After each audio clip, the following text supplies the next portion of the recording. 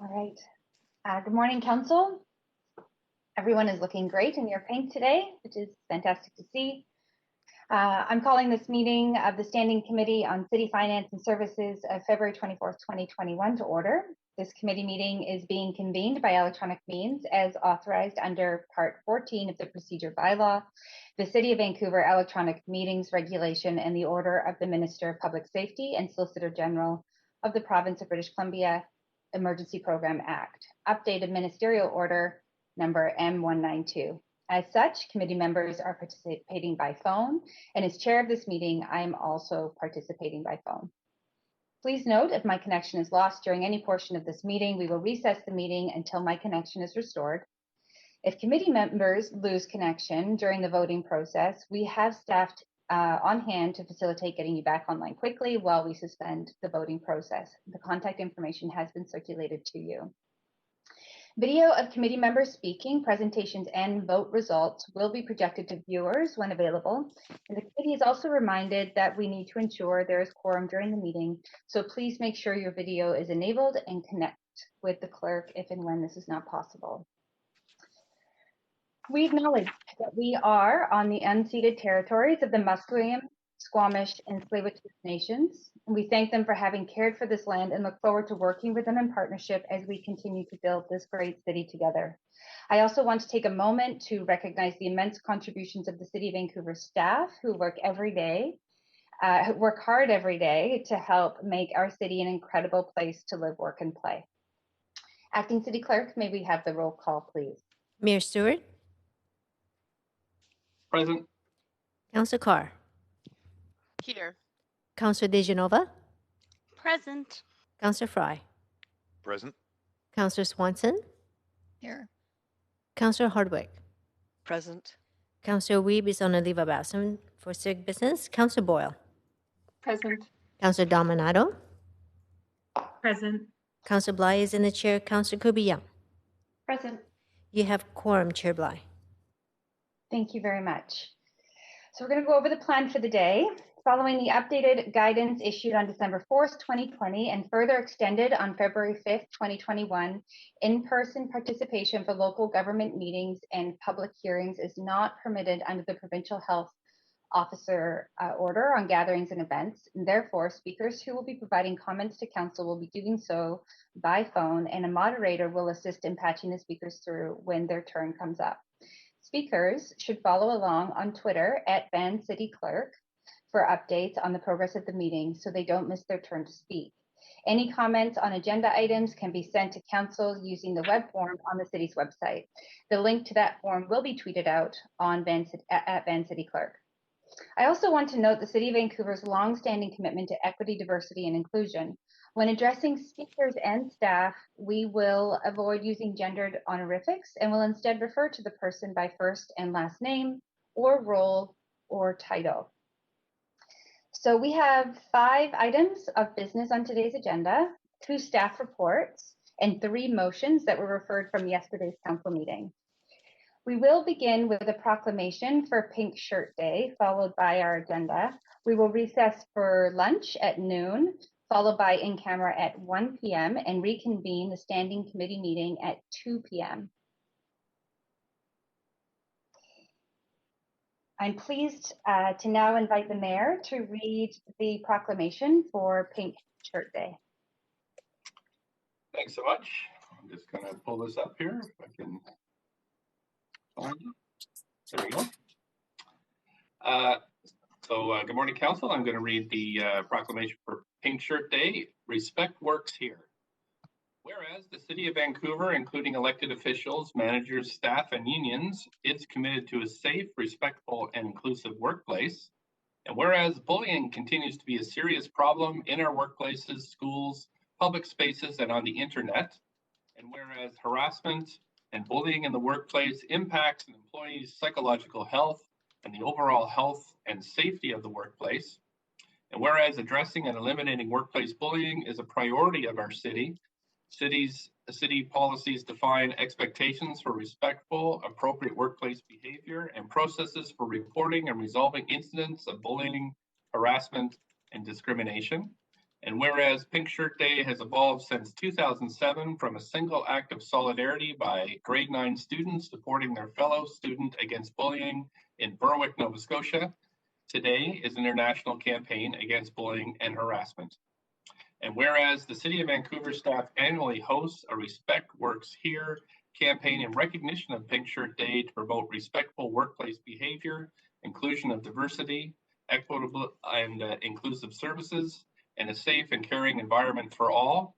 Now, therefore, I, Kennedy Stewart, Mayor of the City of Vancouver, do hereby proclaim Wednesday, February 24th, 2021 as Pink Shirt Day. Respect Works Here in the City of Vancouver. Back over to you, Chair. Thank you very much, Mayor. So looking at, we have all of our items on the agenda today have speakers registered. So there are no items to approve on consent. Does any member wish to declare a conflict of interest on any of the items on today's agenda? Seeing none, I will continue on here. So before we begin, I'd like to remind speakers that they have 5 minutes to make their comments, should state whether they are in support or opposition of the recommendations, and may only speak once. Council members have up to 3 minutes to ask questions of speakers. However, speakers are under no obligation to respond. I will also ask speakers if speakers are residents of Vancouver, if it is not noted on the speakers list already. Following that, Chair Bly? yes, go ahead, Councillor. Prior to proceeding to speakers, will there be a presentation from staff on this report? Just getting there, yeah. Okay, thank you. Following the last speaker on the speakers list for each item as a pilot for the next few months, we will go over the speakers list of who were not present earlier and give them the opportunity to speak. So here we have the first item is enhanced enforcement of amplification devices. And we have our staff, Catherine Holm, Chief License Inspector and Director of Licensing and Community Standards Director, on the line to present the report and answer questions. Catherine Holm, are you on the line? I am. Thanks, Councillor Bly. And Chair Bly, sorry, Catherine, if I may, it's Paul Mokry here, Acting City Manager. Morning, Council. Just and yes, Catherine is going to walk you through a brief presentation. Just as context for this, if I could just provide a couple of introductory comments. This is an issue that, of course, as was said on the report, arose last summer. Staff received a number of questions around the city's role and current approach to enforcement around noise issues and sound, particularly amplified sound. So Catherine and a team of staff have done a lot of work to assess kind of how we're currently regulating this issue and what the options are for council. So that's really essentially what you have in front of you today for consideration around those options. And so with that, I'll turn it back to Catherine to kind of outline the work that she and our team have done. Thanks. Great, thank you. Okay, over to you, Catherine, for your presentation. Thank you. Great, thanks all. Thanks, Paul. Well, good morning, Mayor and Council. As noted, Catherine Holm, Chief License Inspector. I am here today on behalf of my colleagues. As noted by Paul, there's been a team of individuals working on this, primarily from engineering and the Vancouver Police Department.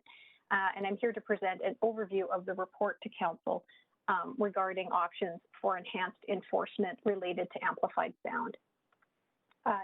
Juliet's kindly going to advance the slides. Thank you. So during the summer of 2020, the city received several complaints about the use of voice amplification on public land, on public city streets. Further, the city routinely receives complaints about the unapproved use of amplified devices on city streets. This prompted staff to review the city's current regulations with respect to use of voice and sound amplification devices in public spaces, and also to review the enforcement mechanisms. The resulting recommendations in the report were developed with the intent of providing additional tools to address the unapproved use of amplification devices in public. Next slide, please. Noise is regulated under the Noise Control Bylaw. The bylaw aims to maintain a general level of quiet and comfort for residents and seeks to protect the use and enjoyment of public and private space. It sets maximum decibel levels for any sound for any areas of the city and all areas of the city, and regulates sound from specific loud activities that occur on public and private property. The noise bylaw currently has no conditions specific to voice or sound amplification in public spaces. This means that noise from voice or music amplification is not currently enforceable under the bylaw, and there's currently no ticketing option available. The street and traffic bylaw regulates city streets and allows activities like events, festivals, and street entertainment under city guidelines. There are various city street programming options that allow for activities in streets, including using amplification devices authorized through a permit. All street programming must comply with the noise control bylaw. City staff took steps to always take steps to seek voluntary compliance when investigating bylaw infractions. Staff take a progressive enforcement approach, starting with education and a request for compliance. And if that is not successful, staff may escalate using mechanisms such as issuing a ticket or municipal ticket information, and if warranted, may escalate to a referral to the city prosecutor's office. Next slide, please. Staff have proposed changes to the existing regulations through amendments to 3 bylaws to create additional options to address noise from amplified devices that is not under permit and creates a disturbance in the community. The first proposed amendment is to amend the noise control bylaw to prohibit the use of devices that can amplify human voice or musical instruments in public spaces without permission. As described earlier, there is a process to obtain permission to use these devices on public property through engineering. The current bylaw only enables enforcement using decibel levels, which can fluctuate with amplified devices and are more difficult to enforce in this circumstance. The second proposed amendment is to amend the ticket offenses bylaw to establish a ticket offense and an associated $250 fine. Again, this would be for use of a device that can amplify voice or musical instrument in public spaces without permission. This is effectively the enforcement tool for non-compliance with the noise bylaw as outlined in item 1. And the third proposed amendment is to amend the street and traffic bylaw to make it unlawful to place a device that can amplify voice or musical instruments on a street or public right-of-way without permission. And this amendment will allow for seizure of such equipment under the impounding bylaw. This authorizes the chief engineer and their designates, which will include police officers, to seize items unlawfully placed on a street. Next slide, please. So thank you, and my colleagues from engineering and the Vancouver Police Department are available to address your questions. Thank you for the presentation, Catherine. You do have questions from councillors, so I will start by advancing Councillor Kirby-Yung for up to 5 minutes. Yeah, thank you, Chair, and thank you, staff, for the presentation.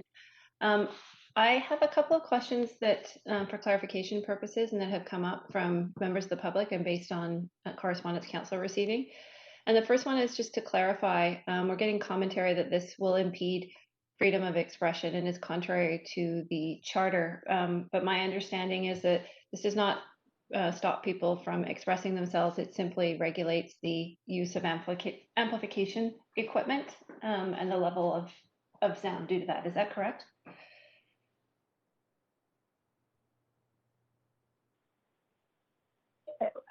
This is Catherine Holm. So that is correct. I will let VPD comment on any additive comments to that statement. Hi, it's Staff Sergeant High calling from the VPD. Yeah, so that is correct. Essentially, nothing changes with respect to how we would enforce these things. Section 2B of the Charter still applies regardless. This is just a mechanism for us to, prevent somebody or at least educate or gain compliance in the use of amplification devices. Okay, thank you. I've got 2 follow-ups. I want to be quick for time. And that is that in terms of enforcement, I understand it'll be on a complaint basis. And so this question is city staff first. City staff bylaw officers and staff would be taking the lead on this and then assisted by VPD in the event that there's a public safety issue or other concerns. Is that also correct? Is that for me? Is that for VPD again? Well, I was going to direct that to staff first to see if it's bylaw that will be taking the lead on enforcement unless VPD assistance is required for public safety. Sure, Catherine Holm here. These sorts of complaints, we would be collaborating with our colleagues in VPD with respect to if any of these steps were to be taken. Again, our staff take a voluntary compliance approach and educate individuals on the bylaw requirements. Seeking voluntary compliance, involvement from staff would be along those lines. Okay. I appreciate that. That's really helpful. And it's good to see that that would be a partnered effort and approach.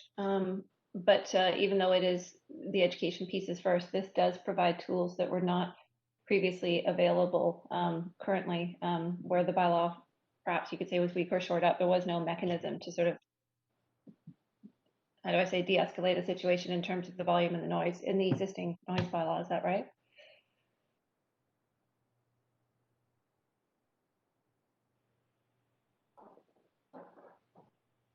Staff?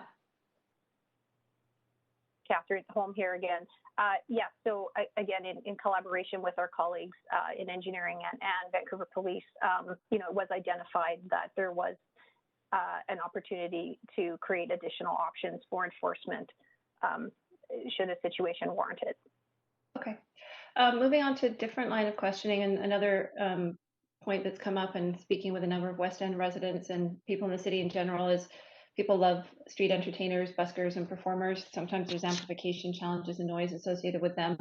But people wanted to be assured that this wouldn't preclude some of the buskers and the street entertainers. So just to clarify, it doesn't, and that this applies only to unpermitted use, and that buskers can seek to apply for permits as is currently the case. Is that right?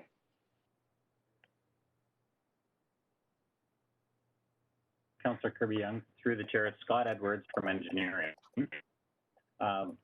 Yes, that's true. So whether it's busking or whether it's special events, there are a number of different programs that we would support the use of street space or private space, and the enhanced enforcement that we're speaking of today really is for those that are unpermitted. So we would be able to have that dialogue with folks to be able to create expectations of the use of the street in a manner that we would expect. Okay. Thank you. That's really helpful. And then last question is really around, can staff sort of describe the volume and the nature of the concerns that were shared from West End residents about the abhorrent homophobic preaching that happened last summer?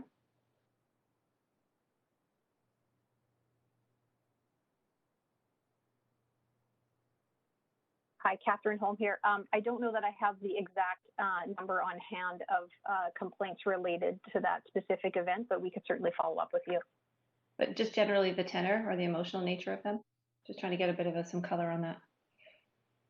And we're just at 5 minutes. If staff have a quick answer, otherwise we'll move on to the next councillor. Councillor Kirby-Yung.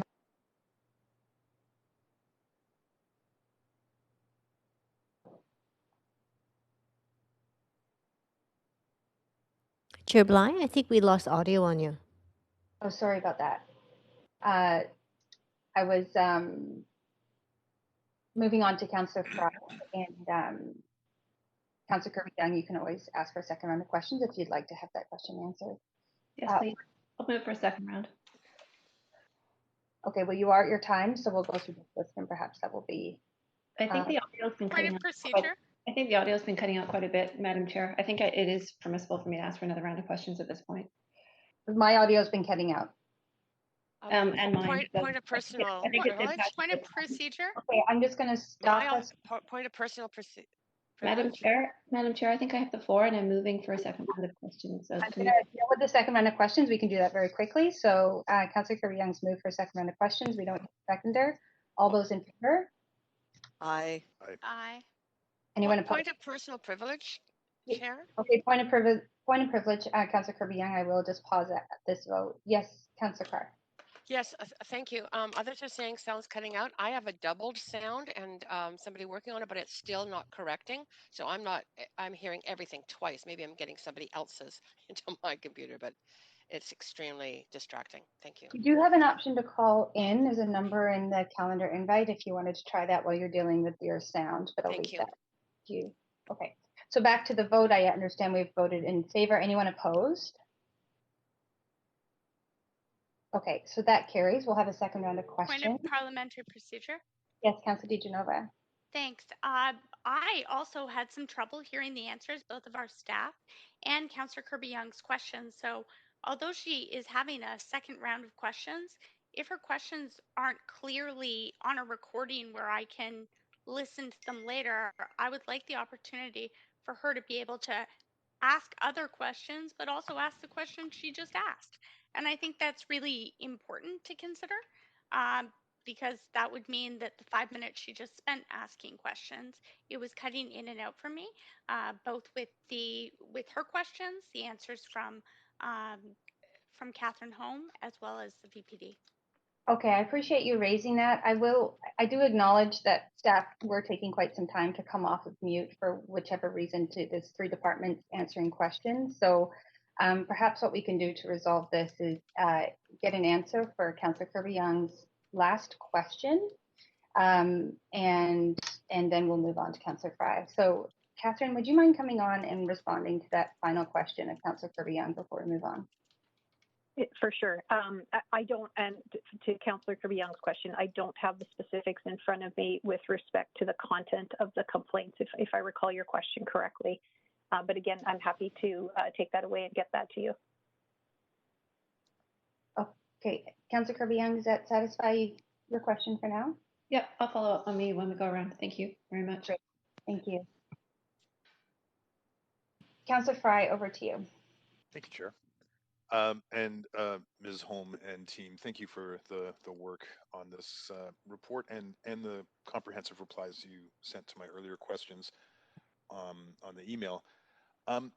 Following up on those questions, number one, I'm curious around for the permitting process for an amplified to use an amplified device, say in the context of a protest, which is obviously protected under our Charter rights and freedoms. Is there an opportunity for some kind of field permit? So, because it seems to me that the process of having to go to engineering and request a permit or pay for a permit or however that process would work actually adds a significant barrier to more spontaneous protests, as the nature of protests often are.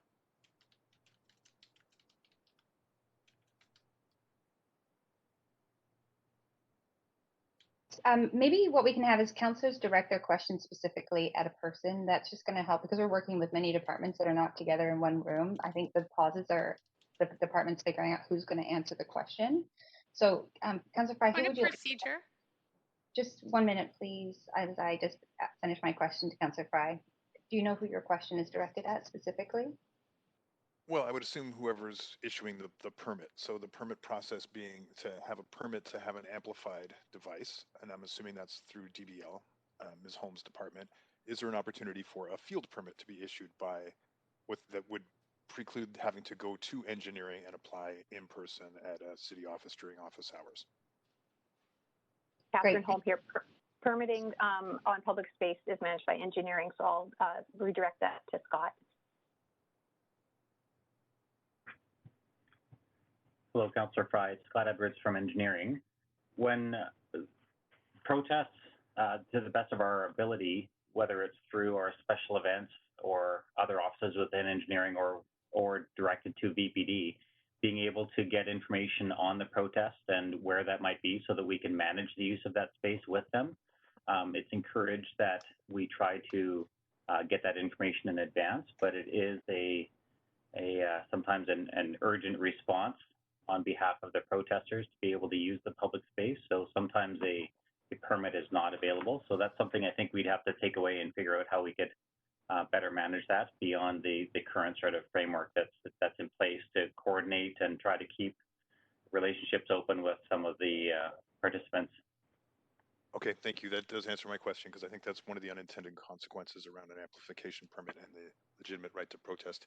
Moving on then to Section 3 of the noise bylaw, where it refers to disturbing of the peace and comfort. And in answer to the question that I posed earlier on email, The answer was that peace and comfort was talking about noise, not necessarily the content of the message. Has legal and DBL contemplated how we might strengthen the interpretation of peace and comfort so that it also covers abusive behavior?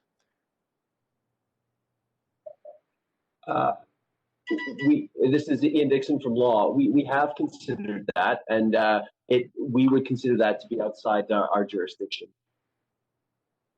Could you? I'm sorry. Could you elaborate a bit? It's Law's view that we don't have any that kind of limitations not within the powers granted to us by the charter. Because so if I find that hard to contemplate that there may not be some kind of opportunity. Like, for instance, if I was targeting an individual and yelling about them, that would not be considered a disturbance of their comfort and peace of mind. Yes, but then it would be drifting into the criminal law. We have a division of powers problem. Okay, that's also. I'm struggling with that one, but I appreciate the legal interpretation. The notion that we grant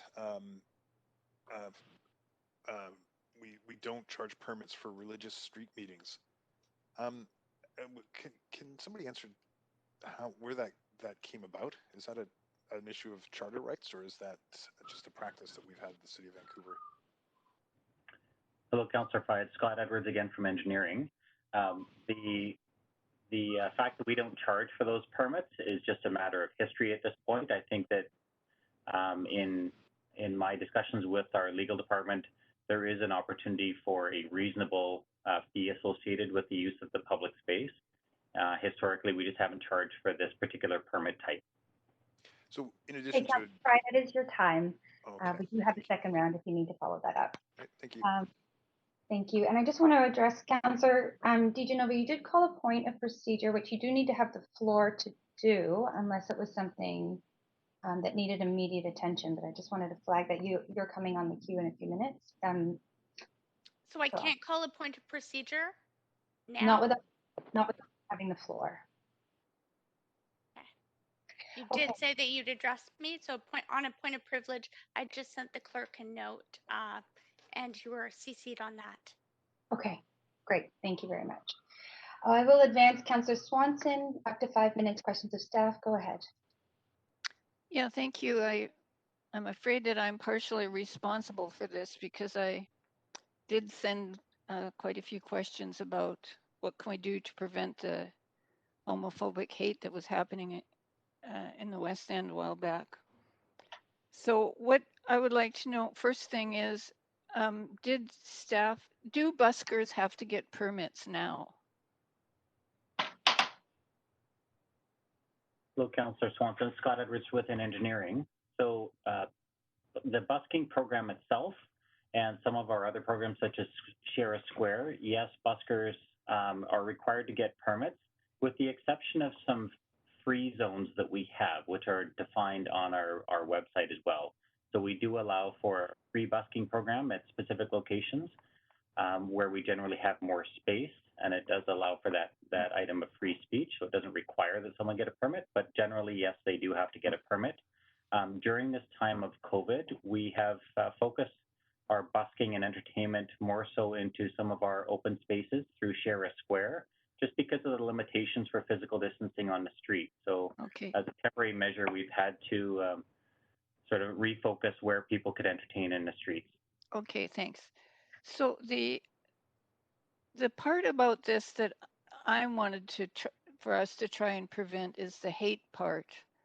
And I'm wondering if staff looked at, are there changes that the city or other levels of government or Human Rights Commission could make that we could advocate to them to make, or that we could make ourselves that would be related to hate rather than noise?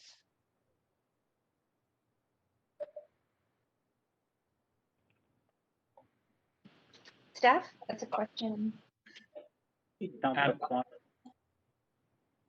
Councillor Swanson, it's Scott Edwards from Engineering.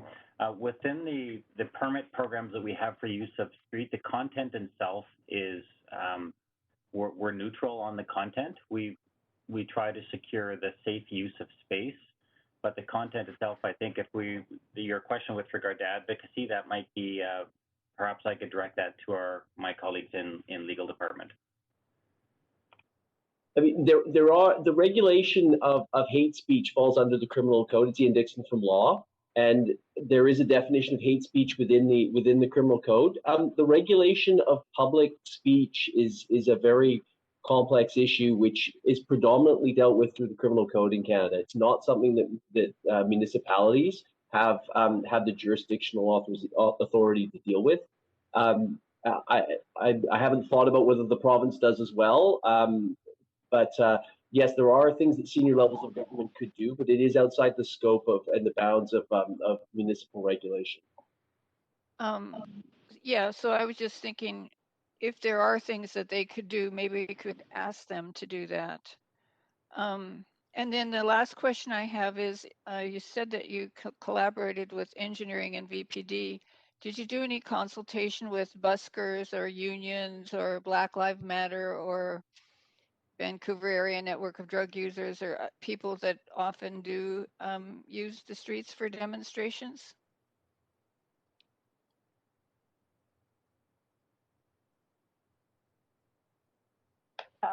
It's Catherine Holm. I'll defer that to my colleagues who are more in contact with those applicants or those groups of either VPD or engineering.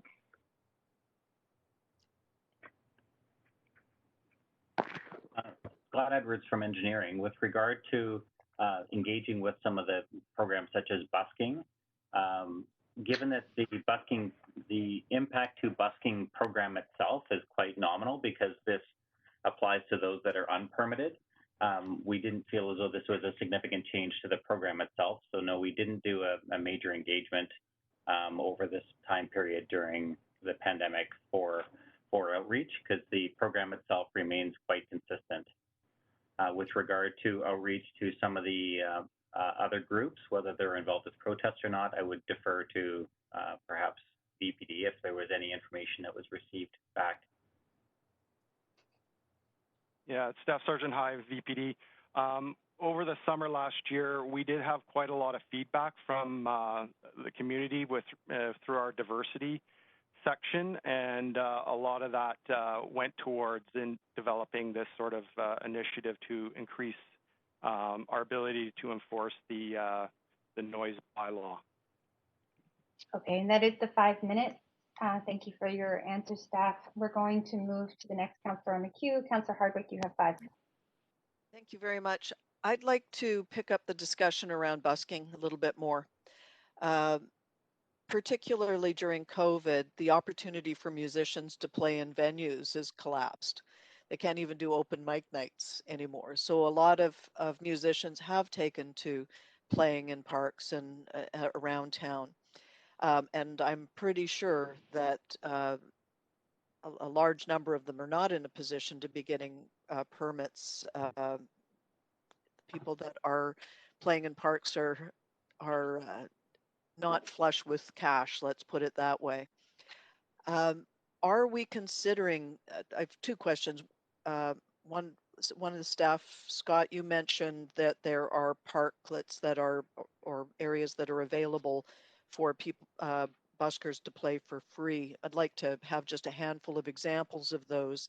And I'd like to get a sense of our flexibility around this because again, musicians got to play, and I'm concerned that we'll be shutting down creative opportunities for people unnecessarily.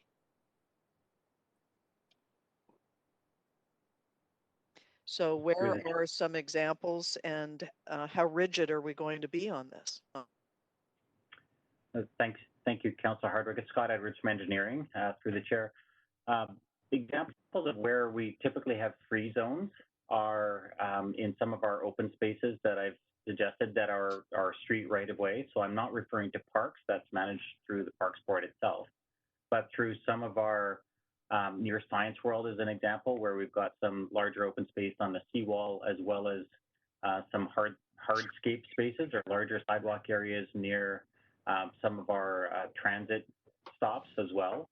So those are examples of where we've offered some, but I think during the pandemic, and we absolutely heard this concern with regard to the opportunity to continue to busk, and we actually enhanced our program for the Share a Square program, and it was primarily due to the limitations of sidewalk space. We had heard that for busking, particularly those that are singing, 3 meters of clear space was recommended.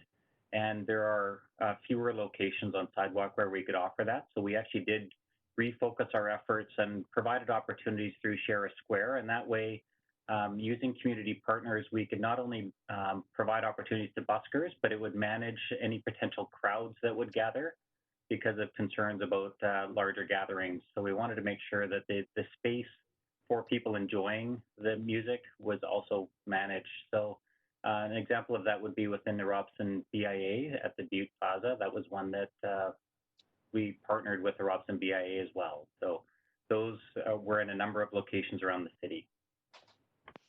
What are the implications for parks? You know, I'm thinking of the beaches, and you mentioned Science World that takes us up the seawall up Falls Creek. What interface would there be between the city and the park board on this issue? It's Ian Dixon from Law. The park board has an entirely separate setup for these purposes, and the noise bylaw doesn't apply in the park. That's good to know. Thank you very much. Thank you, Councillor Hardwick. Councillor Boyle, 5 minutes to questions to staff. Go ahead. Thank you, Chair Bly. I have a few questions. The first one, so like other councillors, I am just trying to get a sense of where this is useful and where it places unnecessary or harmful limits on things that I don't think we intend to be limiting. So I have a couple questions of clarification, and the first one is under the proposed bylaw, if someone, perhaps the same preacher, were to be in the West End shouting the same homophobic speech, but without an amplified device, just yelling very loud, would this bylaw do anything in that case with the same disruptive speech? Ian Dixon from Law. No, that would be that's permissible. Okay.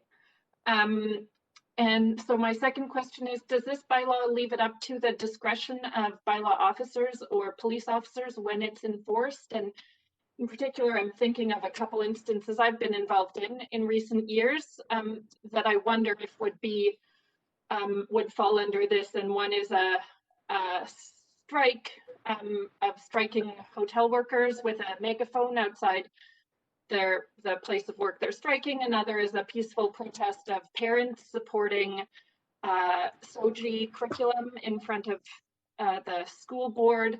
Would those types of events be up to the discretion of bylaw officers or police officers as to whether to enforce this new bylaw? That's again, Ian Dixon from Law. That, as a general principle, all bylaws are enforced at the discretion of the person enforcing them, whether that's a bylaw officer or a police officer. Okay, so if this is passed, there would there be more of a chance that those types of events get shut down? Not the event, but it is possible that there's more of a chance that people will be asked to stop using the amplification equipment. Okay. Do we have a sense right now within those types of events, there are no tools in which that amplification equipment would be taken away? This bylaw doesn't allow you to take away amplification equipment that is handheld. It's only amplification equipment that is left on the street. So if you're carrying it, this bylaw does not give the city, because the city has no authority to remove something you're carrying. Okay, but if a parent group had a little microphone and amp set that they borrowed to, that would be potentially subject to seizure. Yes. Okay. My last question for now is, are there other tools or approaches staff explored to address the incidents of hateful speech that have been the subject of significant public concern without impacting busking or peaceful protest, which I would suggest we want to allow to continue? Yes, staff did look at those types of possibilities. We looked quite wide-rangingly about what we could do. The noise bylaw and city bylaws are by design content neutral. It's very difficult to draw lines between what constitutes different kinds of speech. So as with the sign bylaw, consistently the city bylaws do not attempt to draw those lines. So that hate speech and the like, has been discussed earlier, is really a question for more senior levels of government with more wide-ranging powers. Okay, appreciate those answers. Thanks, Mr. Dixon. Thank you, Councillor Boyle. Next we have on the list, Councillor DiGenova. Over to you. Thanks. Just before you start my time on a point of parliamentary procedure. Yes. Under section 8.11 of the procedure bylaw, Chair, I'm just wondering, must the chair take up immediately an incidental motion raised by a member?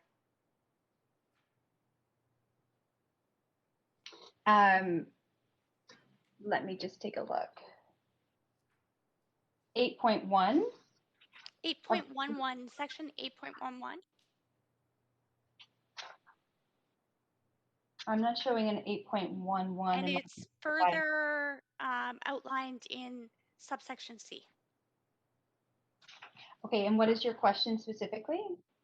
I mean, that's my question right now as we've moved on from the matter. I just wanted to know for future. Okay, I'll check with the clerk just to be, are you referring to section 8.5? They have subsection Cs, 8.1 does not. 8.11 is no, the section. We don't have that. We have 8.5, when a main motion is under debate, a council member may not make another motion except for a privileged motion. Is that what you're referring to? Yes, 8.11, an incidental motion is noted. And it says the chair must take up immediately an incidental motion raised by a member. So okay, I just wanted to know if that was still correct or if we changed the procedure bylaw since then. Okay, well, it could be. We do have a number of different copies. I don't have an 8.11 in my procedure bylaw when it talks about motions at meetings, but I'm going to refer to the clerk. Perhaps if you're okay with... I'm fine to send the clerk an email on that, and you can start my time for questions at any time. We will want to address this since you've raised it, so all of council... Oh, I agree. So I'm going to have you ask your questions of staff, and then at the end, we'll have a response to your question. I'll start your timer now. Please go ahead. Just before you do start my timer, I wanted to note that I also have been having trouble, so I've turned off my camera for the time being, just to make sure that I'll make it through my question period here. Okay, very good. I find that helps. So my first question, which I understand should always go through the chair to the city manager to be delegated, is what are our obligations as a city to uphold the Charter of Rights and Freedoms? Could we otherwise, as a city council, with a fiduciary responsibility of the city of Vancouver, find ourselves liable?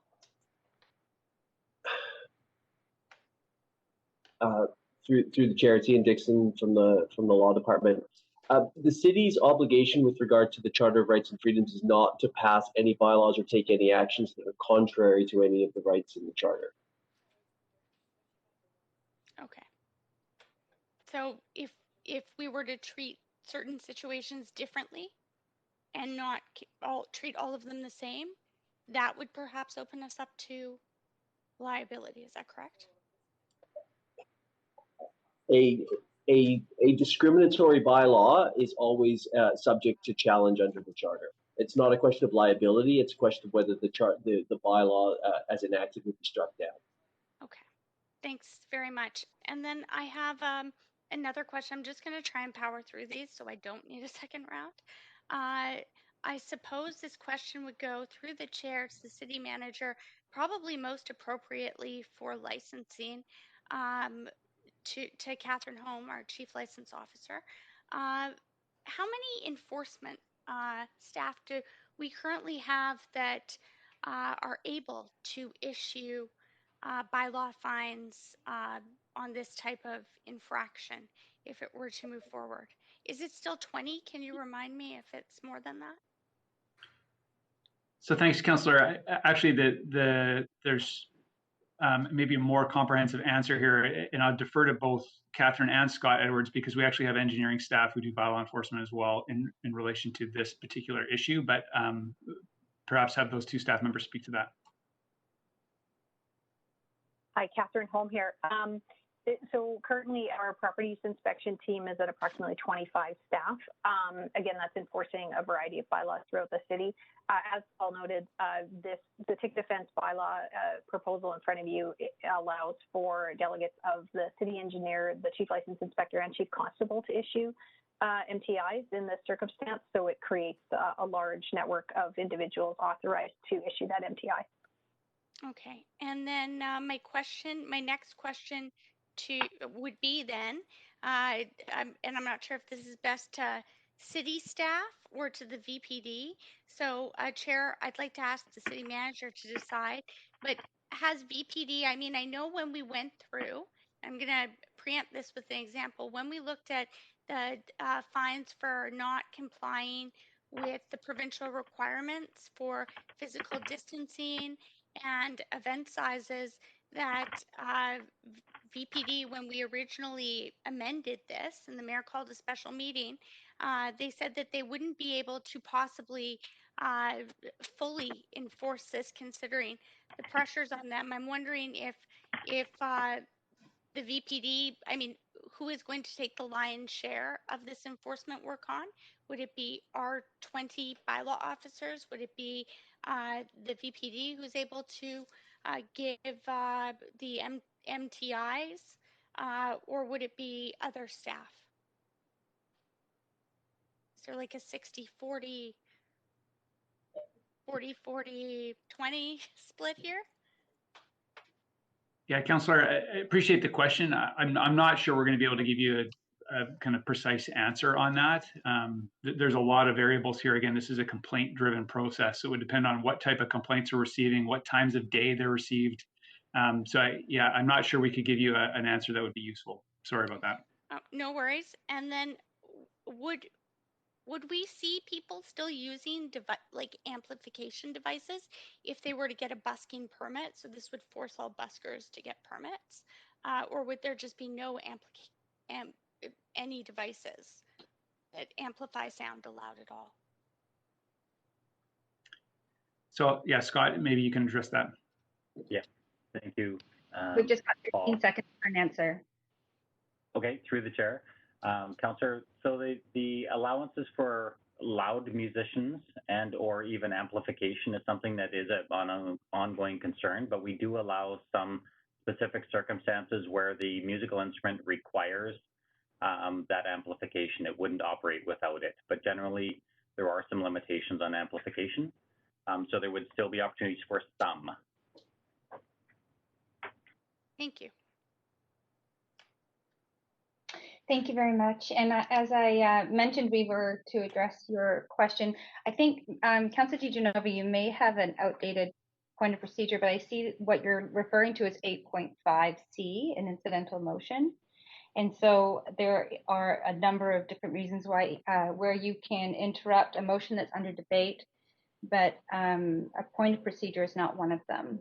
So So just a follow-up to that, if I may, as a point of procedure. Go ahead, you have the floor. Just briefly. Thank you. I would, for the point of procedure, would you prefer, Chair, that next time I note that it's an incidental motion in my point of procedure? Because I did have an incidental motion prepared at the time. Okay, yes. It's no longer relevant. Yes, next time you'd have to identify that right away. Okay. All right. Great, thanks very much. Moving on to Councillor Fry for second round of questions, up to 5 minutes. Thank you, Chair. Circling back on, I think where I left things on the subject of a religious street meeting, and understanding that we don't currently apply a fee. Does that mean that we don't have any permits or conditions on their attendance? And what does that mean as far as, I don't know, say if a religious street meeting decided to set up in front of an abortion clinic or in front of a safe space for queer people? Do we have any mechanisms to address that? Through the chair, Scott Edwards. Councillor Fry, we do ask for some information with our permits, such as the applicant, some contact information, when and where they will be using the space and for how long, and the numbers of people. With regard to the potential conflict that you're speaking of, we don't actually have, we don't review that as part of the application permit. So we're very forthcoming with permits. If people meet those basic criteria, then we do issue them a permit. So we don't necessarily screen them ahead of time for those potential conflicts. Okay, so and I guess then what I'm trying to tease out, again, coming back to, and I think Councillor Boyle was touching on this as well, with the specifics of the incident that prompted a lot of this conversation. Is there anything really in this mechanism that we're proposing, these bylaw considerations, that would prohibit somebody from coming in and showing up and even getting a could in fact, there are no conditions to an amplification permit that would prohibit the content of the speech per se? Through the chair, Scott Edwards again. That's my understanding, yes, that the content is not something that any of our programs specifically review ahead of time. So we could very conceivably, even with these bylaw enactments, still be granting a permit for somebody like the gentleman who was in attendance at the summertime. We could just give him a permit now for amplification. If that particular individual had come in for a permit, yes, we would have granted them one. This doesn't specifically limit that. You're correct. Okay, thank you. Thank you, Councillor Fry. Councillor Kirby-Yung, your next second round of questions. Go ahead. Thank you. My question is directed to VPD, and I'm sorry I didn't catch the name of the representative on the phone. But you were starting to speak to sort of the nature of some of the engagement and dialogue with the community from a diversity perspective. And I wonder if you could provide some a bit of some color and a little bit of framing to council as to how the community responded to the homophobic preaching incidents and what the feedback was like in your engagement with different people from the community. Yeah, it's Staff Sergeant High, VPD. Yeah, so we did receive a lot of feedback from the community last summer when these incidents were occurring. And so we formed a bit of a committee here with our diversity, inclusion, Indigenous relations section. And in fact, there was as you're aware, there was a policy or service complaint that was initiated last fall. And in that complaint specifically, they were calling for the VPD to use the bylaw to enforce some of these groups and that. And at the time, the bylaw wasn't sufficient for us to take any direct action on these individuals. So we definitely took a deep dive into this and worked with the city to try to beef up our response by way of bylaw on these matters. Thanks for that. What was the reaction like from the community? Like, how did this impact people having to hear it and deal with it?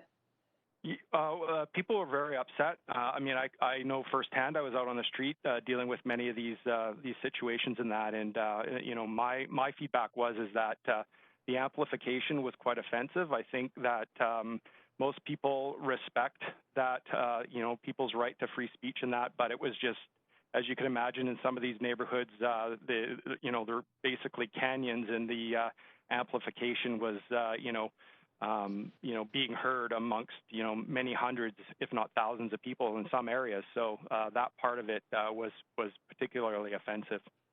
So it really took a mental toll on people. It was not just that it was there, but it was amplified, and it just sort of made it, what I heard, and I don't know if you heard similar feedback, was it was sort of impossible to get away from. It just made it feel like it was pervasive everywhere. Yeah, I would agree with that. Okay, that's helpful to understand the real human impact of sort of that, that really abhorrent situation. Thanks for the perspective. Appreciate it. Thank you, Councillor Kirby-Yung. Councillor Swanson, second round of questions. Go ahead. Just check you're not on mute, Councillor Swanson. Sorry. I just wanted to follow up on the answer to Councillor Fry's question. So if the same person who was causing the big problem in the West End, the religious anti-gay person, came to the city under this new bylaw, if it were passed, and said, can I please have a permit, and got one, would we be in any stronger of a position in terms of protecting our folks from anti-gay hate?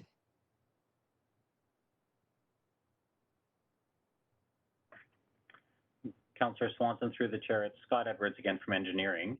I think if that individual had come forward last year, with regard to the content of the message, we would not have any difference in our response. However, the amplification and the level of outreach, if you could call it that occurred, we did have one component of the complaints that was received was just the volume and the overall sort of impact to the broader neighborhood, in addition to, of course, the content of the speech. So we would be able to manage the amplification, not necessarily the content of the speech. And the person could get a permit? With our current framework, yes, we would not be able to restrict that. But with the proposed framework? It doesn't change. The proposed framework is not the index of law. The proposed framework it hasn't changed that aspect of it. Okay, that's what I thought. Thanks. Thank you, Councillor Swanson. Now we have Councillor Dominato. I think this is your first round of questions. Yes, thanks, Chair. Yeah, through you to staff, I just want to drill down with respect to the sort of statutory challenges, and probably our staff or maybe even VPD would want to comment, but is it fair to say that one of the challenges we have is sort of the conflict between the criminal code and the Canadian Charter of Rights and Freedoms in terms of the criminal code and the threshold for being able to demonstrate public incitement of hatred, and then of course under the Charter our freedom of expression. And so while what's being proposed today in terms of regulatory framework doesn't address content, is there some necessary systemic change needed by the federal government from your perspective? And I don't want to get into people's personal opinions, but is there some barriers that we are grappling with that are out of our hands in terms of the statutory frameworks we have in Canada? It's Ian Dixon from Law. I wouldn't describe it as a problem with the statutory framework. The hate speech bar is set very high in the criminal code because it's a balancing. All rights in Canada are not absolute rights. Your right to freedom of expression is not an absolute right. It can be reasonable limits can be imposed upon it in our society. It's a question of deciding what those reasonable limits are, and the courts arbitrate that depending on a given piece of legislation. If the federal government wished to lower the bar, so to speak, of what constituted hate speech, they could do so. It would undoubtedly be subject to a legal challenge, and no one can tell you what the outcome of that would be. They could change that and change it, but freedom of expression is a fundamental right here, and the difficulty that you're grappling with is. It demonstrates is that there's a desire from council, as I hear it, to enable people who want to engage in protest of one form or another to be able to do so and to be able to have amplification. It's very tricky to say what is protest and what is offensive, because one person's protest is another person's offense. It's just a very, very difficult area to draw bright lines in. And you're struggling with this right now, and this is the same struggle that the federal government has when it considers what constitutes hate speech and incitement to hatred. These are just very difficult questions in a free society.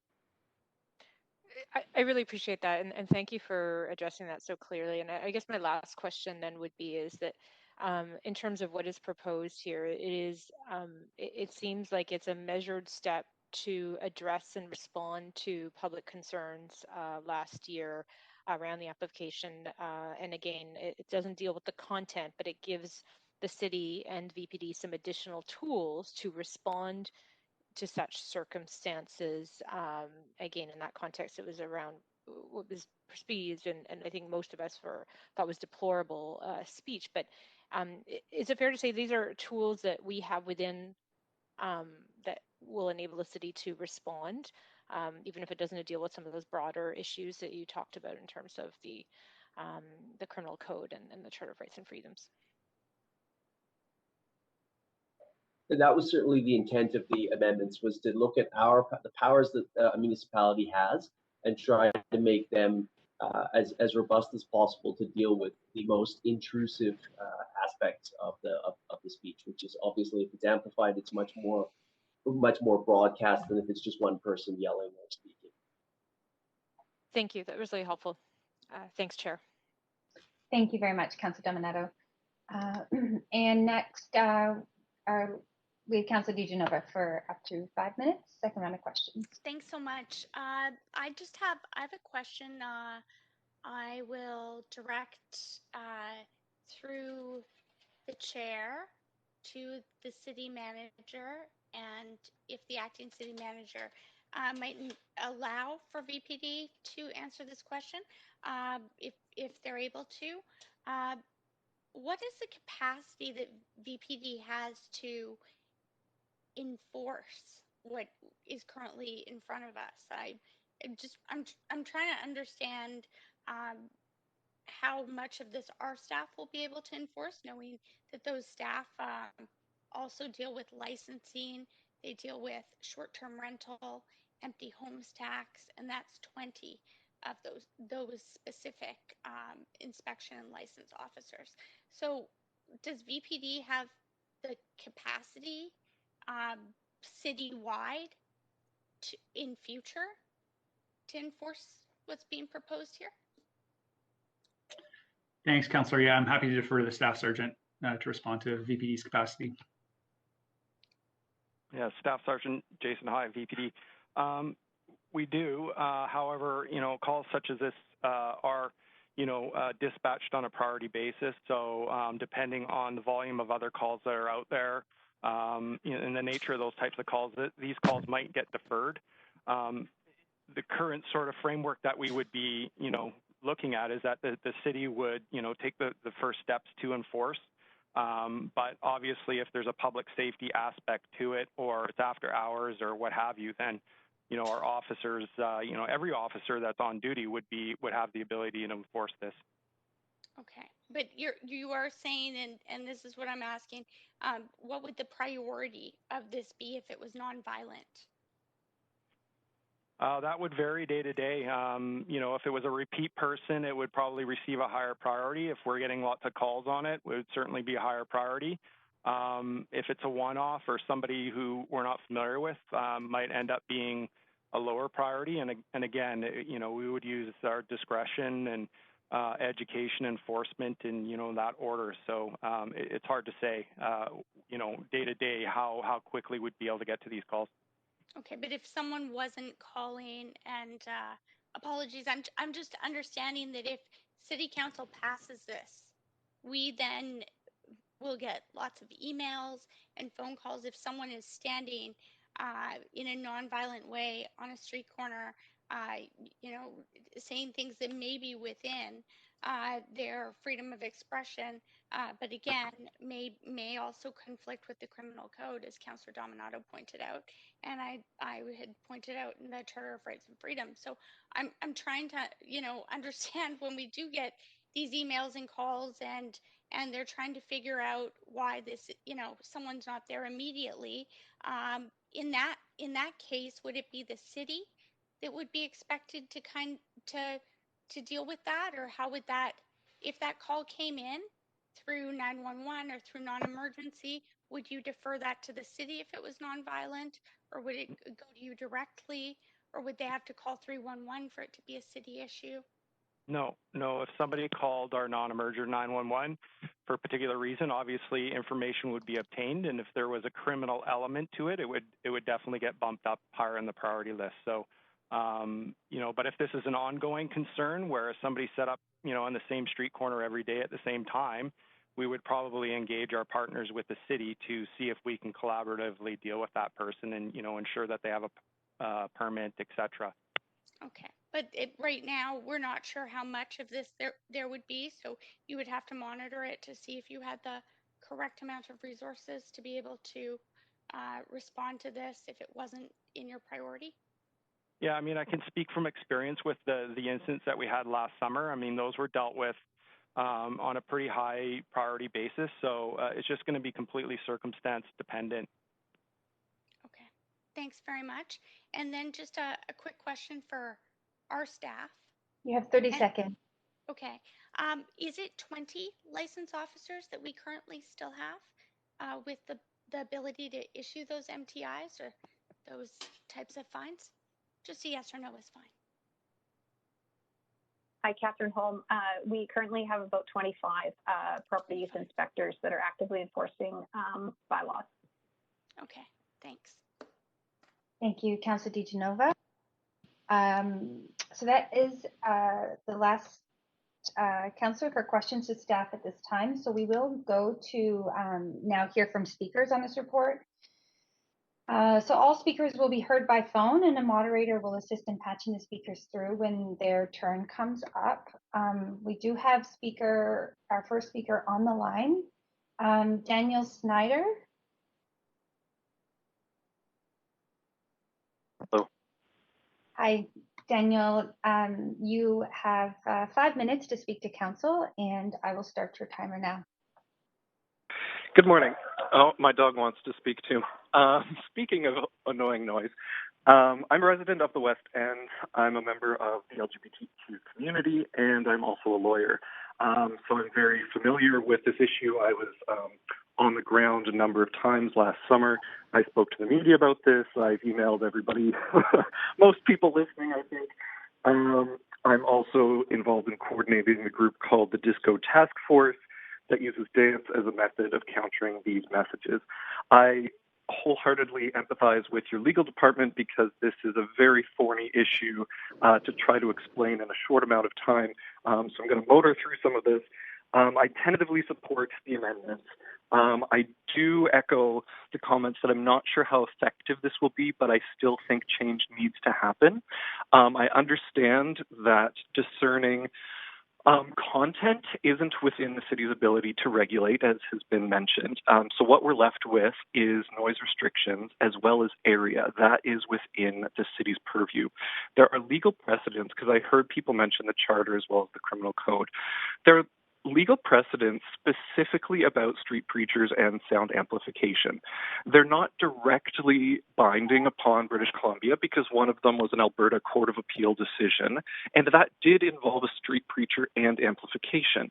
So it came down to the City of Calgary's bylaws that banned this amplification within parks in specific areas. And city had worked with this person who used amplification and permitted him, as is going to be the case here if this passes. But the permit was subject to the condition of no voice amplification, similar to what exists currently with your street busker, that your street busker regulations say no voice amplification, maybe some exceptions for rap music. I will note that one of the people last summer was performing rap music, so there's a little wiggle room there. I would agree that if this were going to be permitted, it should be subject to similar restrictions, that even if they have a permit, it should not allow voice amplification. Now, you're going to run into the problem of what about protests with megaphones and the union. You can still restrict this. So the Charter 2 freedom of expression rights can be limited by Section 1. And the courts, including the Supreme Court of Canada, have allowed a lot of leeway for municipalities for environmental noise. So this is where it comes down to, I'll read one small quote here. This is one of the Alberta courts that I referenced earlier, stating the ban on amplification systems in parks is a practical method of controlling noise in the use of public parks. It is probably the most practical and effective way of doing so. It minimally impairs the freedom of expression in parks. It does not curtail public discourse. It simply limits its volume. This is your strongest tool in this case.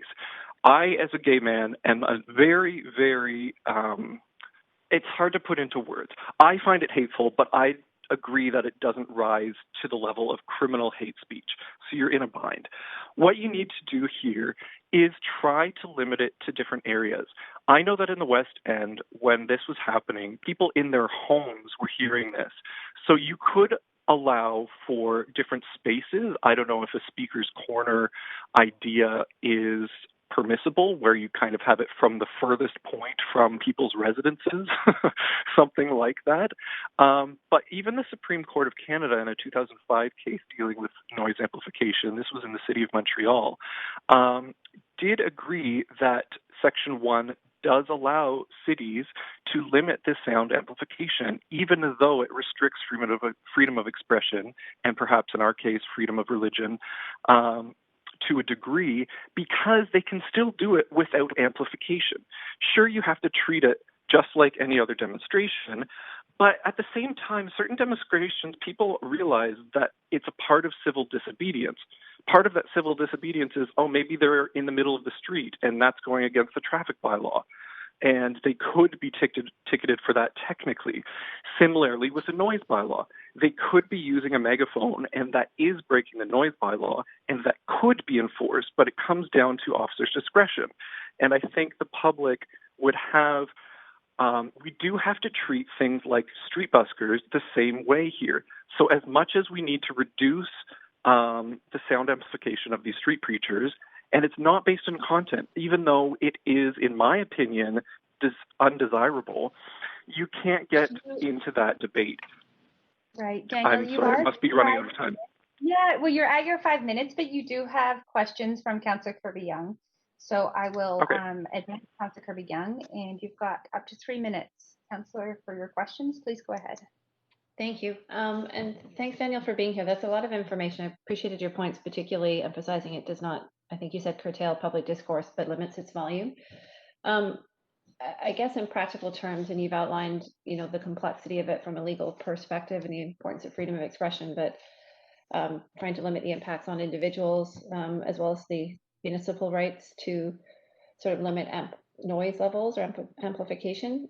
Do you think, given sort of all of those complicated pieces and the fact that you can't, sort of really tighten up something to prevent a situation like that happening, but you can try to put processes in place to limit sort of the occurrences of those issues, that it's worth proceeding with trying to take some steps like this? Yeah, let me see if I understood. I didn't quite hear all of it. I'm not sure if it was a little soft on my end, but I think I understood your question to be, should we consider going forward with some of these amendments? Was it along that lines? Yes, it was. Yes, these amendments are necessary because, for example, when I look at your street busker regulations and it says no voice amplification, I'm not sure where that is backed up in the bylaws. So if you can beef up, okay, no voice amplification for street buskers, if that's just something the engineering department has come to, well, then use the same rationale for the street preachers. If it's no voice amplification for musicians, then it should be the same for street preachers. They can still, and the problem is going to remain because they could yell using their own voice, but that is not going to affect people living 2 blocks away trying to live their lives. And when you're in person, it draws less of a crowd. when they use amplification. I'll just make a slight comment that your third point about the city only has the benefit of restricting the amplification placed on the ground, that one of the people last year was using body mounted. So that's not going to change that amplification. You can't take that away even if it's unauthorized. If they didn't have a permit, they could be ticketed, even if it was a body mounted device. That's my understanding. Is that yours also? Yeah, but the third point of this amendment doesn't speak to that body mounted. But I think that's where it really just has to go to the volume itself. So if it is under the current regulations, is it going to go back to, say they do get an exception under the high volume, like the current exceptions for the buskers that can use amplification? What is that limit? Is that limit still the 70 decibels depending on area? And if so, you could look at restricting those areas to very specific parts where you are okay with the possibility of a street preacher using that same level of noise permitted. So maybe it's limited. Leave it there, Daniel. We're at Councilor Kirby-Young's time, but I just wanted to allow you to finish that that response there. You do have other questions, however. Councilor DiGenova is next on the queue for questions, so I'll advance you, Councilor. You have 3 minutes to ask questions. Hi, Daniel. Thanks for taking the time to come and speak to City Council. My question for you is... Councilor DiGenova, it's a little hard to hear you. Would you mind just moving your microphone closer? My mic is as close as it can be, okay. And my Wi-Fi is at 100%, but I'm still having issues on my city laptop, so I may switch over for lunch, my personal one.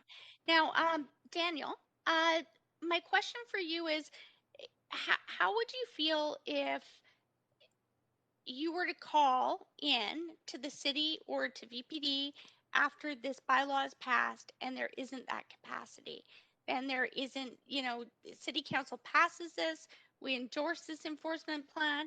Overall, there's, willingness on our staff's part and VPD's part, but there just isn't the resources to do that. I'm trying to look at some of the unintended consequences of the actual words on paper, understanding and agreeing with you that we need to find ways to limit the harm to other people and also celebrate in our Charter of Rights and Freedoms everyone's right to equality. So I know that those two pieces of the charter sometimes conflict, but I'm just trying to make sure that I fully explain my question. What if we're not able to, hold ourselves up to what is before us here today? Yeah, I recognize that it is a question of priority, and I always encourage people, if there is an issue, to call the non-emergency line if it's not initial threat of violence or anything. And aside from that one very well publicized incident, I have not witnessed violence in relation to this. So as for the regulating the speech and the ability, if I called in and to see if something was happening, yes, I understand that if it's a matter of priority, that it might not make the same level. I think as West Enders, if it's an ongoing, it's true. If it's a one-off, if it's somebody I've never seen before and it's a 15-minute thing, that's going to be different than the same person every Saturday and Sunday at Sunset Beach. So I think I understand that the police have a method of prioritization. So I am empathetic to that. That if it really does take stronger bylaws on the books, because I was there a lot of times and I talked to police officers, multiple officers on the ground, and they were essentially just acting as a buffer. So many police officers were present, using up a lot of resources, but they were simply acting as a buffer, and they didn't have any actionable thing to do. So in this case, you could actually use resources more efficiently if somebody like a bylaw officer or one officer could come and say, well, actually, this is against the permit you've already been issued. And because of that, this is the action I can take. Yeah. That's my time. Thank you, Daniel. Time. Great. Thank you very much. That is the end of questions for you. Daniel, thanks so much for coming to speak to Council.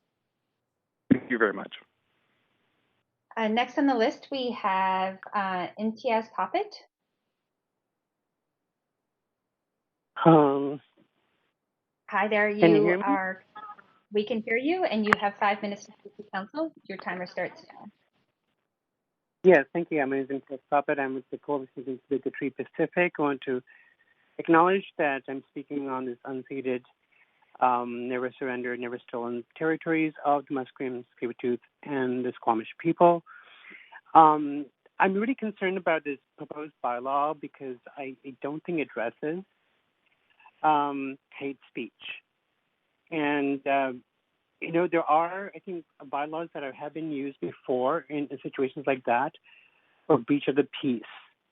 And I really think in cases that this kind of bylaw can be used more against us than for us. And I can give you an example. When David Lynn was at Sunset Beach last summer, and he was breaching the peace, but he was allowed to carry on doing that. And the VPT actually assaulted protesters to allow him to offend people. And so there are, but in Toronto, he was stopped from doing what he was doing because he was breaching the peace. And that is not an important, I mean, you can stop that from doing that. Another example is that, this can work against us because we had a rally at Victory Square where we had a megaphone and I could be stopped because, we don't trust the PPD. They'll use that against us. While the soldiers of Odin were attacking us, and then we pointed at the police that, hey, why aren't you stopping them? So they detained them momentarily and then released them just as the rally was ending so that they can then harass and attack the protesters. So, there are within the bylaws of reaching this peace that could be used and has not been used. And I'm concerned that this bylaw will, again, be used against us, not in favor of us. And that's my, thank you. Thank you very much. Imtiaz, you don't have any questions, but appreciate you coming to speak to council today. Thank you. Next, we have... I'm on the list, Chair Swanson. Oh, okay. Imtiaz, are you still there? Oops. I'm sorry, Councillor Swanson, you came on right at the last second, and so Okay. You missed the speaker. Our speaker 3 has withdrawn. I'll move on to speaker 4. Ermak Bahar. Hello, you can hear me? Hi there. Yes, we can hear you. You Hi. have 5 minutes. Hi, we Great. can hear you clear. You have 5 minutes to speak to council, and you can go ahead now. Perfect. Good morning. My name is Ermak Bahar. I am speaking from the unceded territories of Squamish, Tsleil-Waututh, and Musqueam peoples. I would like to strongly urge the council to oppose this proposal. The scope of these amendments is very broad, right? It gives officers free rein to ticket people for just simply exercising their freedom of speech, their freedom of expression, right? Freedom of peaceful assembly. This would be an outrageous violation of our rights. I really do believe that the simple adoption of these amendments would influence people's intention to just plan gatherings, right? Plan protests out of fear. It is not enough for the VPD to say that they would not enforce the bylaw in a certain way. Council should really just not be approving legislation that can be enforced, right, to violate basic freedoms.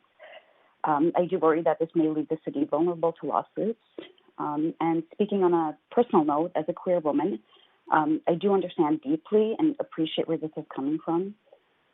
This is simply not the way to resolve this issue. So I'm asking you to not stifle my freedom of speech under the guise of protecting me from hate. Thank you.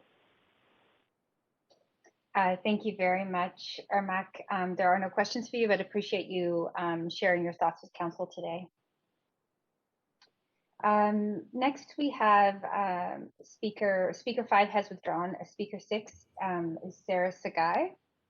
Chair Bly, that speaker is not on the line. Thank you, Clerk. I'll move on to Speaker 7, Christian Pollock. Chair Bly, that speaker is not on the line. Thank you. I see our next speaker is actually Speaker 10. We will go through the list one more time at the end, of course, to call anyone that may have missed their turn. So speaker 10, Drew Wesolak. Hi there, good morning. Hi, good morning. You have 5 minutes to speak to council. Please go ahead. Okay. Dear Mayor and Council, my name is Drew Wesolak. I am a resident of Vancouver. I am representing No New Normal. We are all essential, hugs over masks and liberty, among other people. People are definitely, I can state, self-monitoring and social distancing when it comes to busking, because I am also a busker, and they are definitely staying away from me. But once I'm gone, they accumulate like crows.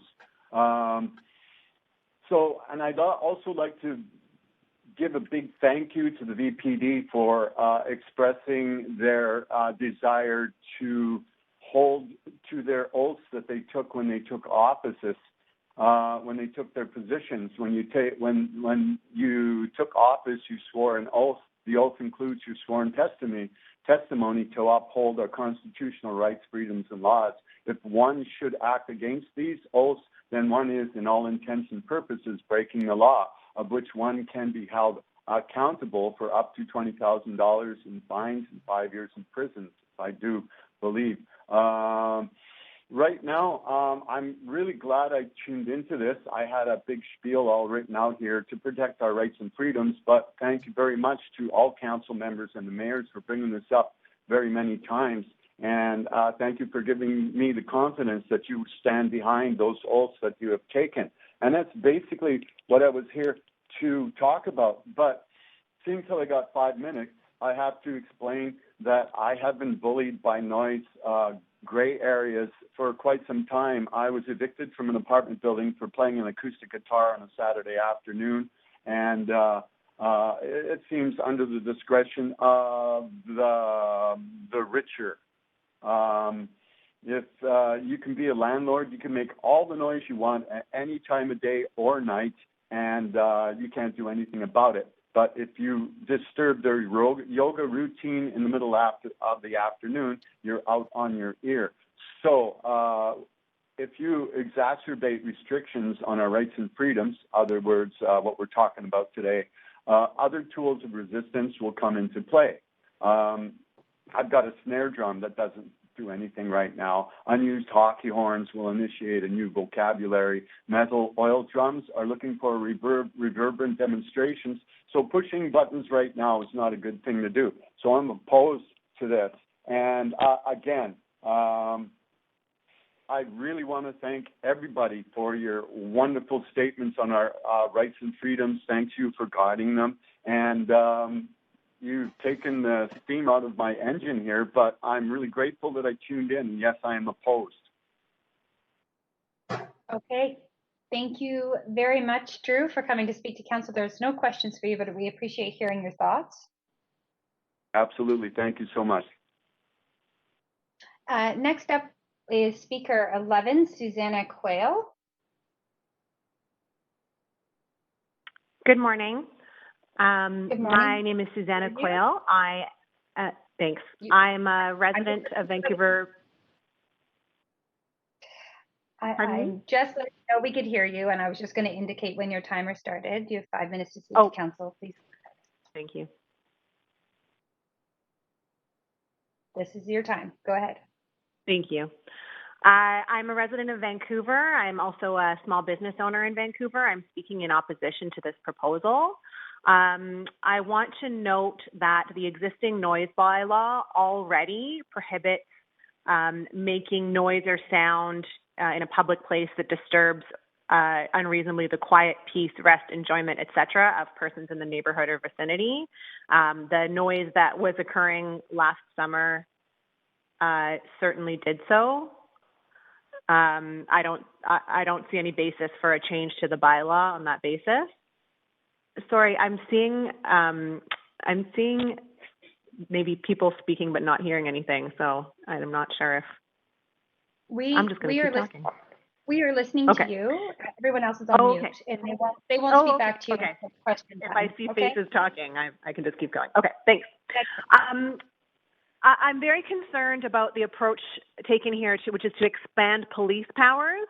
I think we all expected that by 2021, progressive and sophisticated governments understand the basic principle that expanded police powers are not the way to solve complex social problems like homophobia, transphobia, bigotry. I'm concerned that this is being done or purported to be done in the name of the two-spirit LGBTQ communities in our city. I want to be very clear that no one in those communities has asked for this. There was concern from queer communities and activists about VPD's failure to enforce the existing bylaws last summer. No one in the LGBTQ two-spirit communities has raised a concern about the amplification specifically, and it's certainly no one in our communities has asked for expanded police powers. There's a sophisticated understanding in our community that more police powers is not how you solve social problems. Our community, if anyone in this city, our community understands the importance of making noise, making our voices heard when there's a need to do so, and certainly is not asking for the police to do more to shut down those important expression. I also wanted to raise, it's very disturbing that the report from staff doesn't reflect any consultation with the Two-Spirit LGBTQ+ Advisory Committee. It appears from the staff report that the only public and civic agency input that was sought is from the VPD itself, which is also a co-author of the report. I don't understand why the city would create and fund the Two-Spirit LGBTQ+ Advisory Committee and then not consult with them about how to protect the safety of these communities in our city. For all those reasons, I would strongly urge Council to reject this report. I also want to note I would not like to see Council send this back for further study or consultation. There is no reason to be amending noise bylaws. If Council wants to do something serious about hate speech, that's a social problem and it should be addressed through the many sophisticated avenues that Council has to deal with these more complex problems, not through enhanced police powers. And those are my comments. Thanks. Thank you very much, Susanna, for coming to speak. You actually do have questions from Councillor Boyle, who I'll advance now. Councillor Boyle, you have 3 minutes. Please go ahead. Thank you very much for signing up to speak and sharing on this. I actually just have one question, I think, which is to your last point. I'm curious to hear if there are other suggestions you have on work that Council can do in the support of minimizing hate speech. Obviously, you're aware the legal realm is complicated on this, so any recommendations on what work Council can be doing on that front that really gets at the hateful speech part of this incident rather than limiting speech and peaceful protest and busking and all of those concerns. Certainly, thanks. So I think it has been really clear from staff so far that, and as you've raised, Councillor Boyle, these are complex legal issues, and it's difficult to draw lines when it comes to the content of speech with such a blunt instrument as bylaws and bylaw enforcement. And that's all the more reason this isn't an appropriate place to be expanding police powers. That's a blunt instrument, and these are complex problems. I think the city has many avenues already available to it. I already mentioned the advisory committee. There are lots of places to partner and have these discussions and work on initiatives like public education, like strengthening community organizations.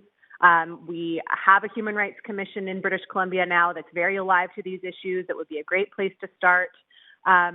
Public consultation and engagement is the way to deal with social issues in the public, not giving police more powers to quell protest. Okay, great. Really appreciate that. Thanks again for taking the time to sign up and speak on this. Thank you. Thank you, Councillor Boyle, and thank you very much, Susanna. Those are your questions. We appreciate hearing from you today. Thank you. Next on the list, we have speaker 12, Catherine Mateo. Hello. Hi, we can hear you. You have 5 Hello? minutes to speak to Council. We can hear you. Please go ahead. Great. So good morning. I'm speaking to you from the territory of the Coast Salish people, and the Trans March of Vancouver is opposed to this amendment and requests that you reject it. We want to thank you for your proclamation of Pink Shirt Day earlier today. But we also have to acknowledge that while peacefully assembling and protesting events in Vancouver without the use of amplified sound, Vancouver police have used the Vancouver noise bylaw to silence our voices, even when we were more than 10 meters away from the entrance of the event. So our response and our cynicism is therefore based on our experiences. What has been made clear in the questions from council and staff this morning is that this bylaw will not prevent hate preachers from engaging in the sort of activity that brought this issue before council. It's also clear that permits will be granted to homophobic hate preachers, which, to be blunt, will only make this situation of hate preachers targeting areas with large queer and trans populations even worse. Often, when related to the issue of seizure, Pivot Legal states that individuals don't know if they're interacting with a police officer seizing property under municipal bylaws or a police officer seizing under the criminal code, but bylaw enforcement is the main way items are seized. So our main concern is that we believe that this bylaw amendment will be used to target trans and people and Two-Spirit people and other minority groups, as has been evidenced in the past. And we therefore request that you reject it. We also further encourage council to consult with trans, queer, and Two-Spirit groups in the future. And we would very much like, so thanks for your time. Okay, great. Well, we do have a question from Councillor Dominato for you. So if you just hang on the line for a second, I'll advance Councillor Dominato for 3 minutes, please. Go ahead. Thanks, Chair, and thanks for calling in. I just wanted to appreciate the perspective you're bringing around the potential for misuse or abuse, but I'm curious if you have a perspective on how, as a city, we might address the concerns that arose from last summer. And I would say largely, when I asked about this earlier, about the motivation and the concerns that I think all of council shared around hate speech being directed towards the 2S LGBTQ plus community. And so staff indicated this was a potential measure. It's not a silver bullet, but do you have any thoughts on what we could do or how we should be proceeding? I really thought what Susanna Quayle mentioned was, she nailed it essentially. Okay, so you think the reflections you heard from Susanna would sort of reflect your own? Yeah, that's correct. I don't think I could word it any better. Okay, no, I appreciate that. Thank you. Thank you very much, Councillor Dominato. And Catherine, we do appreciate hearing from you today. Those are all your questions. Thank you. Speaker 13 has withdrawn, so we will advance to Speaker 14, Celine McRae-Hamdy. Hello, can you hear me? We can hear you. You have 5 minutes to speak to council. Please go ahead. All right, thank you. My name's Celine. I live in Vancouver, and I'm calling in because I oppose this measure, but I'm all too familiar with the events of this summer. Myself, I had to. These people were broadcasting anti-Semitism day in and right into the living room of my mother and all of her neighbors, and I just couldn't stand to hear it. But I oppose this measure because I don't think that this is an effective measure to have stopped it. I went down when these amplified speakers were blasting their misogyny, their homophobia, their transphobia, their racism, and their anti-Semitism. I knew that this is all freedom of speech.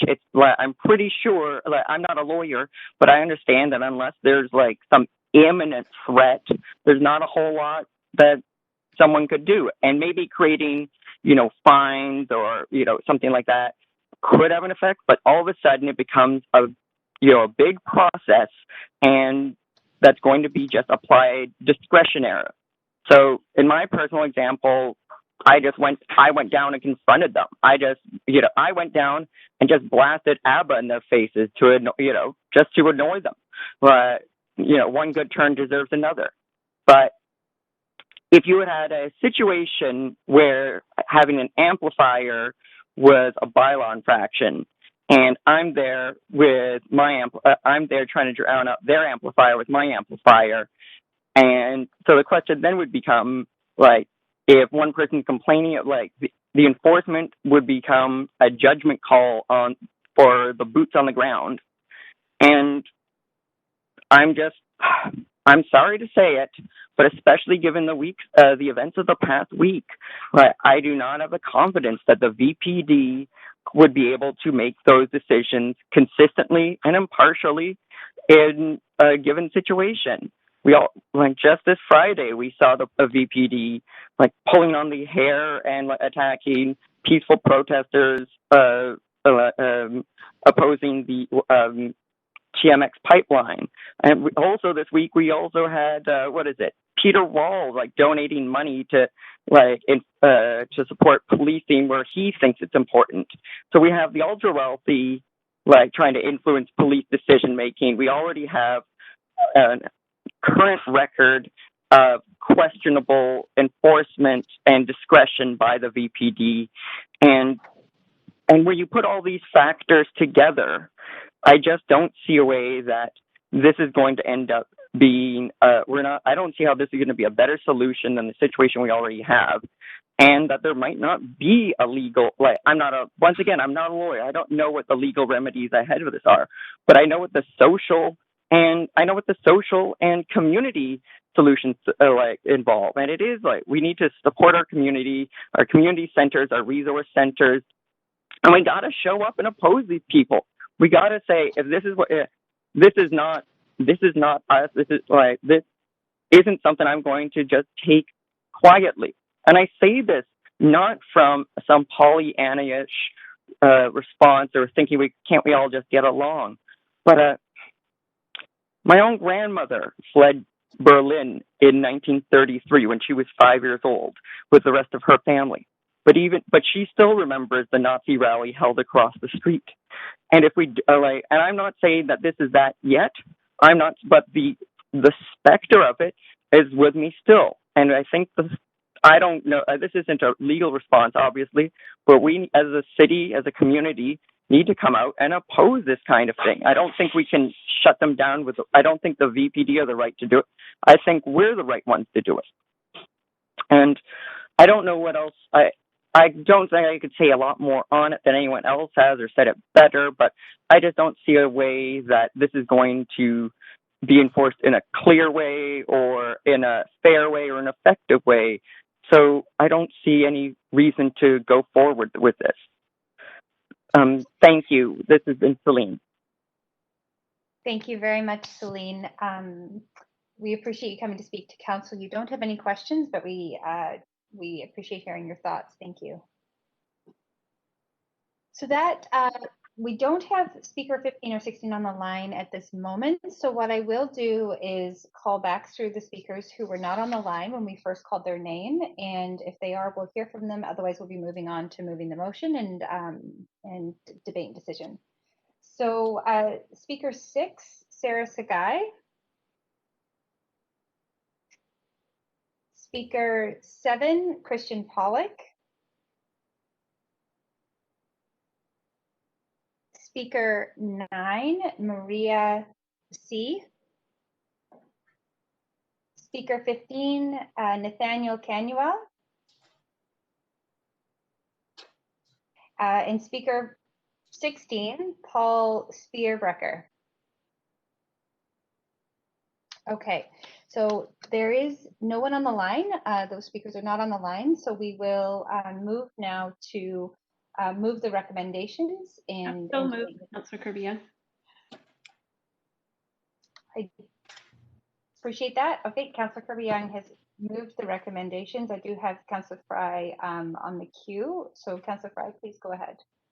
Yeah, thanks, Chair. Appreciate the work that's gone into this motion, and I also appreciate the speakers who came to spoke and a lot of the concerns and considerations around this. So I had earlier submitted a referral on this motion, and perhaps staff could pull that up and I will just Okay. quickly speak to that if you want to move me to an amendment queue. Yes, we will do that. So I'll move you to, we'll move to an amendment queue. And Councillor Fry, if you, Chair,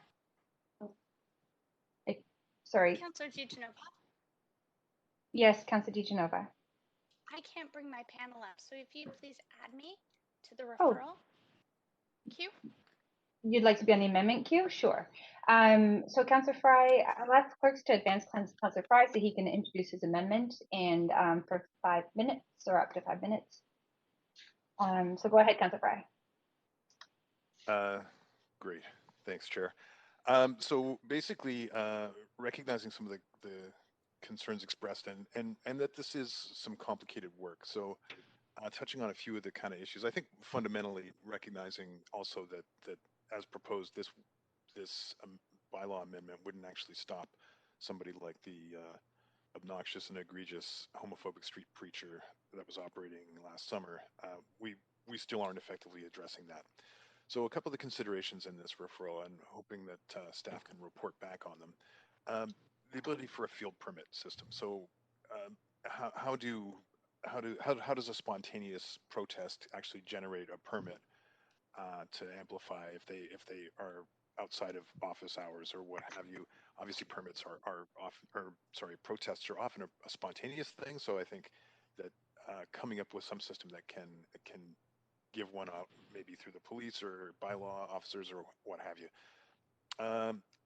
including language and limits on speech identified in the criminal code in relation to some of the identification around that kind of speech, which I've listed in the amendment here and won't go into, but really looking at how we can better inform unreasonable disturbances to peace and comfort that are defined in Section 3 of the Noise Bylaw 6555, and whether it's by amplified device or otherwise, and also really communicating this information on the public-facing city information around noise complaints. So we're very clear around, even if it's not something that we can directly enforce through our jurisdiction, that we're being very clear about the expectations and that we take breaches of the criminal code as far as hate speech quite seriously. Third, introduction of fees and conditions to religious street meetings. We currently do not charge a fee for it. I'd like to see that was suggested in some of the staff report back, and I think that fees and conditions for religious street meetings that reasonably and appropriate limit locations and functions so that we don't necessarily have abusive behavior and religious intolerance that may come of that, so that we can at least have a little bit more control over that. And lastly, the elimination of arbitrary limits on the number of street performers on a busking permit. This was articulated by street staff that it was for public access and safety, and I think those are laudable. And I think that the difference between the number of street musicians, for instance, versus the kind of instruments they're playing, if it's, you know, a big guy with a big stand-up bass and another big guy with a big keyboard, that's taking up more space than a quartet of people playing ukuleles. So I just want to be a little bit more fair with the street busking. I did highlight in some of my earlier questions that the Bare Naked Ladies in Toronto got their start street busking, and there was more than 3 of them. And here in Home, the Hard Rock Miners, which were a local favorite for years, were street busking, and they had a crew of like 5 or 6, including my good friend Scooter Johnson, who played the bucket. In any event, those are my amendments to this referral. Thanks, Councillor Fry. So we do have other councillors on the queue, so I will actually advance Councillor Kirby-Yung to comment on the amendment.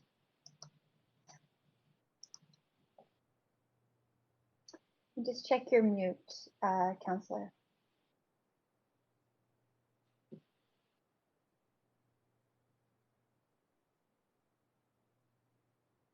Can you hear me now? We can hear you. I actually have a point of order, Chair, and it's similar to the discussion that we had at Council last week when we had an amendment on the mayor's motion that was ruled to be out of order because it delved into sort of additional topic than the tenor of the main motion. And my point of order is whether or not this is actually in order, section 8.7, given the fact that it delves into street permitting in terms of the number of permits that are issued, gets into buskers and sort of regulations around those. And this report is specific and germane to noise amplification. And this amendment is quite broad. It gets into a number of other issues. So I wonder if you could rule on whether it's in. Okay, Councillor Kirby-Yung, I've heard your point of order. I am going to take a minute just to reflect on what you've raised, and looking at 8.7, I'm just going to confer with the clerk and perhaps staff in order to properly assess this. So I'm going to, if it's okay with council, I think we'll call a 5-minute recess to review this point of order, and without any objection, we'll come back at 11:25. Thank you.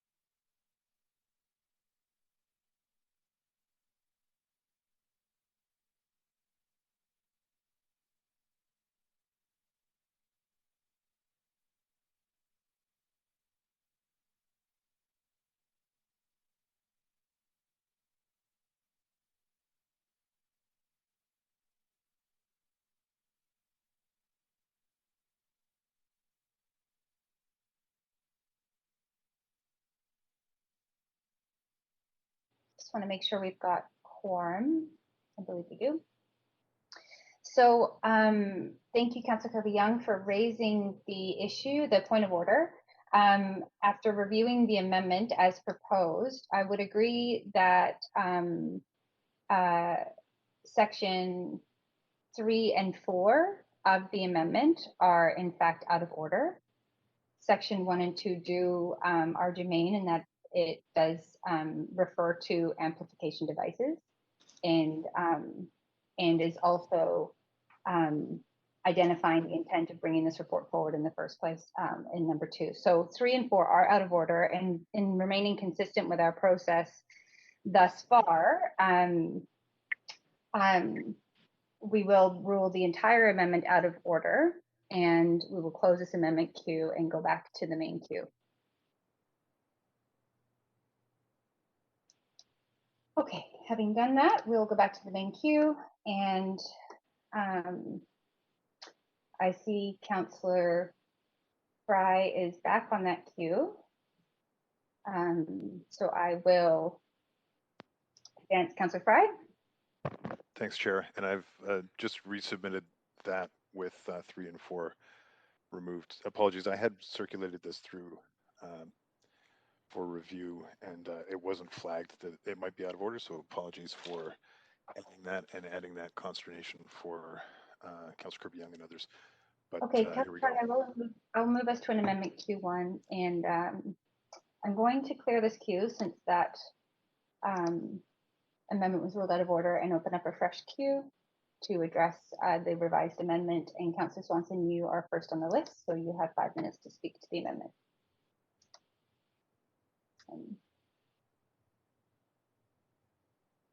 Councillor Swanson, are you able to? You may be on mute, Councillor Swanson. I submitted an amendment to the amendment for 1, just to delete for a field permit system. Okay. Councillor Swanson, I'll just hold you there. We'll move over to an amendment Q2 if you're moving an amendment to the revised amendment from Councillor Fry. And if you can go back on the list, I'll advance you to speak to your revised amendment, your amendment to the amendment. Yeah, we don't have a permit system now for protests, and I don't think we should have one in the future. I remember when we did have a permit system for protests, and not only did we have to get the permit, they made us get insurance too, and the insurance cost hundreds of dollars. So it excluded people who didn't have money from protesting, and people basically got so fed up with it that they just started demonstrating anyway without getting the permit. So I think that this is the way we need to keep it in order to make sure that everyone has a equal chance of getting their voices out there on issues that are important to them. I don't think we should have a permit system for protests. I think we should just be able to protest. Okay, thank you, Councillor Swanson. Next up is Councillor DiGenova to the amendment to the amendment.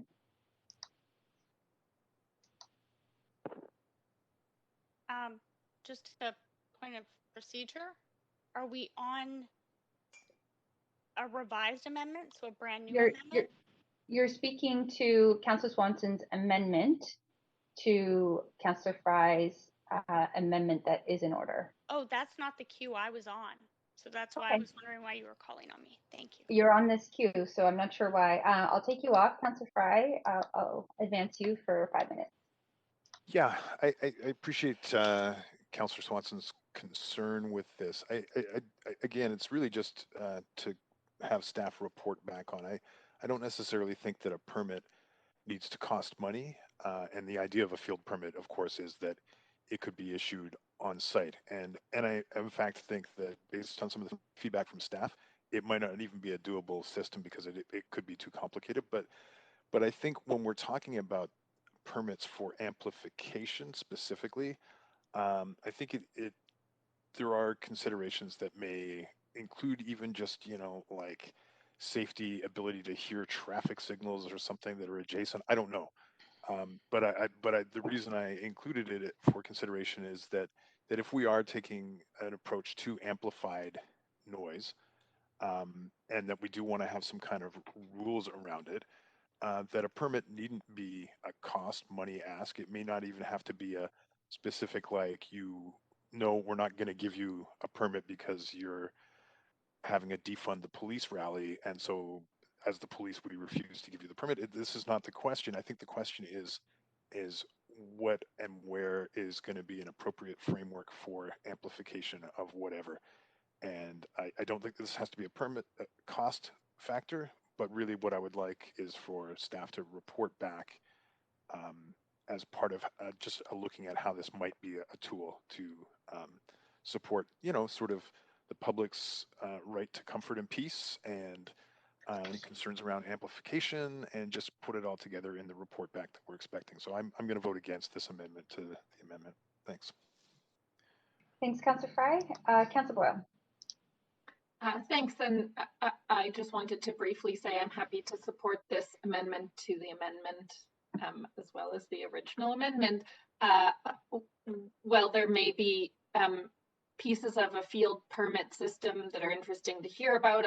I think in simply having referral staff, referral language back to staff to report back on the ability to support and permit spontaneous and amplified protest covers what I hope to cover in this without being too specific. And I share the same concerns Councillor Swanson raised about a permit system and what that means for those types of important and peaceful protests. So very comfortable with the amendment to the amendment as Councillor Swanson proposed. Thanks, Councillor Boyle. Councillor Kirby-Yung. Thanks. There's such a lot to say about this, and the amendment are intertwined. So forgive me, I'm going to make a couple of comments that are to provide context on both. I do support Councillor Swanson's amendment to the amendment.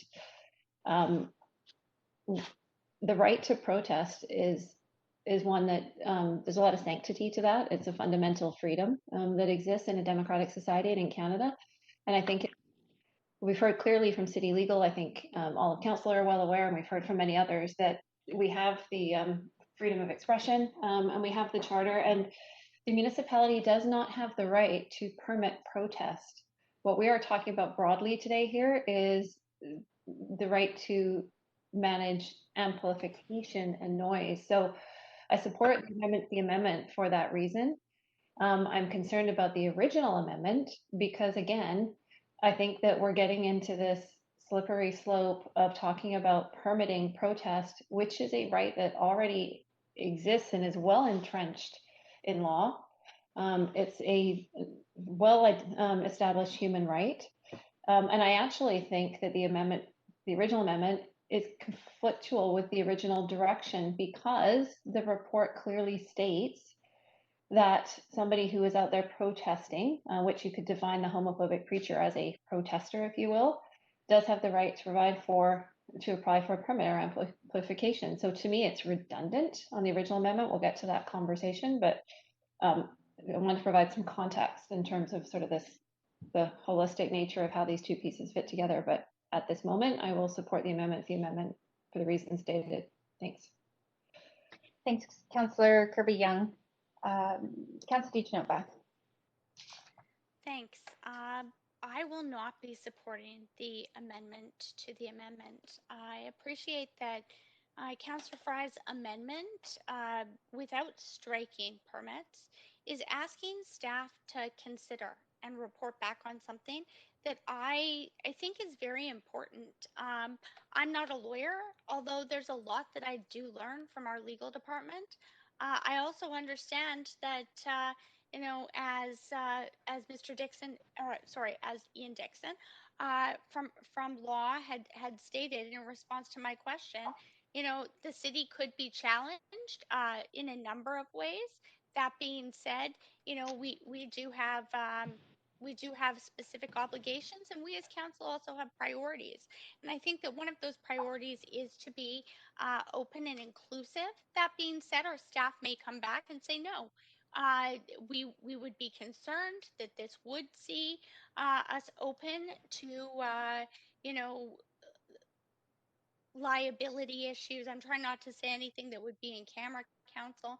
But that being said, I do think that considering it and asking, if not why not, is important here, especially as, you know, there are pieces of the Charter of Rights and Freedoms that I think are very, very important that we uphold all of them, but some of them do conflict at times, and that comes with freedom of expression and the right to equality among all people. So for that reason, I do support what Councillor Fry is moving forward with, and I wouldn't want to in any way censor what he's trying to do with this amendment. So I won't be able to support the amendment that would remove the consideration of this type of system. Thank you. Thanks, Councillor DiGenova. Councillor Carr, 5 minutes to the amendment Thanks, Chair Bly. Yes, I'm not going to, sorry, I am going to support the amendment by Councillor Swanson.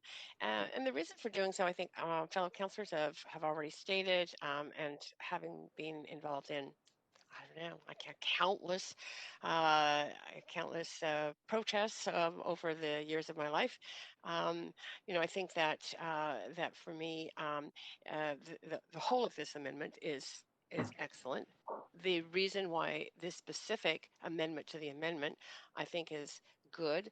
And is because I don't believe that language is necessary. The original amendment states the ability, if you take out through this amendment, to support and permit spontaneous and amplified protests. The word permit is in there. If staff feel that they want to investigate different ways to permit, then they can do that, and they are reporting back to council. Field permitting systems has been brought up. I trust staff would look at that. I don't want to say they should do it, but I think because the language to support and permit is retained in this amendment, the original amendment, and is not struck out, I feel that the removal of that language is fine. Okay, thank you, Councillor Carr. So being the last councillor on this queue, we will go to a vote on the amendment to the amendment. And I will ask our clerks to set that up.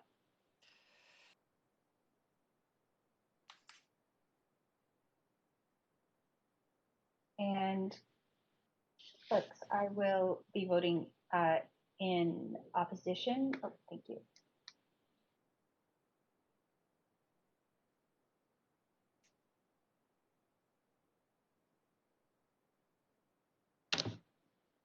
And that amendment to the amendment fails with Councillors DiGenova, Fry, Hardwick, Dominato, Kirby-Yung, and myself in opposition.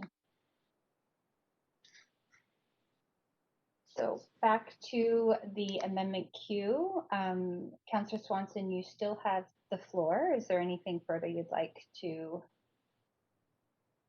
say on this matter before we move to Councillor Boyle? I'm good. Okay, thank you. Councillor Boyle, to the amended or to the amendment. Thanks. I will be supporting this referral and appreciate Councillor Fry putting it forward.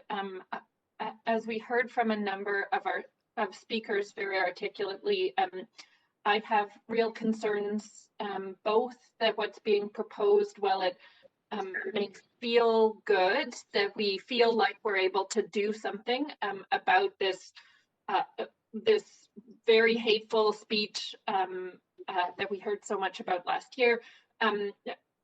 It may feel that what's being proposed allows us to do something, but what we've heard pretty clearly is that it would be pretty minimal in its actual impact. And what I'm most interested in here is not that we perform allyship on these issues, but that we really get to the heart of policy and decisions that will impact people's lives and improve people's lives in real and tangible ways. And again, while I appreciate the intent of trying to get at that and the limitations that we face and what we are actually able to do in terms of regulating hateful speech, I just don't think that what's being proposed actually functionally achieved what we wanted to achieve. And so I'd like to see us do more work on that front. And at the same time, what we heard very clearly and what I share concerns about is that what was being proposed could create a lot of other barriers for peaceful rallies and protests, and that would leave discretion for the enforcement of those types of things out of, certainly not in our hands, but in the hands of bylaw officers or police. And again, a lot of community concerns about what that would mean and how those protests would be treated. I have, it will come as no surprise, participated in quite a number of peaceful protests over my time. I think they're a really important part of civic and political engagement.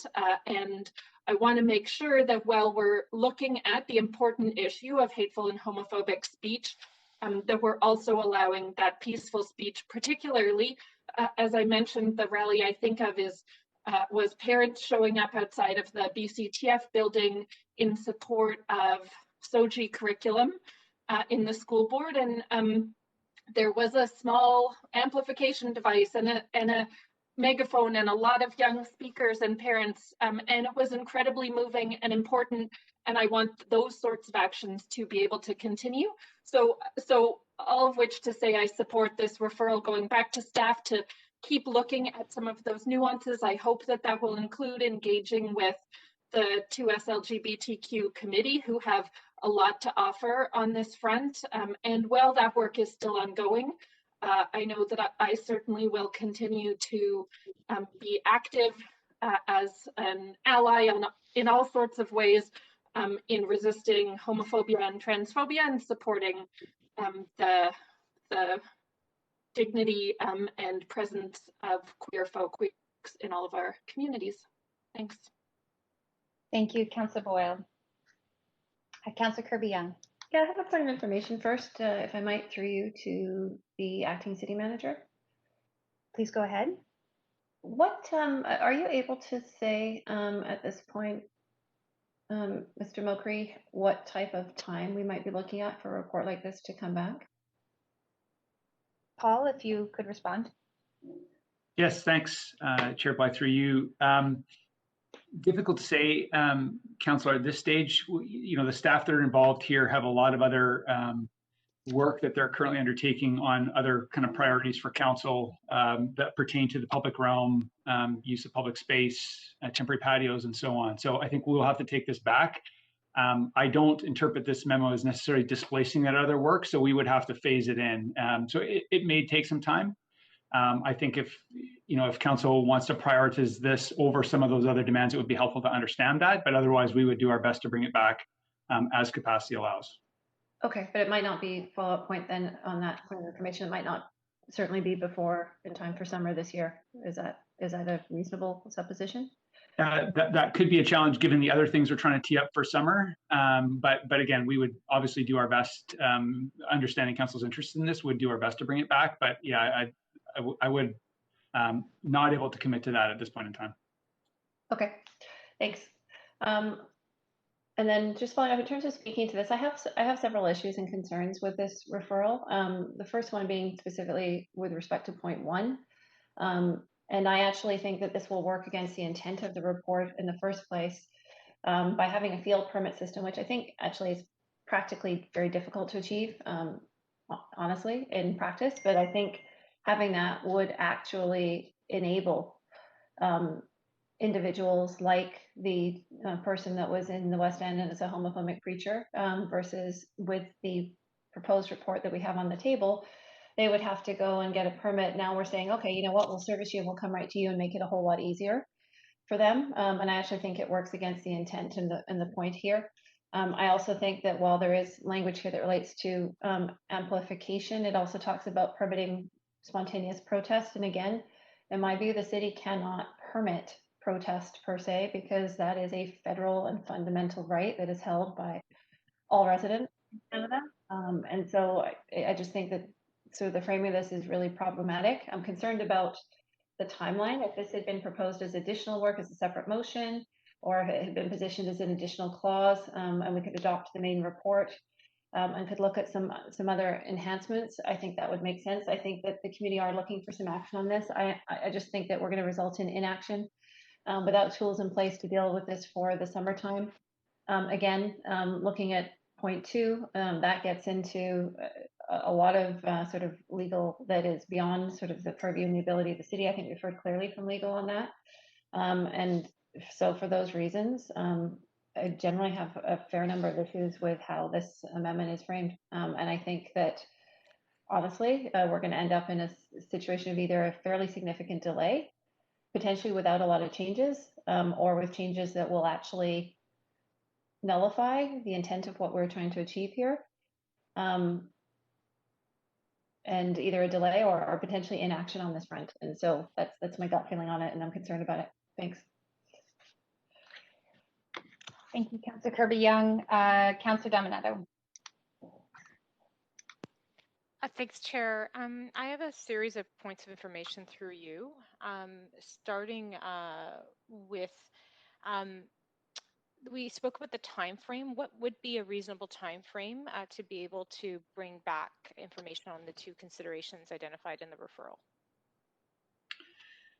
Thanks, Chair Bly, through you. That would require some discussion with staff, Councillor, to really understand like how much work is involved here and the extent to which it overlaps with other work that the same staff are currently doing based on council direction. So I would appreciate an opportunity to have that discussion with them and report back.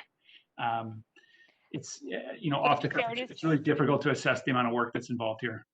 Okay, no, but would it be fair to say, though, it's within council's purview to give direction around a time frame? It is, well, in the sense that we may have to deprioritize other work then to make this happen. So that would be my caution. Like I say, that some of the overlapping work includes temporary patio permits, public space, plazas, and so on. So those are things that we've clearly heard from council are priorities for the summer. So that would be my caution on that front. Okay, no, that's fair. I mean, it is, I think, within our meeting rules and Robert's rules to be able to add a time frame. So I will be moving an amendment around that. The second question I have is around the referral currently seeks consideration of the 2 points as well as asking staff to report back. My experience has been in past language is pretty critical, and that a report back does not necessarily mean recommendations coming from staff. So would it be reasonable? I'm prepared to move an amendment that specifies that there would be recommendations coming back to council with respect to those 2 items. Would that be fair? I think that if certainly if council's seeking recommendations, it's helpful to have that clarity for us. So that I don't certainly see any harm in doing that. Okay, thank you. Those are my questions. Thank you, Councillor Dominato. Councillor Swanson. Yeah, I just wanted to say a few things here. Even with the bylaw that was proposed by staff, a person that we were trying to deal with by this whole report could still go, and the anti-gay hate person could still go to the city and get a permit. So I don't think that report is actually dealing with it. And we definitely, if I had my druthers, I would just defeat the report and keep it like it is. But I think this amendment is definitely better than the report. So I'll probably vote for it. But I just want to say a few things here. I actually went to a little demonstration at Jim Diva Plaza that was to protest the anti-gay preacher, and I spoke there and I used an amplifier, and there was lots of folks sitting around eating pizza and stuff, and they were clapping and supporting of it, and it was quite a low-key thing. But with the motion that was with the recommendation from staff, that amplifier could be confiscated. So I think the problem with that report is it's basically using a sledgehammer when what we need is something way more precise. when we deal with the issue, when we dealt with the issue of drinking in parks, one of the arguments for allowing drinking in parks, was that it's only racialized and Indigenous and poor people that get arrested for drinking. And I think we should think about extending that logic to what happens with protests. Is it going to be only racialized and poor people and trans and two-spirited people who get arrested or singled out for enforcement? So the original report, it just gives the police more power, and the amendment makes it marginally better. I'm really concerned about the possibility of having to have a permit for demonstrations. I think that would be really bad and would in fact stifle protest, especially from people that don't have a lot of money. But the referral is probably better than the original. So that's it for me. Okay, thank you, Councillor Swanson. Councillor DiGenova. Thanks. We're back to the main motion. Is that correct? We are speaking to the amendment. Oh, yes, to the amendment. And the amendment can now further be amended. Is that correct? The amendment can now be further amended. Yes.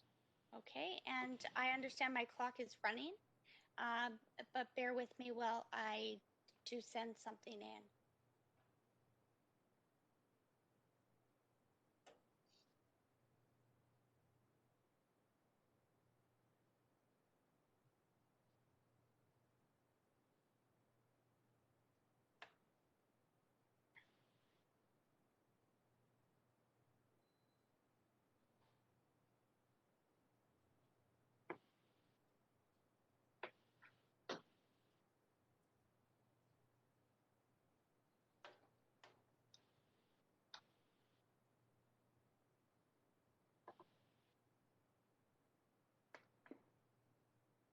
And you're fine if I send these to council meeting amendments?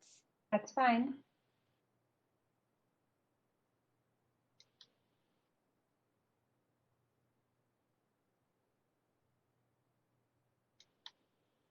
Since it's real-time amending, I think maybe also sending to direct council will ensure that councillors get it as well. Okay, I've already sent it, so. Okay, I it'll hope be full. everyone does get it. I know that we're all on that list. Right. And this really speaks to my concern here, and that is making promises to the public, to those who were traumatized by not only what happened this summer, but there have been other instances. And I know that it's certainly something that we dealt with in my last term on council, but also that, you know, we've heard from individuals, and this is, you know, just citing one of the types of emails we've received. It was specifically regarding, you know, the trauma that was caused to some people that didn't want the city or the Vancouver Public Library to rent space to Megan Murphy when Megan Murphy came to speak in Vancouver. And although I'm not a fan of Megan Murphy's, I understand that, you know, there had to be legal considerations for charter rights as well. And I look to our legal department for those. That being said, when it comes down to enforcement, if something is enforceable, it's about boots on the ground. And I understand and very much appreciate our chief license officer and the many staff that are out there on the front lines, and including those 25 staff, but realistically, those 25 staff that are able to, you know, have the capacity to issue fines like this, if we were to pass a bylaw council, they also have short-term rental, empty homes tax, liquor licensing, cannabis licensing. I could go on and on and on and on. And I saw this issue You know, when we did start to impose the development permits before cannabis was legal, made legal by the federal government, when we allowed the amendment, the text amendment to our development bylaws to allow, you know, for changes that allowed some dispensaries to set up shop. Some paid, some didn't. And the enforcement, even with our staff run off their feet, it was cheaper in some ways to pay the $250 ticket a month than the $30,000 business license. So I think that, you know, if we're going to consider anything, we need to consider the capacity to enforce and the timeliness of the response. So that's what I've sent in, and I think I've explained it well there, although I would assume that my time would be on an amendment to the amendment queue. Since it carried on and the amendment wasn't set, I've kept you on this queue, but we will go to an amendment Q2 now if anybody wants to speak to this. And before we do, I wonder if we can get a motion to extend just to deal with this amendment to the main recommendations. Motion to extend. Thank you. All those in favor? Aye. Aye. Thank you. Any opposed? Is that one nay? Yes. Okay, so can we go to a recorded vote, please, clerks?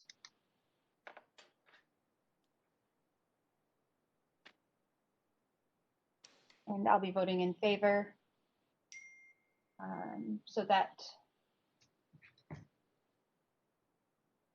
motion does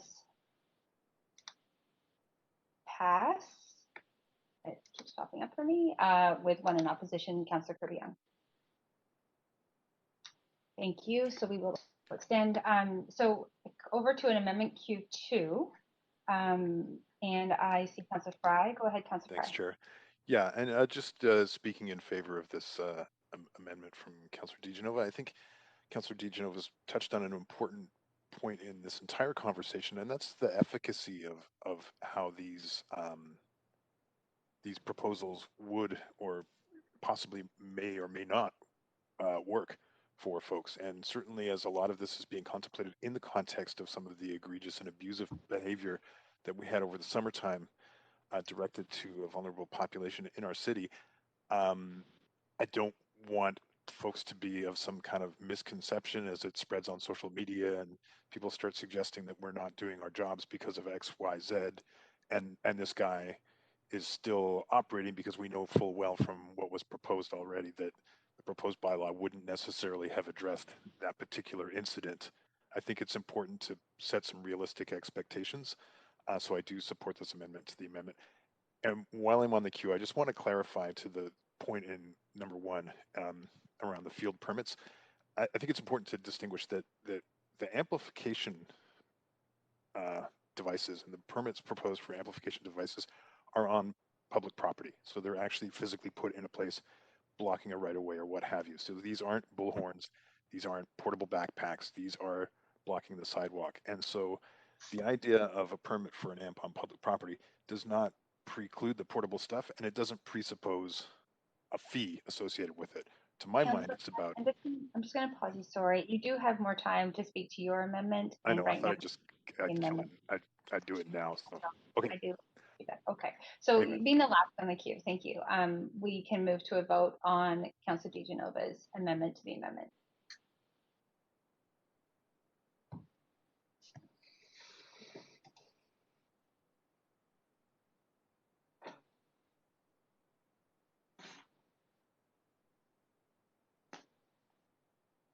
If I can please get a vote assist. Thank you. And Councillor DiGenova, you haven't voted. Do you need a vote assist?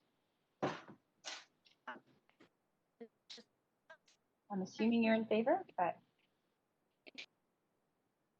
and you're also cutting out.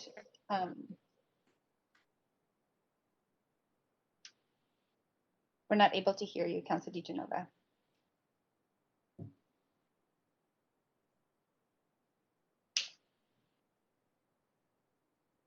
So as we are in the middle of a vote and we're having trouble hearing Councillor DiGenova, we are going to need to just have everyone pause for a second to make sure that we can get a clear line of communication with Councillor DiGenova. to register her vote. We can all assume it was probably in favor. And perhaps a chat to the clerks, if you can hear us, Councillor DiGenova, would be helpful.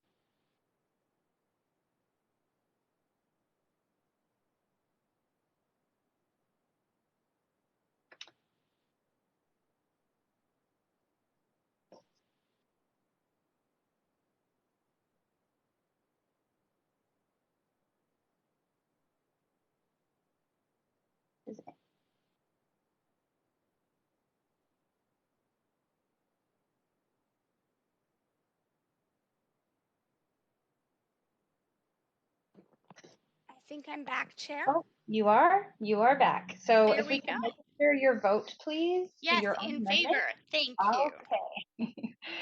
Okay. Great. So that motion passes with 1 in opposition, Councillor Swanson. So Council, I see that there are more amendments coming to this particular amendment. So I think in the interest of your lunch hour, we will actually recess now and we will come back to further deal with Councillor Fry's amendment as amended. So with not seeing any objections, have a good lunch and we'll see you back here at 2 o'clock.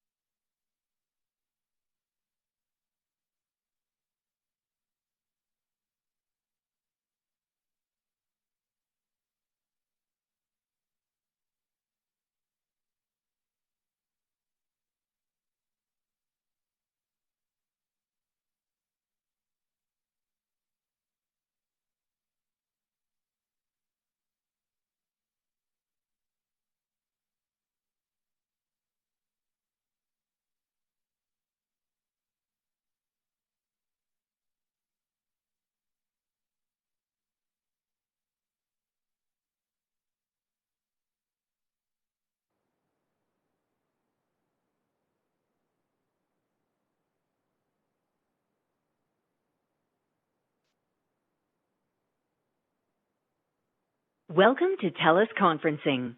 To join the conference, enter.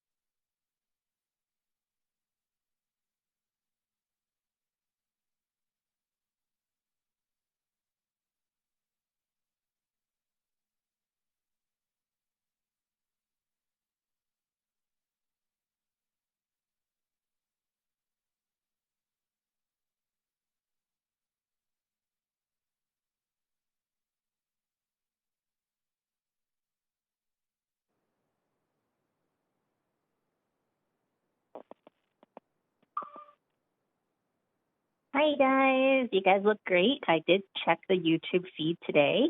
So yeah, let me know if you hear me. Okay, great. I'm going to mute myself now. I'm going to send out the reminder email to item number 2. Thanks.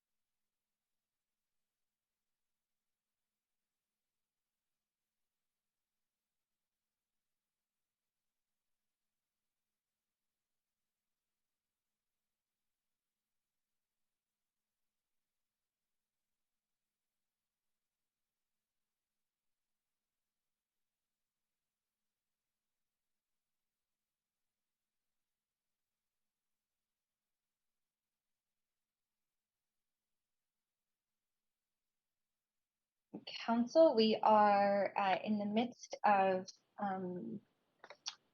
working through the first agenda item for the day. And when we left off to break for lunch, Councillor DiGenova's amendment had passed. And so where we're at is back to the amendment Q1 with an amended amendment. Councillor DiGenova, you still have the floor with about 35 seconds left in your time. Do we have Councillor DiGenova with us right now? I am. I'm Okay, great. just trying to make sure my Wi-Fi connection is strong here.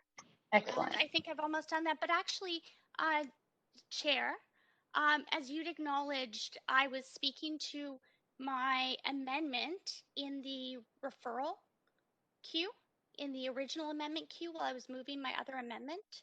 So I would hope that I actually have 2 minutes left, because I know it took me some time to send that in, but that wasn't time that I was actually speaking to the referral. Okay, so you have 2 minutes to speak to this amended amendment. Go ahead. Can I please ask a follow-up? Can I ask a point of information in those 2 minutes? Yes, you can do whatever you'd like in those 2 minutes. They're yours. Okay. In those 2 minutes, I just wanted to understand. I understand that the amendment had passed right before we left for lunch on enforcement, and I'm just wondering, through you to the city manager and hopefully to the Vancouver Police Department, would this allow them time to come back and share with council what our expectations could be in enforcement of this? And the public's expectations could be in the enforcement of this as to whether or not there's resources for that. Could I ask VPD to answer?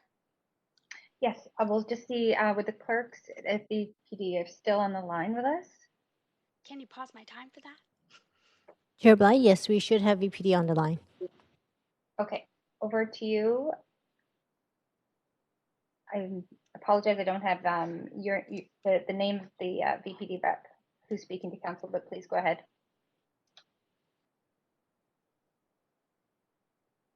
Hi, can you hear me now? Staff Sergeant Jason High, VPD. Yep, go ahead. Thank you. With respect to resources, I'm sorry, I missed the part of the question. Would she mind repeating it, please? Is that okay, Chair? So just very succinctly. Go ahead, Councilor DiGenova. Succinctly is great. Passes asking about enforcement. Would council be able to expect that you would be working, VPD would be working alongside our staff to come back with some recommendations that would share with us what enforcement would look like, what the expectations of the public and council could be with the resources you currently have? Well, with respect to resources, not much has changed from before. However, we could definitely look at that and provide some recommendations. However, what I can tell you is that, we do respond to 730 calls per day in the city of Vancouver, and each one of those calls are prioritized. So just depending on the day and the amount of resources that we do have available will dictate predominantly, how we're going to be able to respond to non-emergent type calls like this.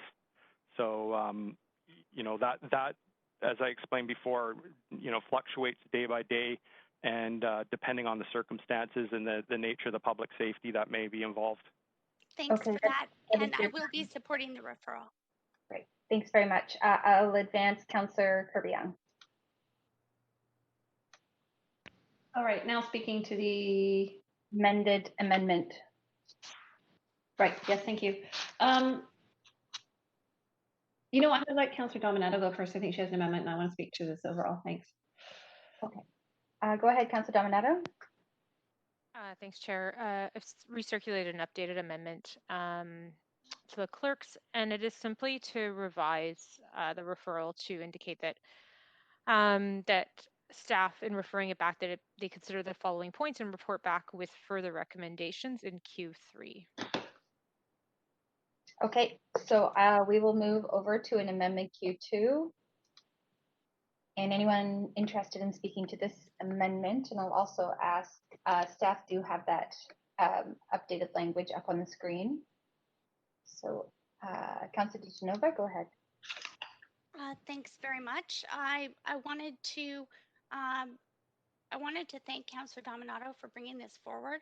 I have approached this cautiously, and I've tried to do so in considering holistically what this will mean to people, how it will be communicated to the public, and to have something referred off, but not with a date to come back to us is concerning to me. It's also especially concerning to me as we often do see 365 days a year, but also especially in summer months that there can often be more people out and about in public places. And, we saw the recent events last summer as to what happened. And I can remember summers before that as well, where this has been particularly problematic. That being said, I think that the sooner we can address this and get the information back, and I think it's very important that we consider all of the information, because the Charter of Rights and Freedoms is something that I share many of my colleagues' views that they've expressed here, that we need to not only uphold that, but also do what we can to make sure that we're addressing some of the concerns that we're hearing from residents that are either traumatized, feel unwelcome, or feel that their right to equality is not being upheld. That being said, I will be marking this in my calendar, and this will create a clear path forward.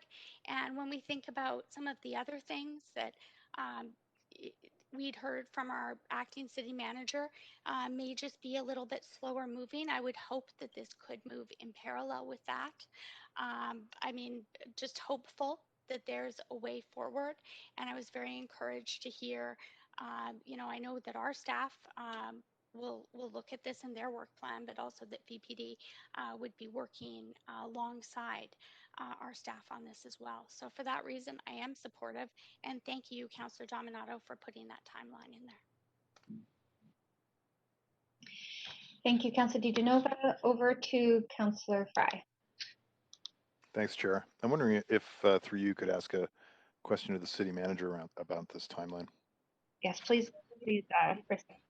Yeah, thanks. So to the city manager, I guess as we look at this incident, originally it was about 2 quarters ago. So, and staff have prepared this work in 2 quarters, and given that there's some more work needing to be done on this, what does 2 quarters away from now look like in terms of existing workload and getting this done? Thanks, Chair Bly, through you. Thanks for the question, Councillor. Really do appreciate that. This team, what I would say is the workload for this team is much higher in the summer than it is over the winter. And this team is also responsible for actually issuing permits. So there's a lot of work ahead of them, and this will obviously, we would, subject to Council's decision here, we would incorporate that in. But I want to be clear, and I think Council needs to understand that it definitely does have a workload impact.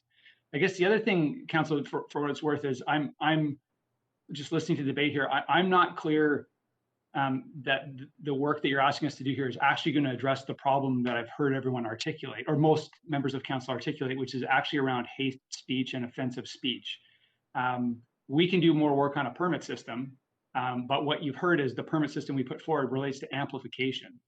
And what I would suggest is that if really the issue that Council is trying to get at here is the content of the speech, it would be better for us from staff to, and again, there's limits to what we can do there, but would be to focus on that root cause issue.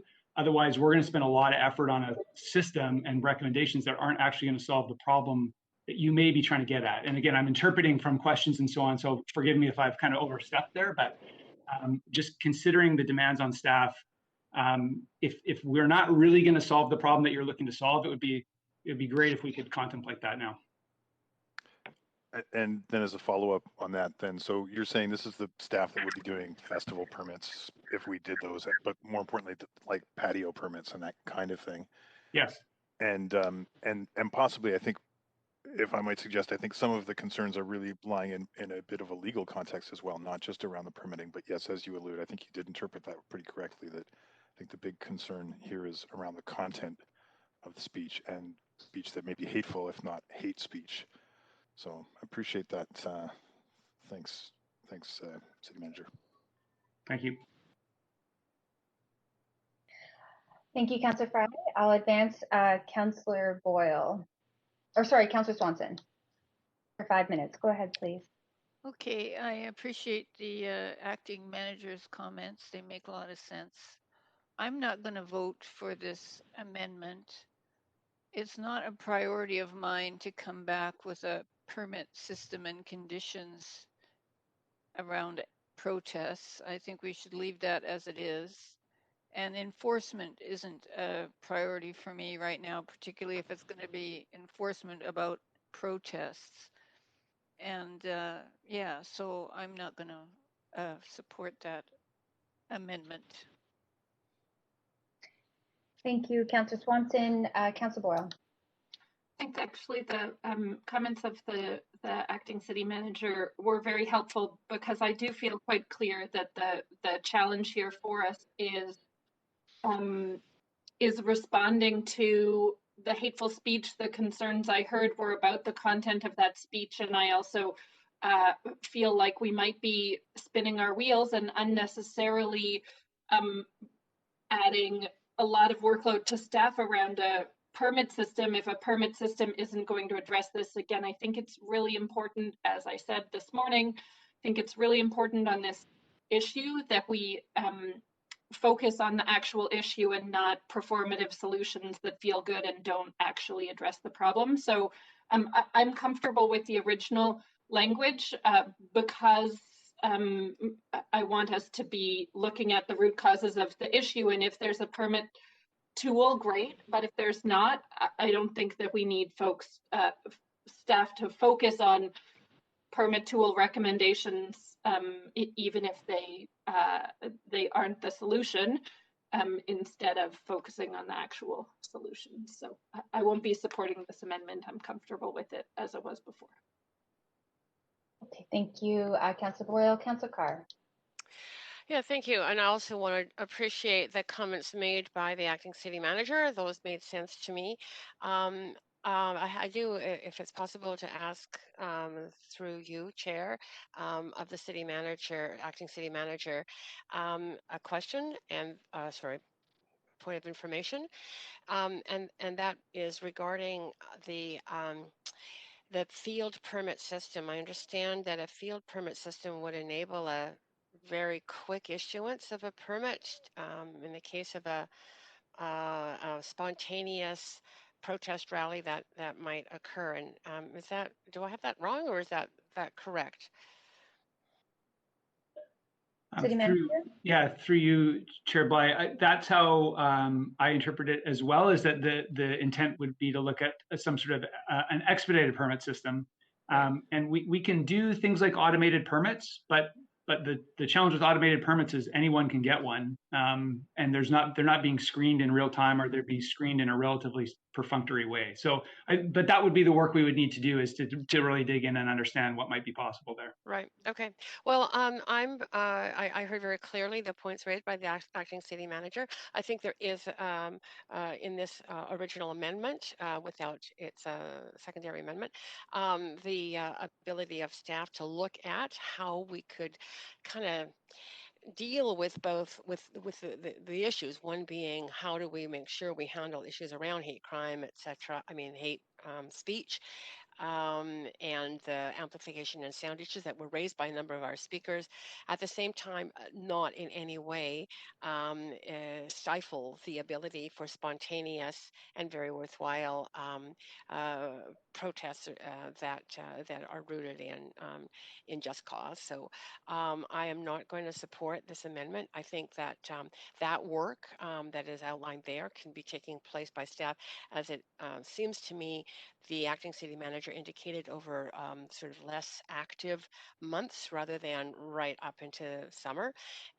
So if that work takes a little longer, I think that's fine. I think the message is very clear, though, that we are concerned about the incident that happened last summer, and I think staff are aware of that, and I hope the VPD are aware of that in terms of the concerns we have around anything like that happening again. Thank you, Councillor Carr, and Councillor Kirby-Yung. I have a point of procedure. Are we not just speaking to the amendment on the timeline? Because we seem to be having a broad discussion about the overall amendment. Well, yes, we are speaking to the proposed amendment to the amendment, and it's gray in terms of the comments, and I've noted that myself, chairing, but not specifically. And there has been some crossover in councillors' comments throughout this amending process since the morning. So I'm going to save my comments. I'm going to save my comments just for, I think, solid procedure, and just try to thread this back together just for after we deal with the amendment. Thanks. Okay, that's what I okay, got it. Okay, so that's it from councillors on the queue. So we'll go to a vote on the amendment to the amendment.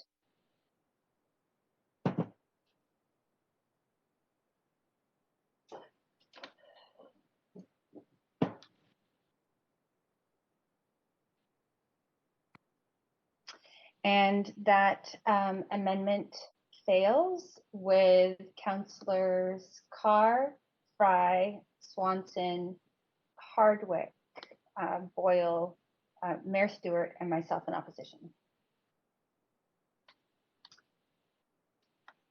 So going back to the main or the amendment queue, as I'm just waiting for my screen to flip over here. Councillor Kirby-Yung, you are on that queue, so I'll advance you now. And these are comments to the amended amendment. Terrific, thank you, Chair. Chair Bly? Yeah. Sorry, Councillor Kirby-Yung, we're going to move you back to the amendment queue. Oh, apologies. It shows that Councillor Dominato still has the floor. So Councillor Kirby-Yung, if you could go on that queue, and Councillor Dominato, if you had any further comments, or I'll advance Councillor Kirby-Yung. I'll offer some, I guess, comments around the report overall, and I guess we're dealing with the referral. I'm really wrestling with this because I think that staff have really tried to find a measured approach to dealing with the complaints that were raised last year by the public, and also the concerns that councillors raised on numerous occasions to staff and asked for their assistance to find a solution to the hate rhetoric and hate speech that was being espoused and on our streets, and the impact that had on the 2S LGBTQ community and others. And so, but what I'm hearing and have heard throughout the day or the morning, I guess, is a number of concerns have been raised around unintended consequences of these proposed changes, as well as the potentiality that it won't have the impact or affect the outcomes that we're seeking. So just, I guess, to be clear, I want to just acknowledge, I think there was a lot of work put into this. I do think there were some pieces missing around consultation. And I do appreciate that there's now a referral tabled for consideration to address, I think, more the content, which is what I think we've acknowledged is that the report was dealing with amplification, but not content. And so I'll be considering whether I support that. But I do appreciate the referral being brought forward, as well as the overall report. Thank you, Councillor Dominato. Councillor Kirby-Yung. Thank you, Chair. Yeah, I just want to speak frankly and maybe bring, I think, what I think is a common sense perspective, or where I'm coming from on this. And I'm not supporting the referral, and I want to be really clear why. And that is because I believe that the first clause, which looks at the ability to have a field permit system, which by definition would make it easier and quicker, kind of in the moment, to obtain a permit for this, actually works against the entire motivation for the amplification report strategy that staff brought forward, which was within municipal ability to provide a mechanism that was content agnostic and did not judge content, but limited the impact of amplification enduring and ongoing in problematic circumstances. And so to me, it really simply by suggesting that we would be considering a permit system in the midst of a pandemic that will cost additional resources and cost, and that shouldn't be a factor. It's one, but it's not the most important one in terms of protecting our vulnerable citizens and residents, and is that we're simply going to make it easier than it is now with the status quo for people to be able to do this. And it would be better, in my view, to maintain the status quo where people have the freedom of expression and under the charter have the right to protest. And if council wants to, not accept the report, they can do that. If council wants to support the community, and I've heard loud and clear from a number of residents in the West End, and I went out and did some engagement and outreach this weekend to gauge temperature check and talk to a lot of the folks that I met down there last summer during the protests, and I did hear a lot of support for this. Then I think council should simply vote on the report. I think this goes down a rabbit hole of sending staff on a sort of a work goose chase. I think that when staff brought this report forward, they considered the legal context very carefully around hate speech and sort of the criminal code and all of these different pieces that are referenced here. And they identified, based on their expertise, where the city can actually regulate. And what they identified was that we can regulate noise amplification. So to me, that's the question in front of us here. I think we've been very clear here. It is not a perfect strategy. It certainly does have some holes there, but it does provide some tools that we don't have now to deal with a number of these issues. And I think we even heard from, I think, that lawyer who spoke eloquently earlier and asked the question. He identified challenges with it, as lawyers will do, and we have to be practical about it. But he also did say he felt it was better to progress forward. And so I'm 100% in favor of the original staff report as they brought it forward. I think that they did so with significant consideration around amplifying the noise. And yes, we have this one specific incident that generated it, but consider also how many complaints we get in the city of Vancouver from residents in particularly dense and urban neighborhoods, whether it's in areas like West End or others, where noise amplification is and will continue to be a growing concern in the city of Vancouver. It impacts livability, it impacts mental health and quality of life. And we see that as we have increasingly dense neighborhoods and people are living alongside each other. And I think that is a very real consideration as well, which would be sort of a positive byproduct of adopting the staff report. So I think that, this is sort of a bit of a goose chase. It sends us off track. Not having a timeline in it is basically saying to the public, well, we're going to kind of delay this report. It'll come back sometime. We don't know when. And it's just not making a decision to me. I think it would be the more practical and responsible approach for the residents and for use of sort of staff resources for council just to consider whether or not they can or can't support the original staff report. But going in this direction just doesn't make any sense to me. For those reasons, I actually think it's going to nullify the recommendations that are in the report before us, and I think it's going to exacerbate the problem. I genuinely do. So those are my comments, and I will not support the referral for that reason. Thank you, Councillor Kirby-Yung. Councillor Fry. Thanks, Chair. Yeah, a good discussion today, and I really do appreciate the work that staff have put into preparing this. And I also really appreciate the clarification and acknowledgement from the acting city manager that perhaps what we were trying to really focus on in our intent here at council wasn't really being addressed through this proposed bylaw amendment. I think we have to be careful about what problems we are solving, and I do appreciate, as Councillor Kirby-Yung alluded to, that there are folks who have issues with buskers and that kind of amplified noise, and this would indeed address amplified noise when it's a placed PA on public property.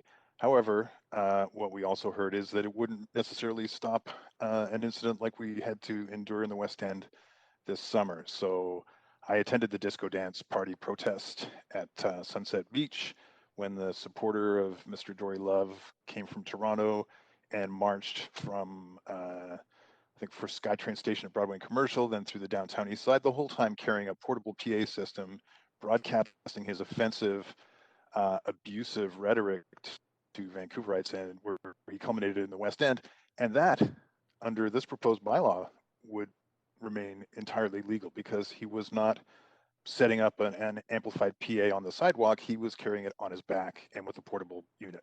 So for me, that is fundamentally one of the greatest issues that we have to deal with. So this referral does put a little bit more focus into the notion that we really need to come back with tools that are going to address this egregious abusive behavior by reprehensible individuals who feel it's their right to abuse other citizens in our city. And as much as we don't allow folks to make loud noises and construction noises and the like during times when people are sleeping, I think we need to focus on what it is that we articulate in Section 3 of the noise bylaw when we talk about peace and comfort and how these noises infringe upon that. So I don't feel that this amendment or this original bylaw amendment as proposed really addressed those fundamental issues, and in fact had some pretty far-reaching and damaging impacts on the freedom of speech for people who would get caught up in this, indeed through the legitimate protest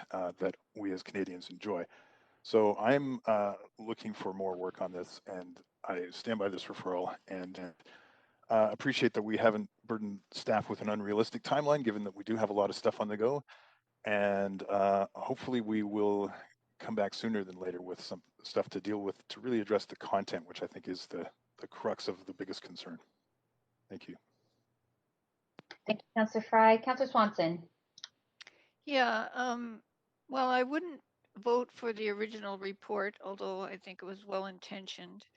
And I don't like voting for this one, but it's better than the original report because it does deal with the issue of hate as an aspect of the problem.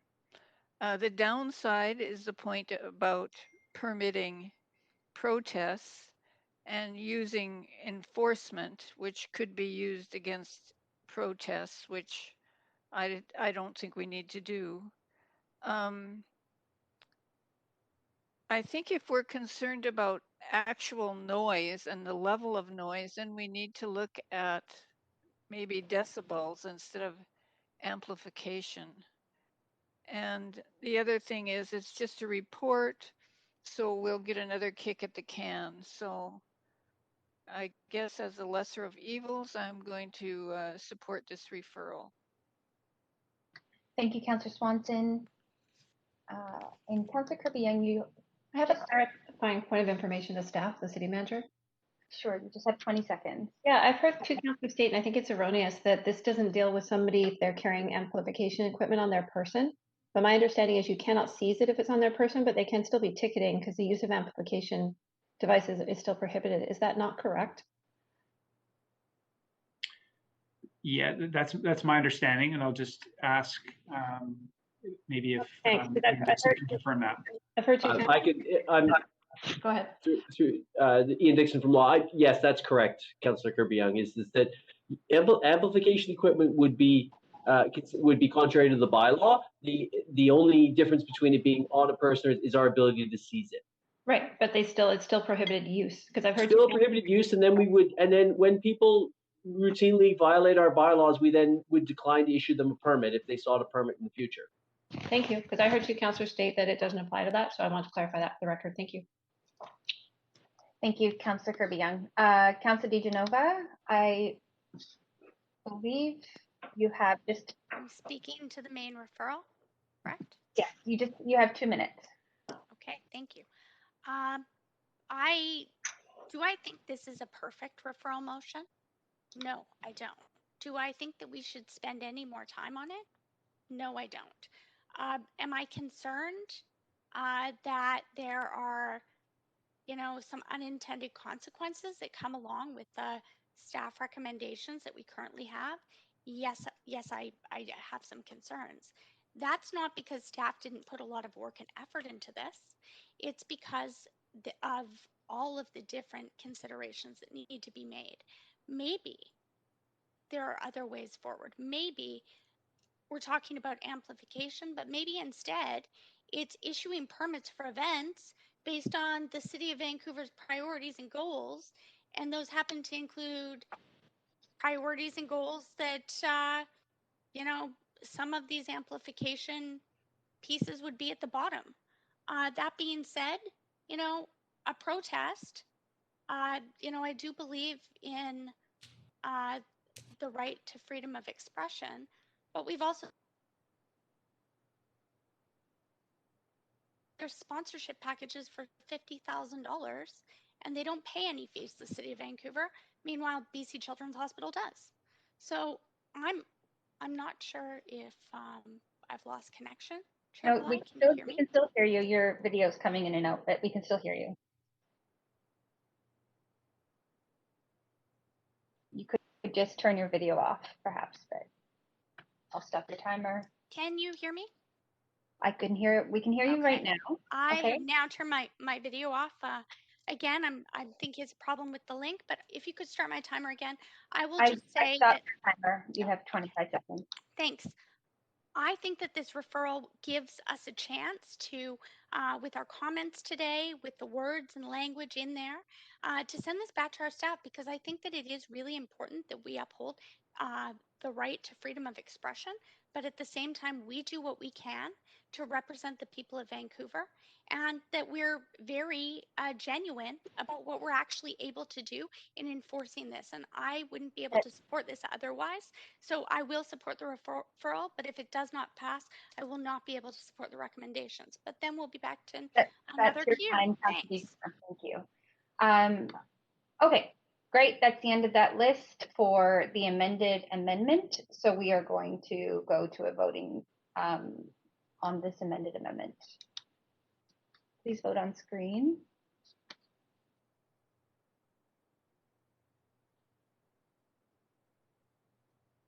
And I believe I will need a vote assist, clerk.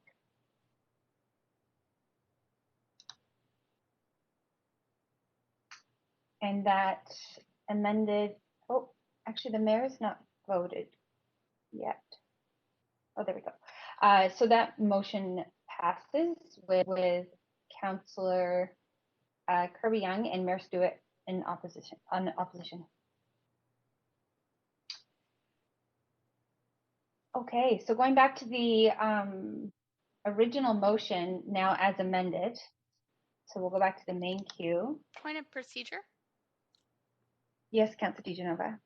I understood that to be a referral motion. So if that's a referral motion, wouldn't that refer the main motion? Yes, I'm just going back to our main queue, and I'll just confirm with the clerk. It looks like that has completed. The item was my understanding. Thank you, That Councillor was my DiGenova. point of procedure. Thank you.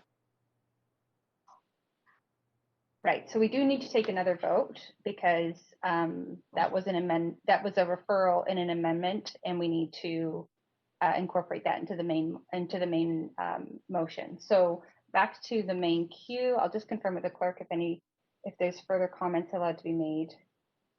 Now that has been clerk, if you could come on the line and just confirm whether or not there's to the final motion.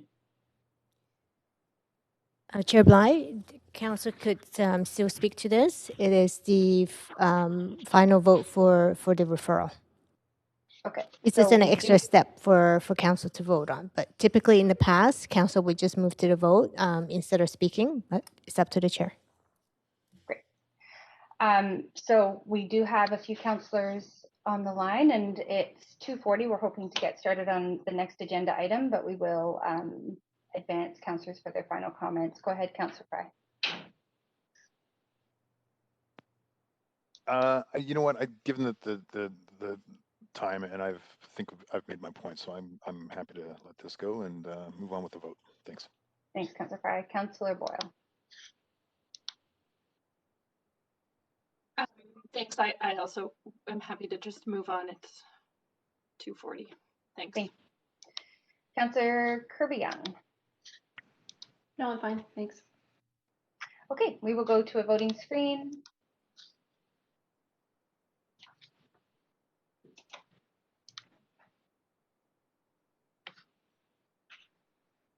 And just waiting on Councillor Boyle. Thank you. So this report, this report does pass with Councillor Boyle and Councillor Kirby-Yung in opposition. Okay, Council, so that completes agenda item 1. We are now going to move to the next item, which is item 2, public consumption of alcohol in proposed parklet at 111 Princess Avenue. And we have Sandra Singh, General Manager, Arts, Culture and Community Services, with us, along with Diana Herford, Senior Planner, Social Policy and Projects Division, both on the line to answer questions. We do not have a presentation for this report.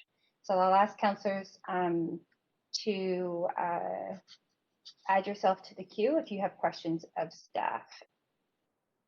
Any questions?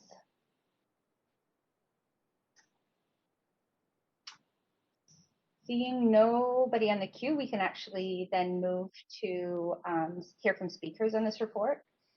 All speakers will be heard by phone, and a moderator will assist in patching the speakers through when their turn comes up.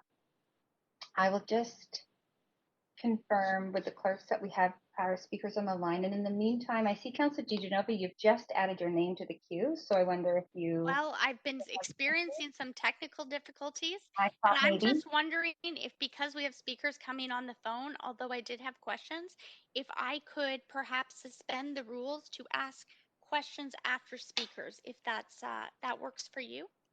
Well, since you are on the queue and we're just waiting to get our speakers calling into the line, this is actually the best time for you to ask questions. So I'd like to offer that to you now. I'm happy to do that. Great.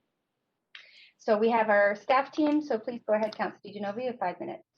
Thanks very much. My first question through the chair to staff is regarding vulnerable individuals and vulnerable and marginalized people, considering the rise in violent crime that has been reported on in the media, and the Vancouver Police Department have released statistics on this, and also noting that 20% in a presentation to council and subsequently released in the media by VPD, note that 20% of the victims of that violent crime are vulnerable and marginalized people.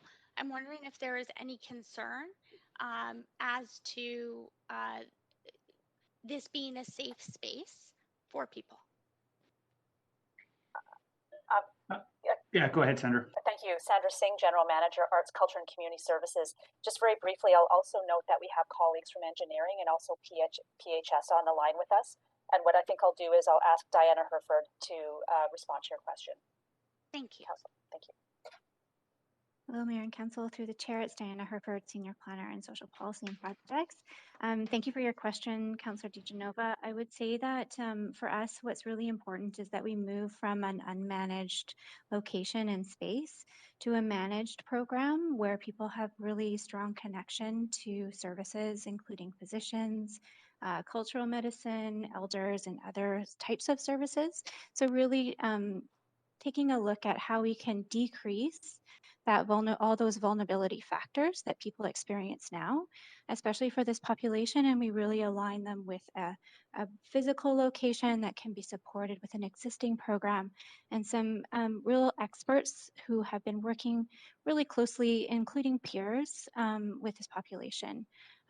We know that PHS has been working with these folks for over 10 years in the Drinkers Lounge.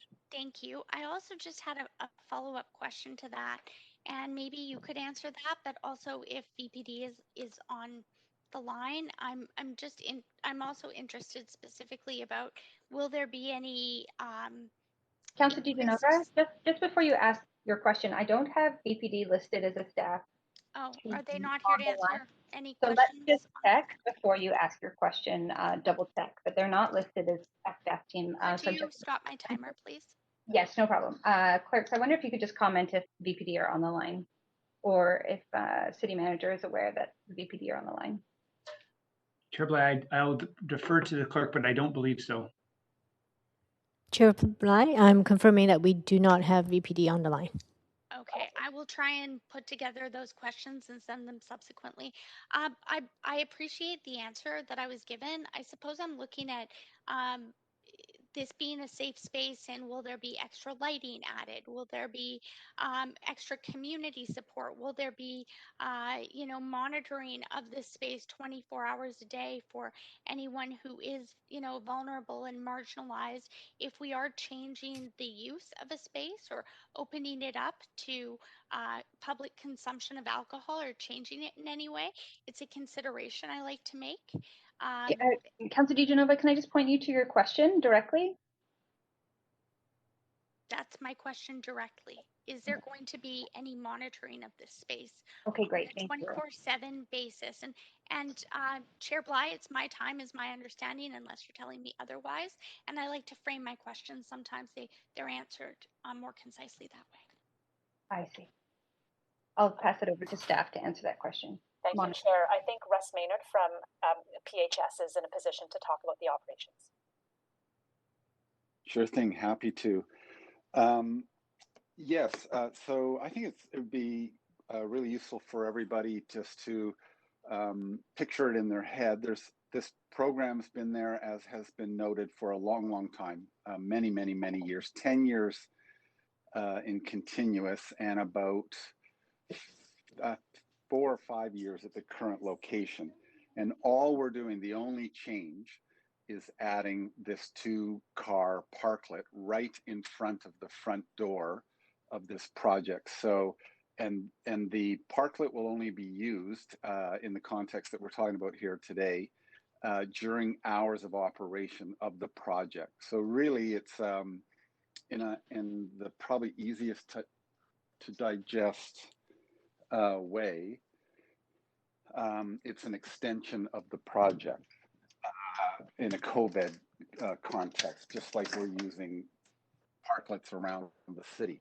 So since COVID, since March, the members that come in on a daily basis, Monday to Friday, have been just using chairs to sit out front and just gather. But technically, from a bylaw perspective, that's far from the best solution, as it's not legal. And the parklet. Russ, I'm just going to pause you there. Unfortunately, we're out of time. Okay. Councillor DiGenova's time is up, so I'll just pause that there, and we'll move to the next councillor with questions. Councillor Dominato, please go ahead. I'd like to move for a second round of questions.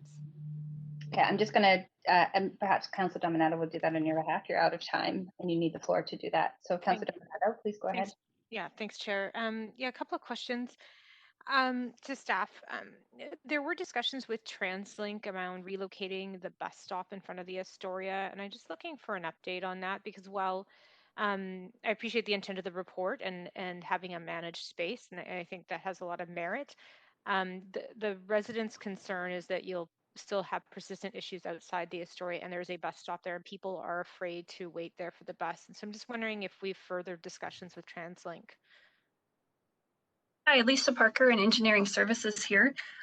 So thanks for that question. We have been having discussions as these issues started to emerge last year with TransLink. And we really decided as a city the focus was to create the safe space for the people to move to. And really the idea is that PHS will continue with the outreach if this pilot does proceed. It was a key recommendation that we did hear from the Community Steering Committee. Currently, TransLink is not actively working on bus stop balancing along the Hastings corridor, but as the pandemic impacts begin to ease, we will collaborate and work together on that. And if this pilot does emerge as being successful, but not necessarily fully addressing these issues, we will continue the discussions with TransLink on this exact bus stop location. Okay. I guess in that vein, what kind of discussions have we had with the Astoria around the dedicated managed space on Princess? In terms of, are they going to be supportive of that? Are we going to have signage outside the Astoria saying, here, like wayfinding, here's where you can go and have a safe space where you can consume alcohol? I'm just questioning what kind of information, one, how engaged is the Astoria, and how are we going to be providing signage to direct people? Thank you for your question, Councillor Dominato. It's Diana Herford, Senior Planner, Social Policy and Projects. What we've been doing is really starting to do a lot of information and relationship building over the past 6 months or 7 months. And so we've been doing that in person with PHS and outreach workers. Also, PHS has been establishing some of those relationships with Astoria Can I pause staff. you there? I'm sorry, can I just pause you there? My specific question is about the Astoria and about signage outside the Astoria directing people to where they can go. Yes, so to clarify, there hasn't been signage yet to date. We can explore that option. It has been an in-person outreach and direct with Astoria staff and people outside to let them know about the option to the Drinkers Lounge. Okay, that's what I'm getting at. It's because I think longer term, and I just like curious. The Astoria, I imagine, holds a business license with the city, and I'm curious. I know that apparently we don't have jurisdiction over service, but do we have any ability to pull back on the business license or have any sanctions if there is over service? Councillor Domina, I can address that question, Paul Moker here. Yeah, the enforcement of kind of the liquor license really does fall to the province. We've had numerous conversations with the province around this location. We're not privy to the details of their enforcement actions and enforcement files, so we can't say what action they might be taking against the Astoria, but we've certainly been clear with them around the concerns that we've heard and seen regarding that particular outlet. Okay. I'll pause there, but I'll move for a second round of questions. Thank you, Councillor Dominato. All those, so there's a motion on the floor to move for a second round. So I'll just ask for a vote on that. All those in favor say yay. Yay. Yay. Any opposed? That motion carries. So we will have a second round. Thank you, Councillor Dominato. Councillor Fry, you're up next. Yeah, thanks, Chair. And so part of my question here, I'm looking at the anticipated benefits, and one of which, number 2, is described as benefits to businesses. So I'm wondering if you could walk us through some of any of the concerns that we may have heard from businesses. I know that in the past there's been concerns from some of the young women who work at the formerly Mr. Jack's building, where now Aritzia is. There's a bunch of clothing manufacturers there, and a lot of young women who have felt vulnerable in the neighborhood. And I mentioned this in the context of the recent relocation of the OPS inhalation tent to Abbott and Pender, which hadn't really done a big proactive outreach to folks. And indeed, I hear a lot from folks who are concerned that Abbott Street is the one sort of safe street to traverse Hastings between Gastown and Chinatown and the SkyTrain and whatnot, and concerns around impact. So I'm wondering what kind of proactive approaches have been taken around businesses and employees, and also what kind of measures for response in the event that there are issues. Thanks for your question, Councillor Fry. It's Diana Herford, Senior Planner, Social Policy and Projects. We've been really working in sync with the Strathcona BIA as part of our steering committee, and so really getting both individual business as well as Strathcona BIA consultation and engagement throughout.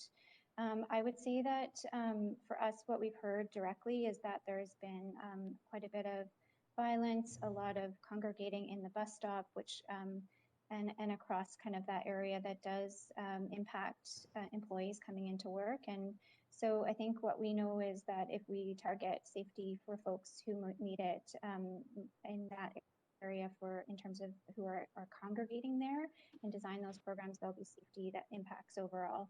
So we have heard about those concerns from businesses, both through the BIA and from the individual businesses, and you'll be hearing more likely from Strathcona BIA in the speakers list.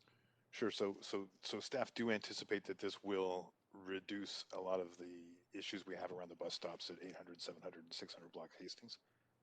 We anticipate so, and we'll be monitoring throughout if the pilot goes ahead. Okay.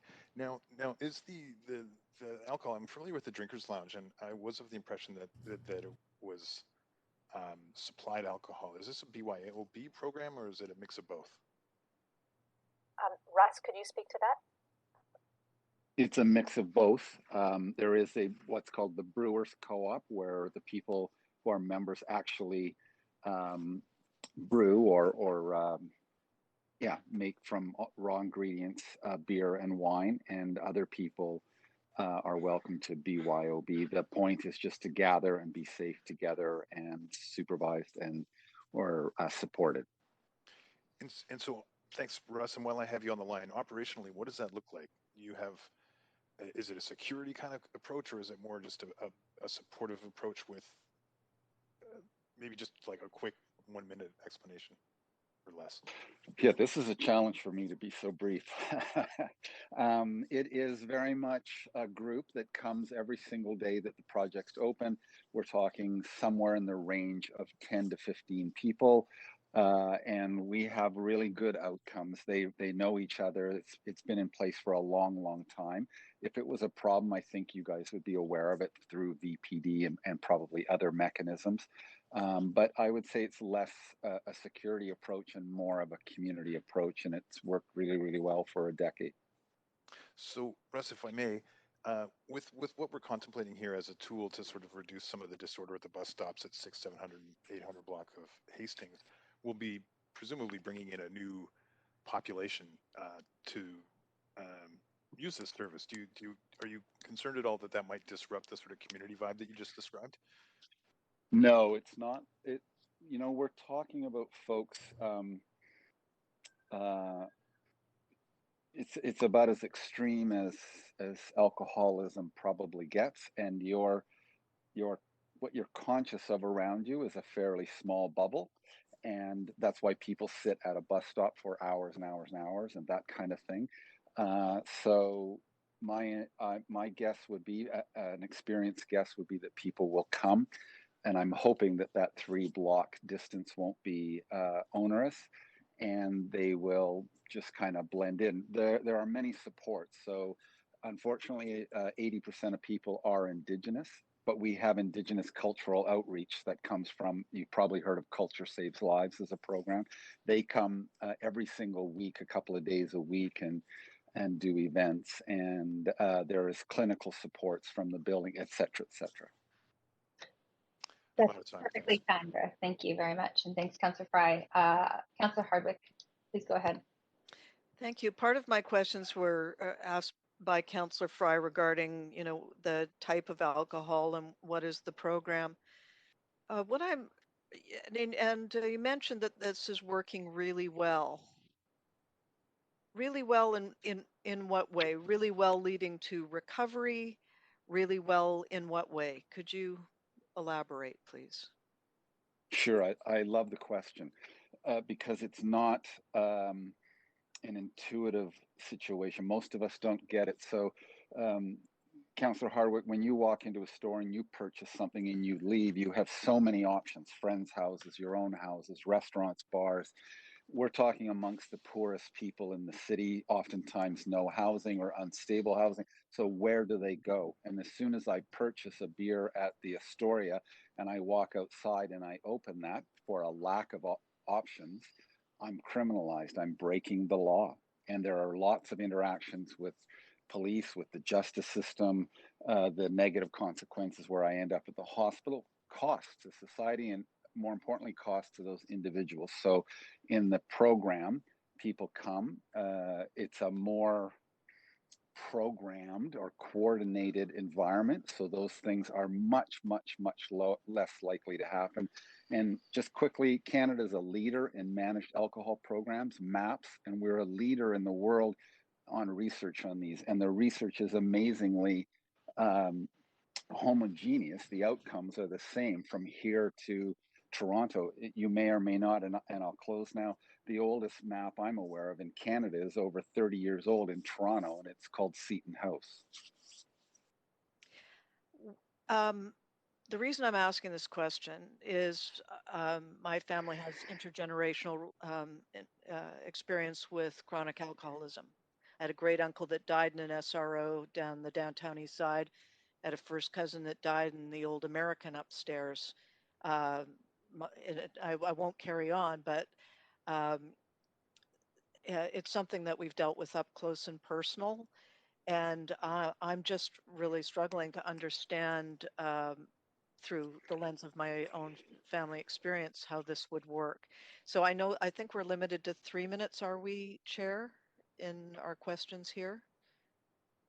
You had 3 minutes of speakers, but you can ask 5 minutes for staff. So you've Okay. got 2.5 So, minutes. given what I'm describing to you, and I do understand through, as I'm trying to describe through personal and family experience, how does this work? I mean, could you just give me a little bit more to go on? Because I'm struggling with this as a family that you know, was always, you know, kids put out of their beds when someone came home, you know, out of control. And I think you know where I'm going with my questioning. Yeah, and I think it's excellent again, because we can't force people to change, and even in countries where they do, it doesn't have a good outcome. There's been plenty of research on this kind of thing, but we're talking about somebody either being in an SRO alone, like you just painted a picture of, or in a park and that kind of thing, and contrast that to them being part of a program where they're every single week the doctor from the building connects with them in a social manner, not in a you're part of a program, you need to see me way.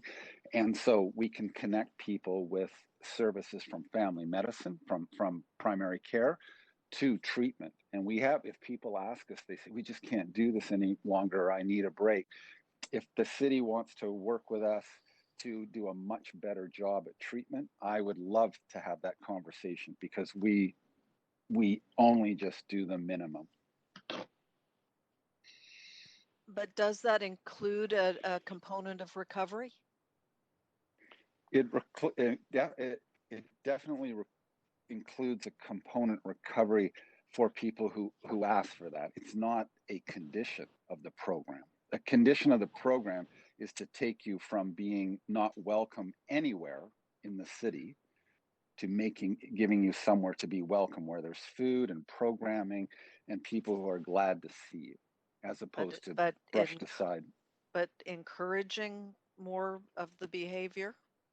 No, absolutely, like categorically not, because in order for that, I imagine that's a much longer answer than we have time for. So perhaps we can continue that offline. Councillor Hardwick, that's your time.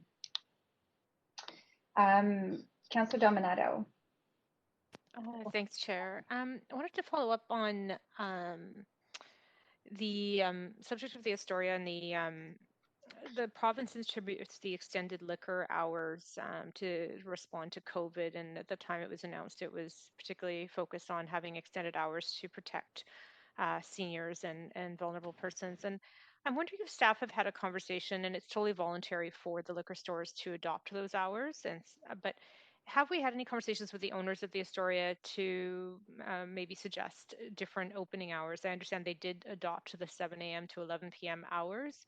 But given that we've heard safety concerns from residents in the morning when they're trying to take the bus, you know, at 7 or 8 in the morning to go to work, just wondering if that's a conversation we've ever embarked on.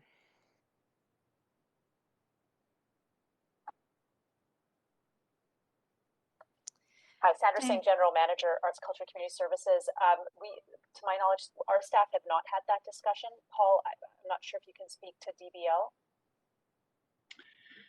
No, not so as I'm aware. Is that something you would need council direction to engage in a conversation around the hours? And sorry, Councillor, just so I understand, this would be a request that the operator voluntarily limit their hours? Yes. So they obviously opted to take the province up on the extended hours, but could we have a conversation with the realm of talking about the public safety concerns that have emerged? Would they consider doing opening hours that, you know, traditionally they were 9 o'clock in the morning? Certainly, Council, if that's something that you would like us to do, we can have that conversation. I mean, given what I know of the operator, yeah, not sure what the success rate would be there, but we can certainly make that request if that's something you're interested in us doing. Okay. And the two other questions, just around as a pilot, what kind of reporting back will council get on this? Can we anticipate, would it be, you know, 6 months into the pilot, we get a report back as to how it's working? Just what would that look like? Diana or Lisa, would you speak to that? Yeah, Lisa Parker here with Engineering Services. So staff will be bringing back a report for last summer's overall public alcohol consumption pilot for the 4 plazas. And we'll be putting forward proposal for your consideration later this summer. And we will include an update for this pilot at that time. This pilot currently is slated to go until July 31st, but we can include an update for how the pilot goes if it does proceed. Okay, that's great. And then last question is just around the additional grant request of $25,000. That's an addition. I'd sent an email, but that's an addition to what's already been provided. Could you just expand on how that's going to be used? Diana Herford here from Social Policy. Just in regards to the PHS operations and the expanded operations, that 25K will allow for a 5-month program, which will take us until July 31st and allow for additional fundraising to be done along that time to extend both the program length and ongoing operations. So it'll allow for us to evaluate and to seek additional funding. Okay, thank you. Appreciate that. Thank you, Councillor Dominato. Councillor Fry, you're up next for your second round of questions. Thanks, Chair. Now, this is somewhat tangential to the grant that we are contemplating for this service, and I in principle support it, but I have this underlying concern that given the model is partially BYOB, and that we as the city have effectively granted a monopoly to the Sahota family who run the Astoria through some policy that has suggested there's a moratorium on liquor stores in the downtown east side. So the only liquor store in the downtown east side is the Astoria, run by the Sahota family. The next closest one is in the Central Business District at the Harbor Center, which is a government liquor store. Has there been any contemplation in this work by a city staff to reconsider that moratorium on liquor stores so that we're not effectively giving a monopoly to folks that we've been in legal battles with over expropriation and numerous egregious offenses? So, Councillor, thanks. Paul Mocher here. I mean, there's a lot of history behind the moratorium on liquor sales in the downtown east side, and it's quite a complex issue. Appreciating the concerns that you've raised around the owners of that particular property. That's a much broader question. There are, and Vancouver Coastal Health, I think, certainly has views on that as well. So no, we haven't at this point looked at that issue. There's the notion of revisiting that moratorium has not been part of what we've contemplated in the scope of this file. Paul, Tom Wanklin from the Downtown Eastside Local Area Plan Group could speak briefly to this as well. Yeah, afternoon, Council. Tom Wanklin, Senior Planner, Downtown Eastside. Just to add on to our Acting City Manager's comment, my understanding is that there are actually 2 liquor stores in the Downtown Eastside area, and there are 2 off sales in very close proximity to the Downtown Eastside, but just outside the Downtown Eastside. And certainly there's no contemplation at the moment of increasing or, changing that arrangement as it stands. Okay.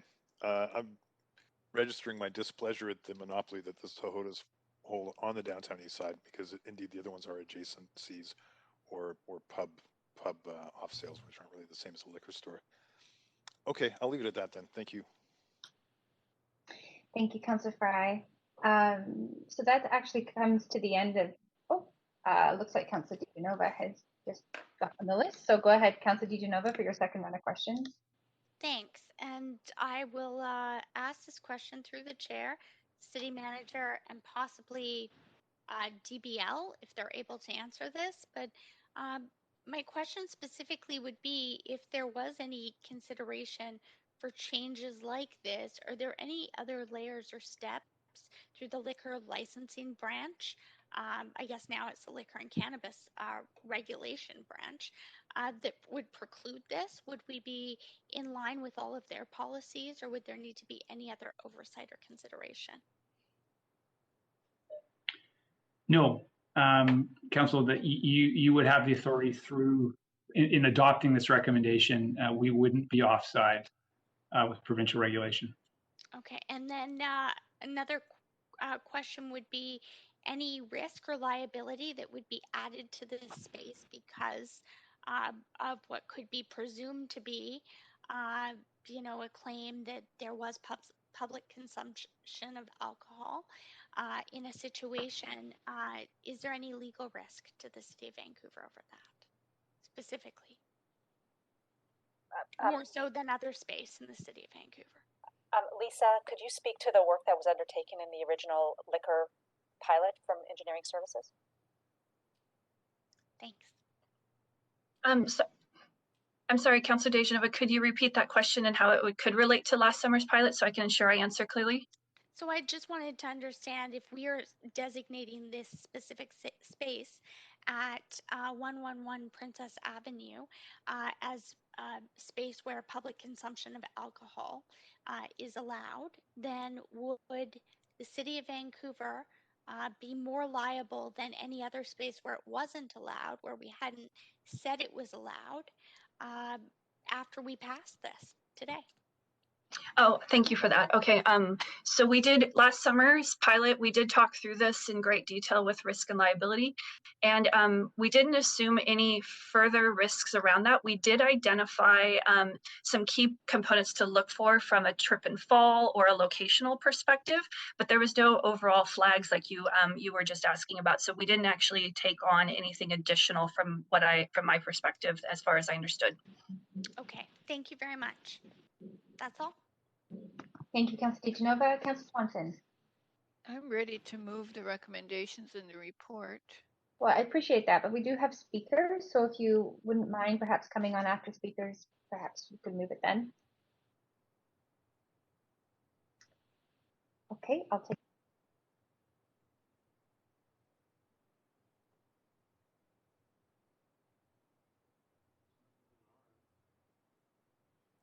Chair Bly, I think you're muted, or we don't have audio from you.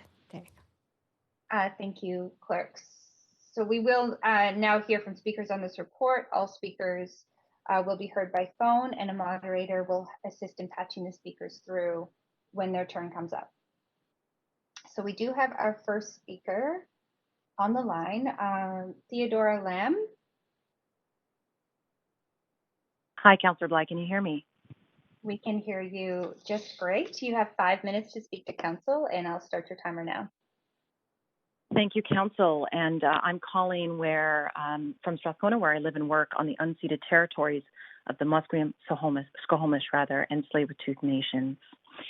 I'm here to voice my support for this pilot project, and this support comes with conditions. This pilot, known internally at the SBIA as the Astoria Drinkers Project, began 8 months ago as a result of the businesses of the 700-800 block of East Hastings sounding an alarm. And the SBIA was the first to come to the table with the city and VPD to talk.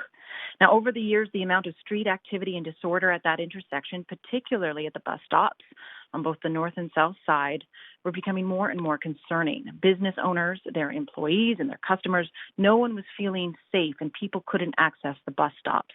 What was happening was a clash of worlds between public drinking and the neighborhood and commercial district around it, and it seemed to all come to a sort of head at this intersection.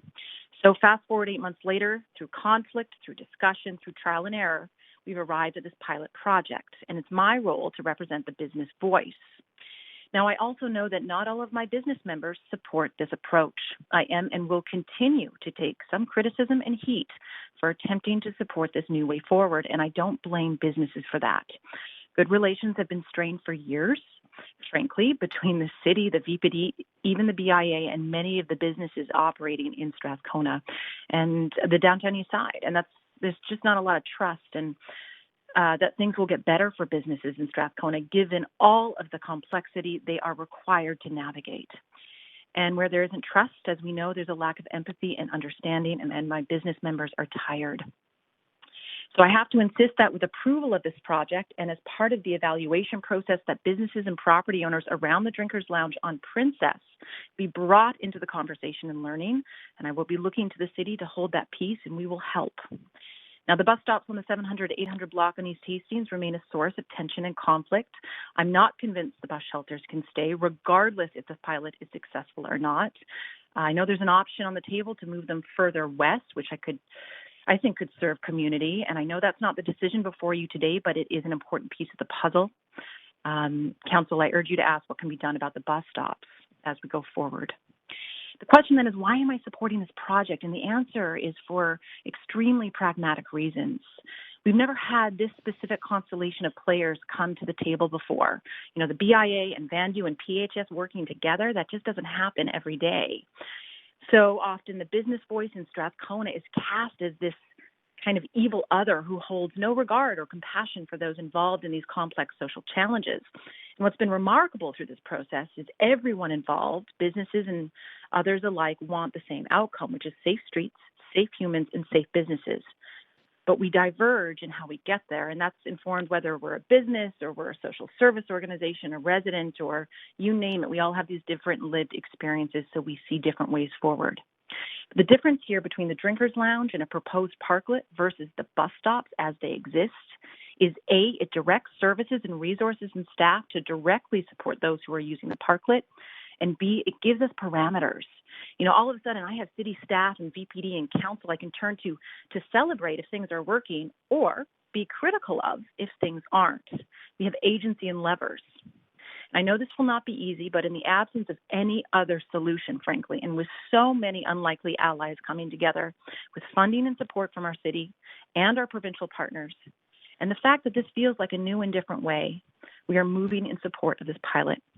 I'd like to thank the businesses, all of them in and around the 700, 800 block, for their voices and for choosing Strathcona. And I would like to assure the businesses on Princess that they will be hearing from us and from the city moving forward. I'd also like to thank Diana Herford and Alicia Finken with the City of Vancouver. They had the unpleasant experience of having to deal with me as I advocate for the businesses, and they were critical in getting us to this place.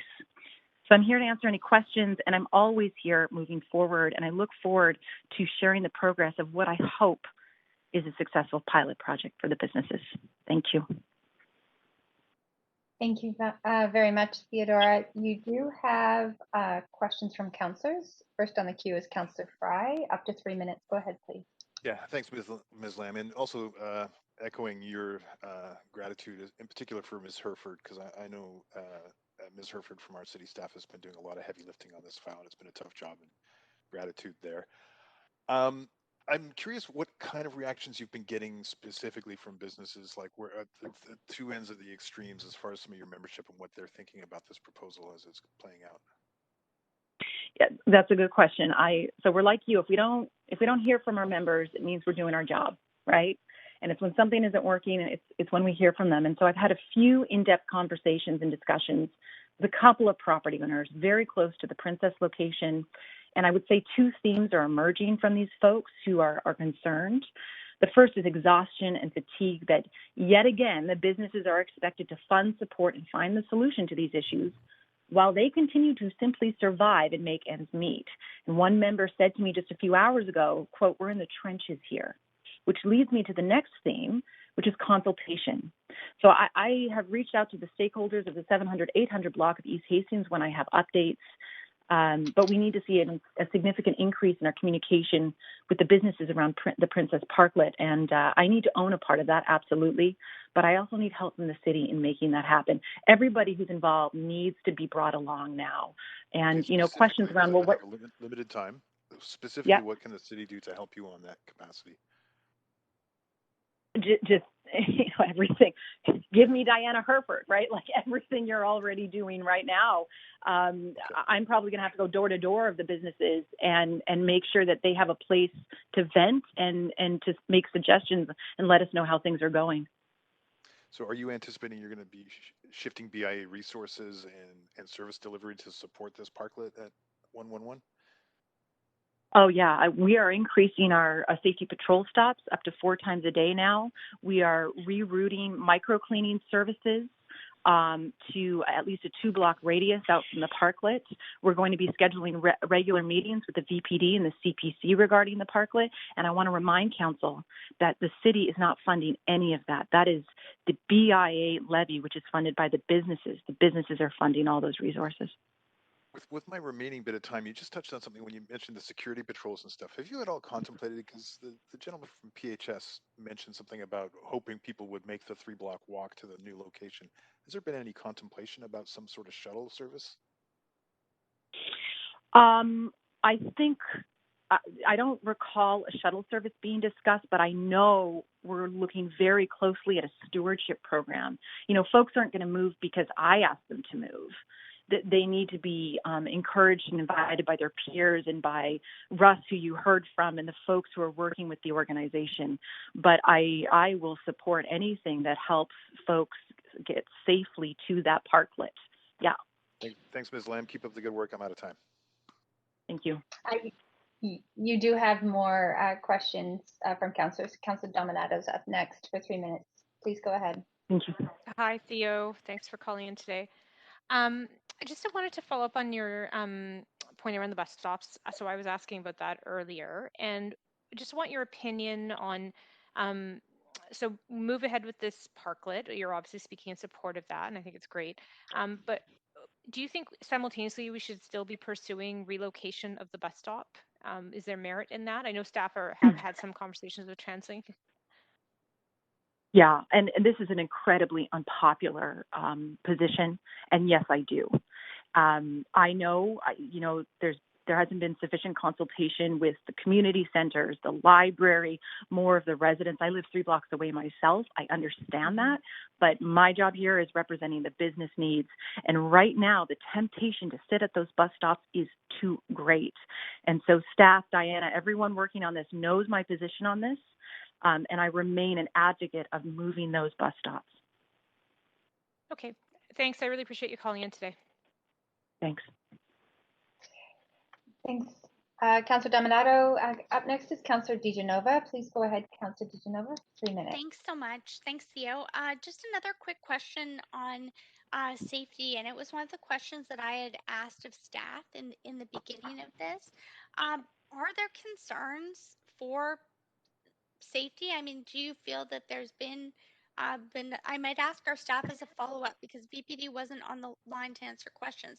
I see lots of VPD data in here, but has there been consultation as to, how they might allocate resources to, make businesses, residents, and including people who use this parklet and are also consuming alcohol feel safer?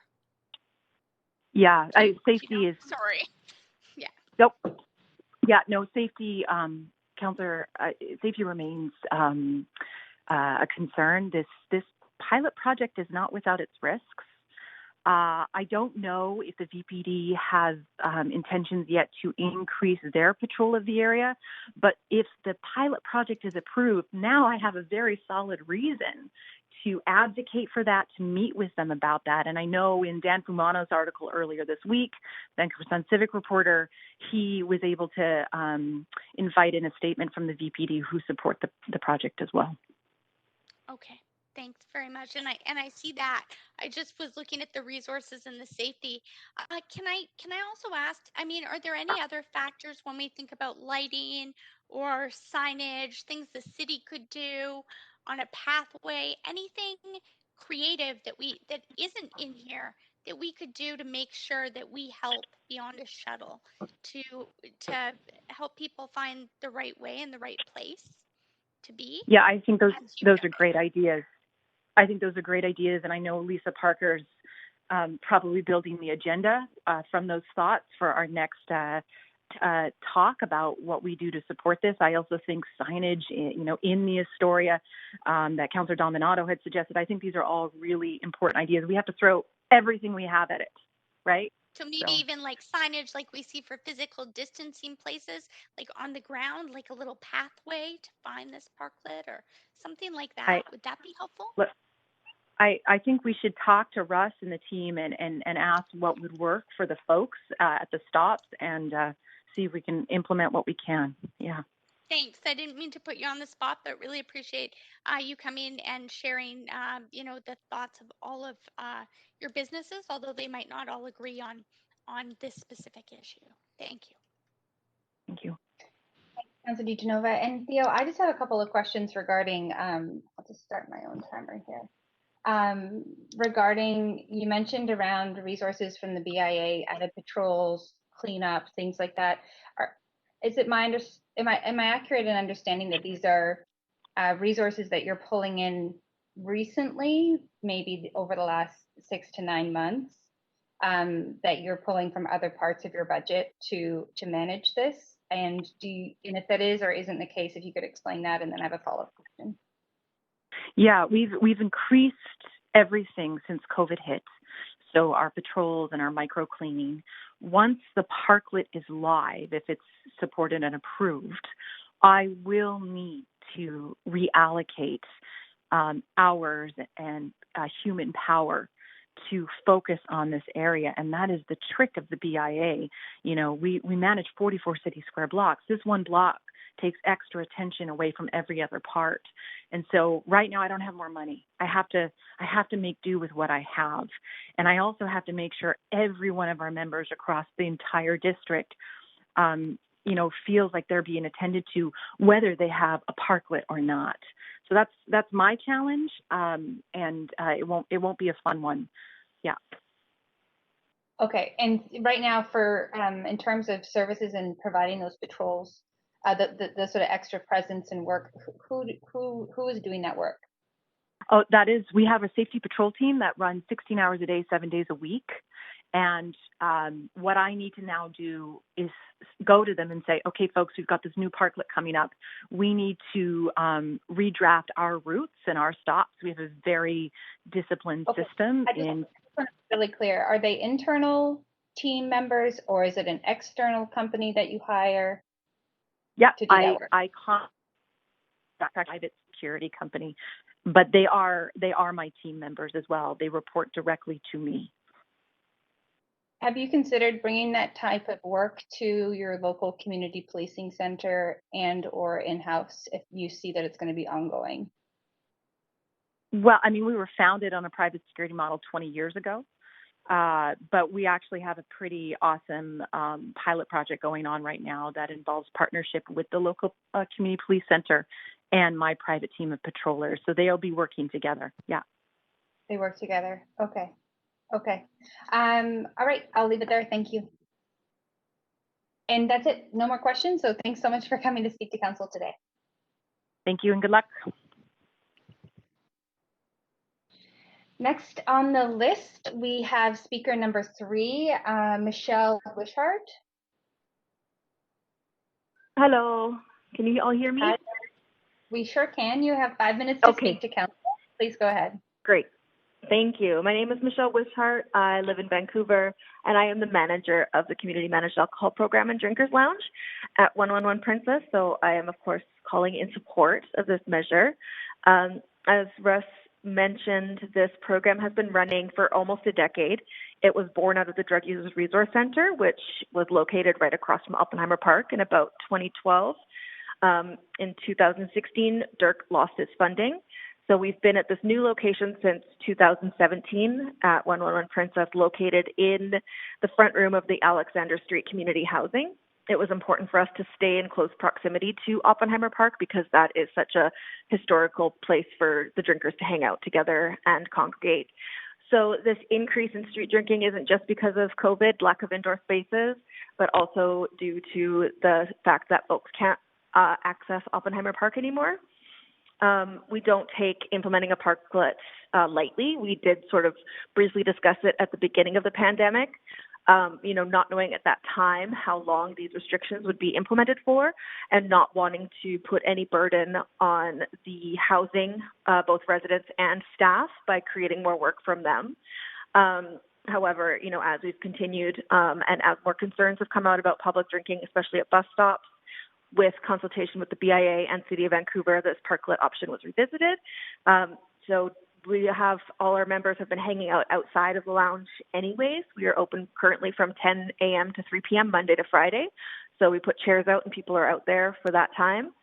So to have this parklet would increase the comfort, the aesthetics of the outdoor lounge, and most importantly, capacity, so that we can invite more people in to be comfortable and have a seat and hang out here. So obviously the next logical step is to make it legal to consume alcohol within this parklet, just like the pilot projects that happened this summer. None of these pilot locations were located within the borders of the downtown east side, where public alcohol consumption is very common. For the most part, alcohol-related statutes aren't necessarily enforced. It sort of depends sometimes on the person or even the officer that happens to be, walking the beat and seeing people drinking. So unlawful possession or consumption of liquor and intoxication in a public space aren't always going to be ticketed. However, people who live with severe alcohol use disorder are still very much at risk of having their alcohol confiscated or dumped by the VPD and or receiving fines that they absolutely could not afford to pay. Taking away someone's alcohol can put them at an extreme risk of life-threatening withdrawals or seizures. And doing this only increases the desperation they have to access alcohol in an illicit form, which means hand sanitizer, rubbing alcohol Listerine, or in an illicit manner, which is stealing. So in short, policing public consumption of alcohol for people with severe alcohol use disorder only increases the risk of them experiencing alcohol-related harms.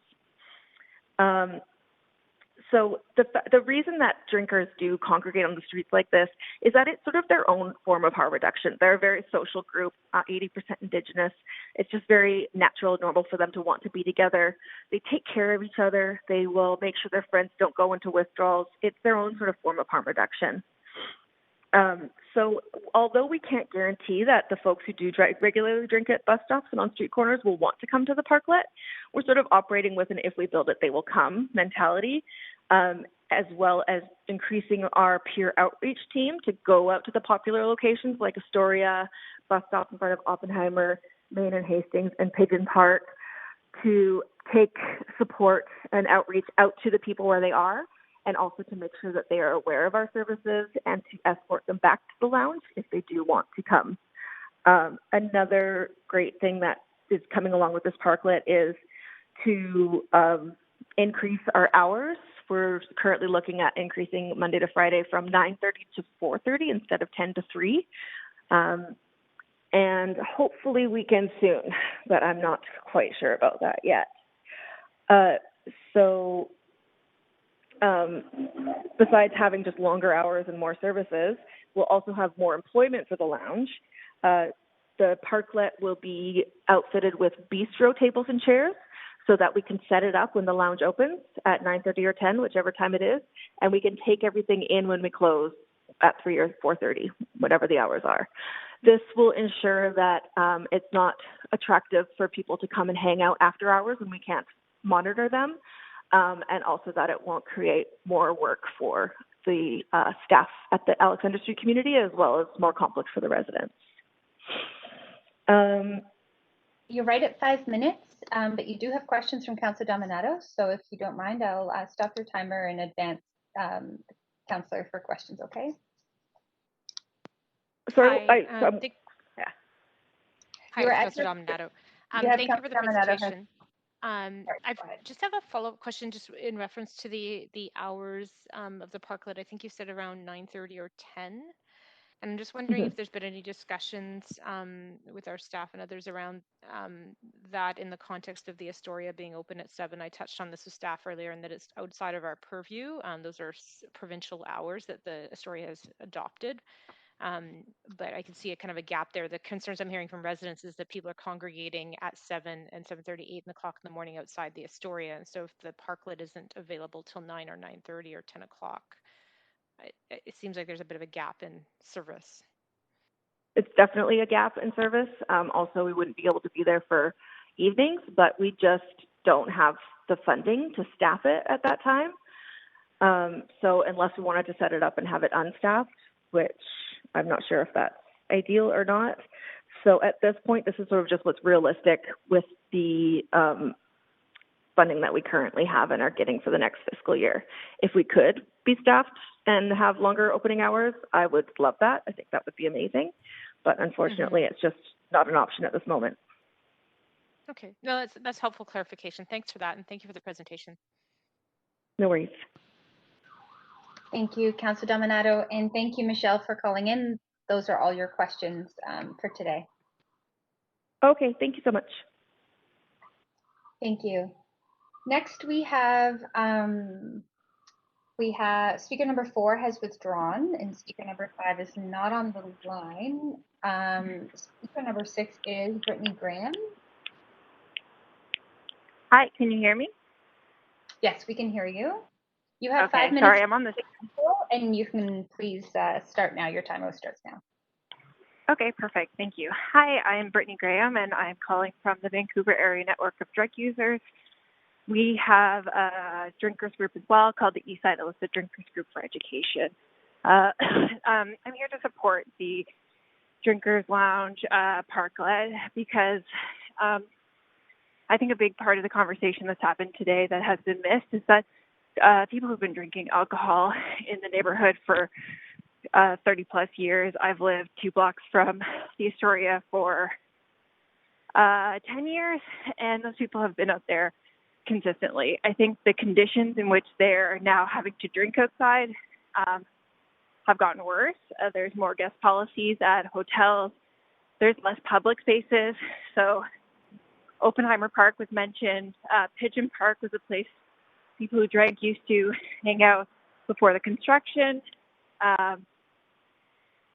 Strathcona Park, as well as McLean Park. I don't know if people know, but several benches have been taken out of that park. So there's less places inside that people can go because of guest policies related to COVID and also stigmatization related to drinking. And then they have less places to be outside as well. I know that this isn't directly related to the actual bus stop, but I think you should look at the examples of other bus stops that have had their seats removed.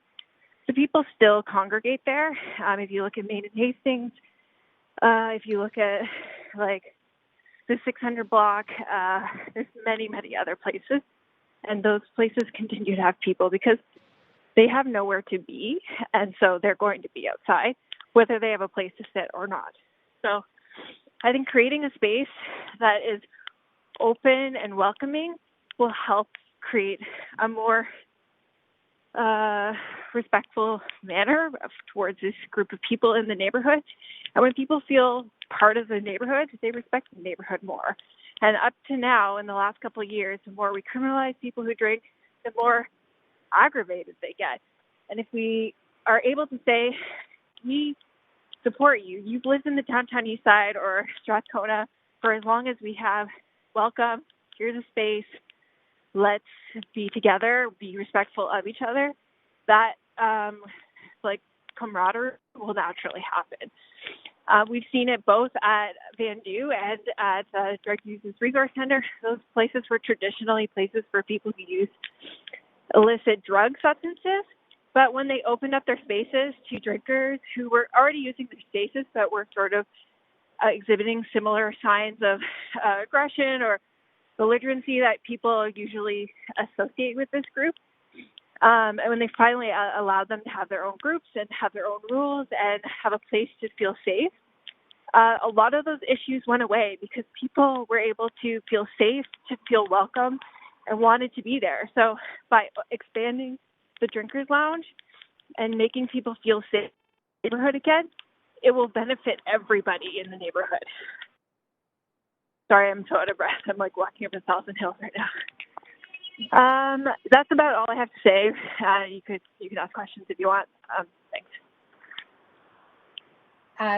Thank you very much, Brittany. You don't have any questions from councillors, but we do appreciate you calling in to share your perspective. Awesome, thanks. Next, we have speaker 7, Sandra Stewart. I'm here. Hi, Sandra. You have 5 minutes to speak to council, and your timer starts now. Okay, just to let you know, I'm a little bit nervous. I'm not a real natural public speaker, but it kind of helps that I'm on my phone. I'm a downtown East Side resident. I come from Haida Gwaii. I've been living in the area for the downtown East Side specifically for going on to 5 years now. So I feel like I'm part of their community, which is excellent. Their family down there. I'm part of Vandu, a volunteer there. And I'm also a drinker. And I too used to sit at the bus stops. I think it's kind of a ludicrous idea to even take the bus stops out because, as Brittany mentioned, it's still going to be happening with people drinking outside. And I'm calling in support of the outside area opening up because people need a place to feel welcome. They need a place to be safe, to be drinking alcohol. And that area, when I was in it, was very quiet. I don't know if I just was not noticing very many residents there, but it seemed to be in a nice area to sit and just meet up with your friends. The Drinkers Lounge is a sense of belonging. It helps with loneliness, especially with COVID going on. And I think the drinkers really do need a safe, legal area to consume alcohol in. And it would be beneficial not only to the drinkers, but to the businesses down there to have somewhere that is monitored for part of the day, not nighttime or early morning. But I think it would be beneficial and a positive move for everybody. And I think that would be it.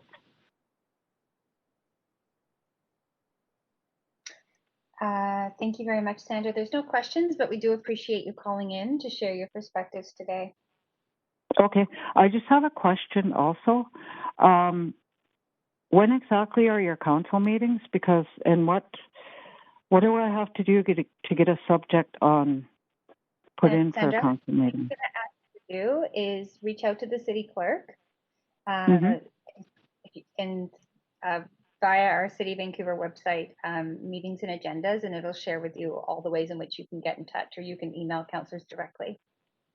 Okay, sounds good. Thanks so much. Thank you. Bye. Next, we have actually Speaker 8 has withdrawn, and Speaker 9 is not on the line, but I will go through. So that comes to the end of the speakers list. So I'll go through and call the names of those that have not withdrawn but were not on the line. So Speaker 5, Tyler Bigchild. Chair Blind, not on the line. And then, thank you very much. And then Speaker 9, Nathaniel Canuel. Also not on the line. Okay, thank you very much, Clerk. So this brings us to the end of the speakers list for this item. Thank you for all that called in to speak. And we are now at the point in our process where I'd like to see if anybody would move this motion. I think Councillor Swanson was, or it did indicate that interest and is on the queue. So I'll advance you now, Councillor Swanson.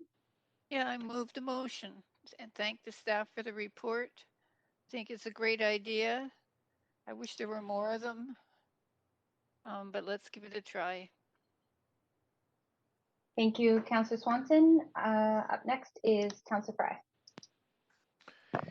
Yeah, I also appreciate the work that's gone into this, and I really do appreciate a lot of the work that, in particular, and I don't want to single out Diana Herford, but I know Diana Herford's been doing a lot of work on this and has it's been a tough job for a lot of this. So I do want to acknowledge all of our staff working on this as well.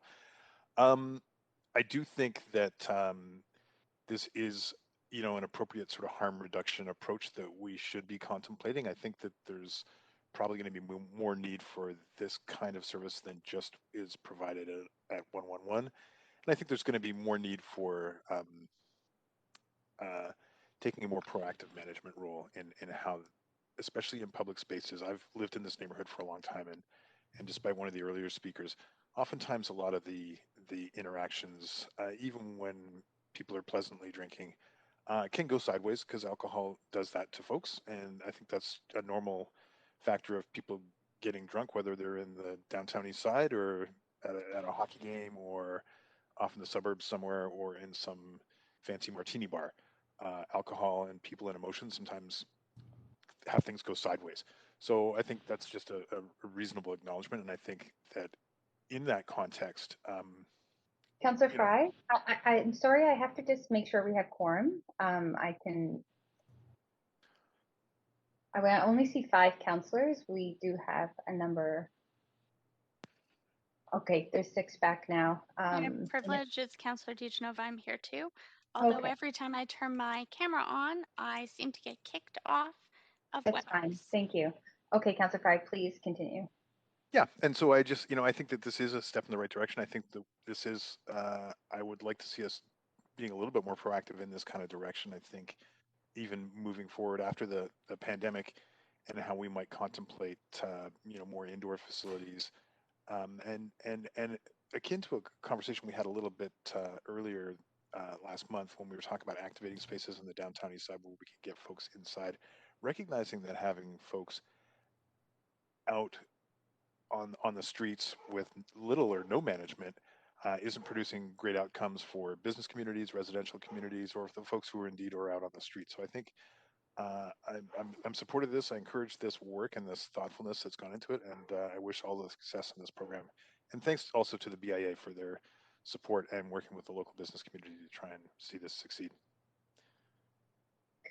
Thank you, Councillor Fry. Councillor Dominato.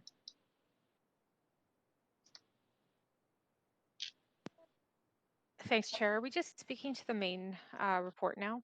We are. Okay. Thank you.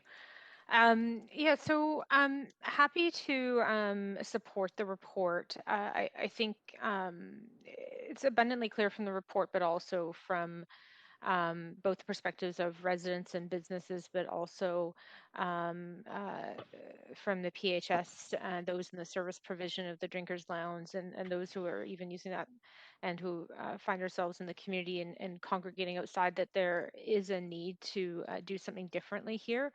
I raised a number of questions, and I stand by them, and that I hope that I'm not moving any amendments to the report today, but I do hope that staff do further those conversations around TransLink, just around the possibility of relocation of the bus stop, but also as for ongoing consultation takes place and initiating of the pilot, is Ms. Lamb referred to sort of the idea of signage as well within the Astoria, so people would know that the parklet's there, and that, because I do agree that there is a necessity for having a space to gather, and that by having this outdoor parklet, it does create that space and a place for people to gather, and the COVID has definitely changed things, as I think another speaker noted, around no guest policies.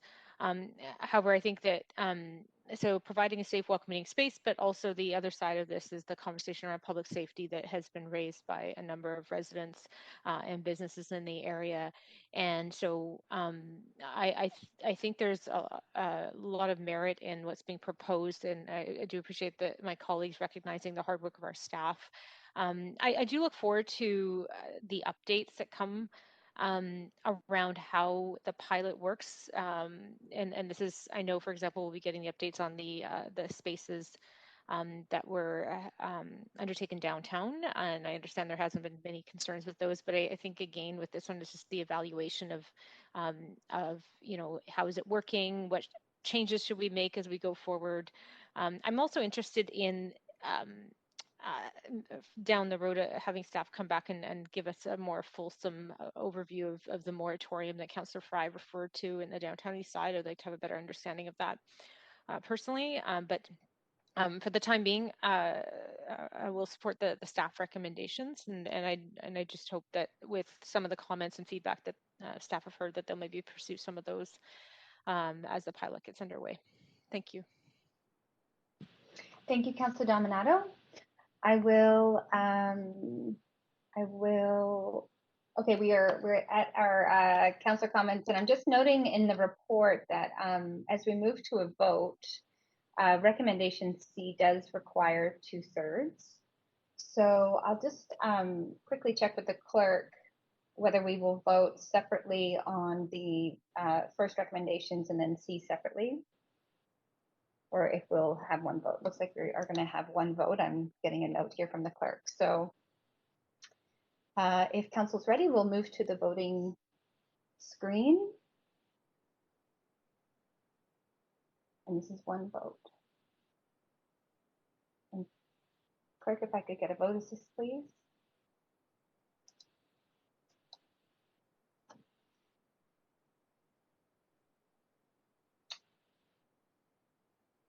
I'm just waiting on Mayor Stewart.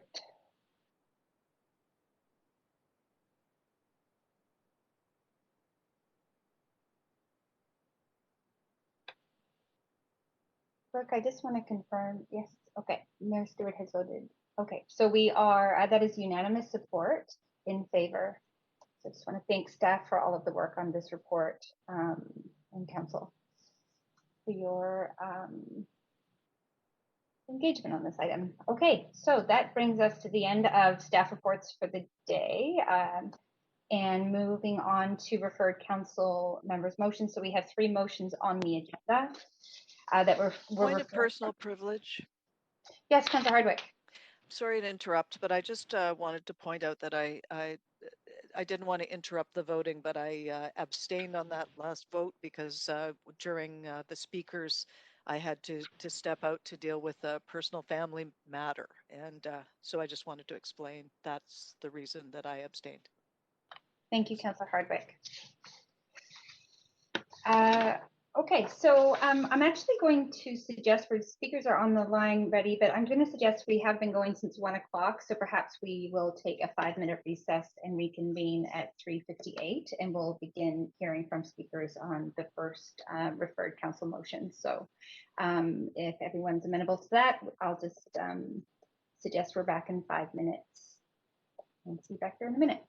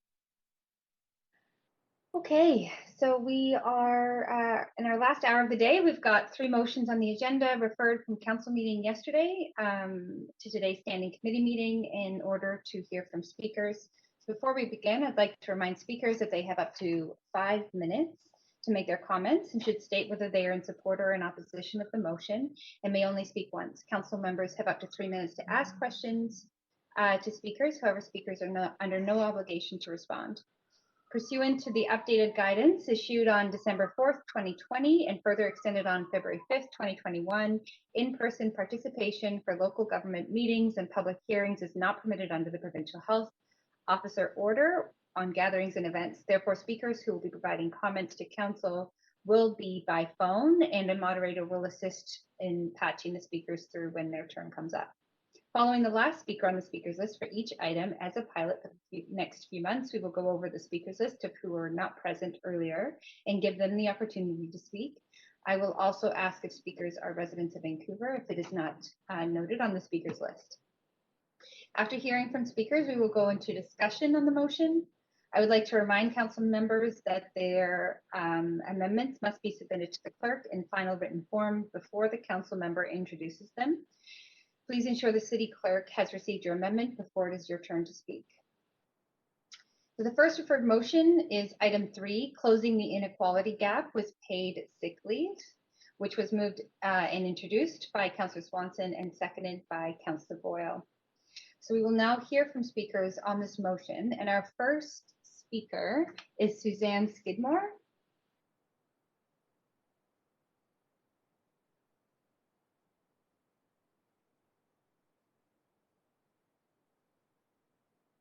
Hello, can you hear me?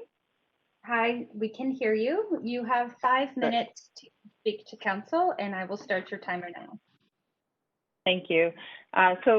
Yes, my name is Suzanne Skidmore, and I am calling in from the unceded traditional territories of the Kakite First Nations in New Westminster, but I'm calling on behalf of the Federation of Labor here in British Columbia and the Secretary Treasurer there, and I'm speaking on behalf and in favor of motion B2 on behalf of more than 500,000 members of our affiliated unions across the province. So I want to thank Councillor Swanson for bringing this motion before Council. It could not be more timely. Contagious new variants are circulating in the community, and our province faces the prospect of a third wave of the pandemic. If that happens, if there's a significant resurgence of COVID-19 in British Columbia, then everybody loses. Workers, employers, families, our healthcare system, our governments, we all pay that price. We saw that last year with a workplace outbreak at a poultry processing facility where 28 workers tested positive and the plant had to shut down. It put lives at risk. It forced the plant to shut down temporarily and affected the financial well-being of everyone who relied on that business. Workers who come to work when they had symptoms had an impossible choice often between staying home for safety and earning the money they need to keep food on the table and a roof over their heads.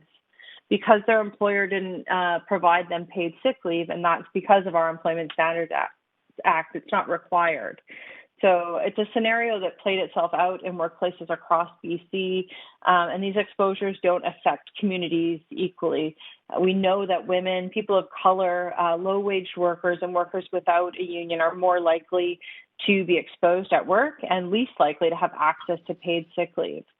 As much as we like to pride ourselves as having better working conditions than in the United States, only 1 in 4 American workers don't have access to paid sick leave. Here in British Columbia, it's more than half. If you look at low-wage workers earning under $30,000 a year, 80% of those workers have no paid sick leave at all. The federal emergency sickness benefit doesn't do the job. It's limited to COVID-19 illness. It's capped at $500 a week. That's less than minimum wage. And it leaves workers holding the financial bag while they wait and hope that they'll qualify. It's better than nothing, but it's a stopgap and it's not paid sick leave. The real test of whether a measure is adequate is very simple. When a worker wakes up and doesn't feel well enough, can they stay home without paying a financial penalty? There's no question. This is a question of workplace fairness, but it goes far beyond that. Paid sick leave is now a public health imperative because it's a firewall against the spread of disease. And that's why we're asking you to support this motion. Leaving it to individual employers hasn't worked. We need the provincial government to establish a common standard for all workplaces. And paid sick leave benefits businesses and other employers as well. Workplace outbreaks mean closures, damaged reputations, and a loss of the public's trust, not to mention requiring longer and more stringent lockdown measures. We know many employers have been hit especially hard by COVID-19, and our proposal to the BC government includes a framework for government financial support to those businesses to get their sick leave plans up and running. The pandemic has shown us how badly we need paid sick leave, but it's not just a COVID issue. This is about the spread of less serious infectious diseases too. It's about keeping our workforce healthy and safe, and it's about being ready for the next pandemic. The bottom line is that working sick isn't working for anyone. In polling we've conducted over the past year, 3/4 of British Columbians said that they support a plan to permanently provide 10 days of paid sick leave. And I'm asking you today to lend Vancouver's voice to help us build communities and workplaces that are more resilient through this crisis and those to come. Thank you. Thank you very much. You do not have any questions from councillors, but we do appreciate you coming to speak to council to share your perspective on this motion. Thank you. Thank you. So council, that's actually the end of the speakers list on this item. So now would be a time to move into debate and decision. And I see Councillor Fry is on the queue, so I'll advance you, Councillor Fry, for 5 minutes. Yeah, thanks, Chair, and appreciate that the speaker from BC Fed answered the question that I was going to pose, and it was nice to hear from Suzanne Skidmore there. I've submitted an amendment by way of the clerk. So Councillor Fry, if I can move us to an amendment Q1, and at that point you can introduce your motion, your amendment, if you wouldn't mind adding yourself back to the queue. Sure thing. Yeah, and it's fairly simple. It just reflects on actually the excellent work that BC Fed has done on preparing a white paper on this particular subject, and that's recognizing that small businesses are really suffering under COVID, and they're struggling as well as employees, and that calling upon the province to develop a small business relief program so that they can provide employees so that employers impacted by COVID-19 pandemic can put together these sick leave packages. Thank you, Councillor Fry. Not seeing anyone else on the queue, I'll speak to this amendment, but I may need to relinquish the chair to you, Councillor Fry. Pass it back and forth. Sure. So yeah, thank you. Just to quickly say thank you to Councillor Fry for bringing this forward. It's, I think, implied in the federal and provincial discussions that are ongoing right now that small business, that they see a role in senior levels of government helping small business in filling this gap. And we know coming out of a pandemic that it's a huge gap. But we've heard today through previous items on this agenda and over the last few months, the extra burden that small business has been loaded with just in so many different areas, whether it's a lack of washrooms or just generally, the impacts to our economy and their staff and holding things together in the trenches, I think, as our previous speaker spoke to. So I think this was a missing piece of this motion to clearly articulate where we think the burden of responsibility needs to lie in this particular circumstance. And so I'm grateful for this amendment. I certainly will be supporting it, and it will make a difference in how I can fully and enthusiastically support the broader motion. So I will take it back if that's okay with you, Councillor Fry. Please. And then seeing no one else on the queue, I will send or will ask clerks to bring up the voting panel and we can vote on this amendment.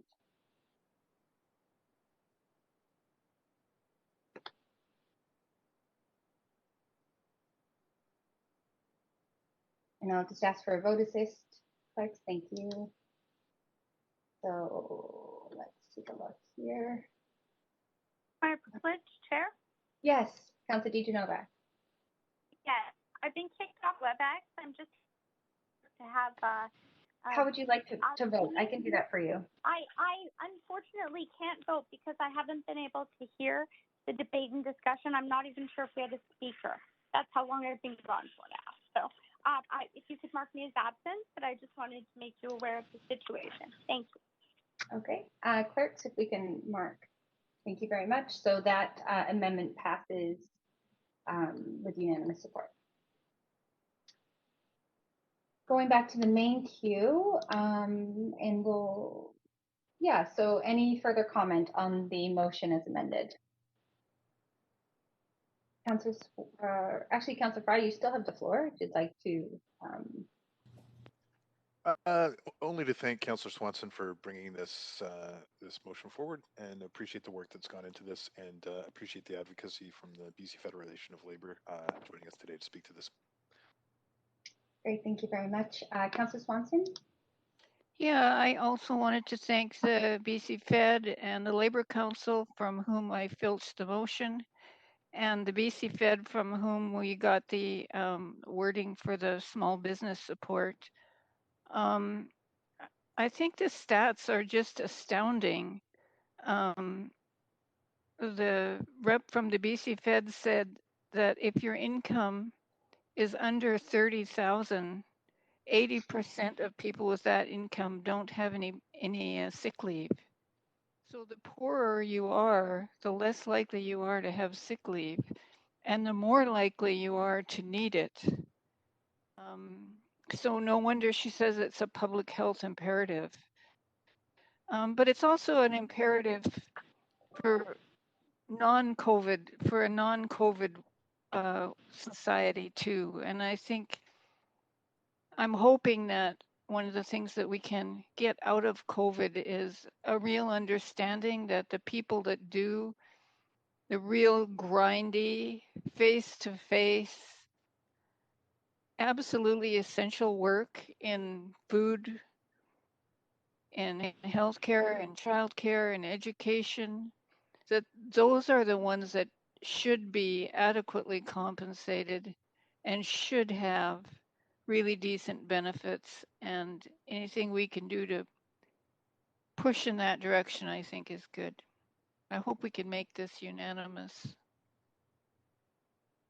Thank you, Councillor Swanson. You were the final councillor on the list, so we will move over to the voting panel to vote on the motion as amended.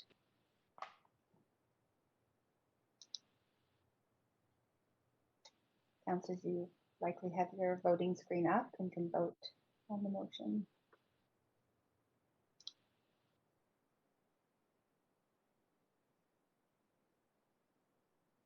And that motion passes unanimously with those present. Thank you very much, Council. So the next motion, referred motion, is item 4, and we do have a speaker for this item as well. So this is commemorating COVID-19 in the city of Vancouver, which was moved and introduced by Mayor Stewart and seconded by Councillor Kirby-Yung. So we'll hear from our speaker on the motion. And that first speaker is on the line, and I'll just get, my screen has just gone blank with their name. Clerk, if you could please help me by letting me know who the speaker is that's on the line. Chair Blunt, we have Jackie Cassidy. Thank you very much. Jackie Cassidy, are you there? Yes, I am. Hi. Okay, great. We can hear you. You have 5 minutes to speak to council, and your timer starts now. Okay, thank you. I probably won't need the full 5 minutes. Hi, everyone. Good to meet you. My name is Jackie Cassidy, and I am calling in on behalf of the Black Entrepreneurs and Businesses Society of BC. We represent about 346 Black businesses, and I'm calling in support of commemorating COVID-19 in our in our area, mostly because COVID-19 worldwide we know has affected more Black and Brown people. And so commemorating that will be helpful, and actually would also be a really good way for us to try and get the data about the groups and how COVID-19 has affected the groups here locally in BC and in Vancouver. So we support this motion. Thank you very much, Jackie, for calling in and expressing your support for the motion. I don't see any questions for you, but we do appreciate you calling in today. Thank you. Thank you. So, Council, we are at the point in our process here where we can debate this motion, and asking Council and Mayor Council if there's any debate. Seeing none, I'm going to move us over to a voting queue.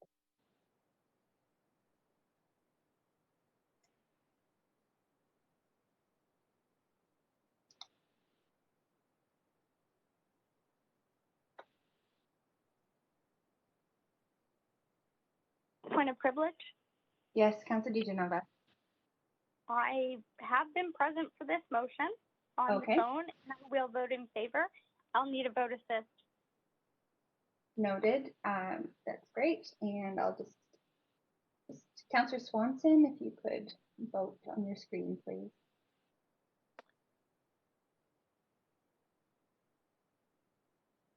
And that motion passes with unanimous support. Thank you, Chair. I just have a point of privilege. Yes, please go ahead. I'm sure glad that passed because I have a call with the Premier in about 11 minutes. So thank you, Council, for the support on that. But I'm just letting you and the clerk know that I'll be exiting the meeting now to take that call. So thanks so much. And yes, that's it. Okay. Thank you very much for letting us know. At this stage, I'm actually going to be passing the chair to Vice Chair Fry before we begin the next motion, as that is my motion. So Chair Fry, if you have your script, I will pass it over to you. Thanks, Chair. And I will need assistance to move the voting queue from the clerks. And I'm just looking through the script really quickly to get to where we need to be.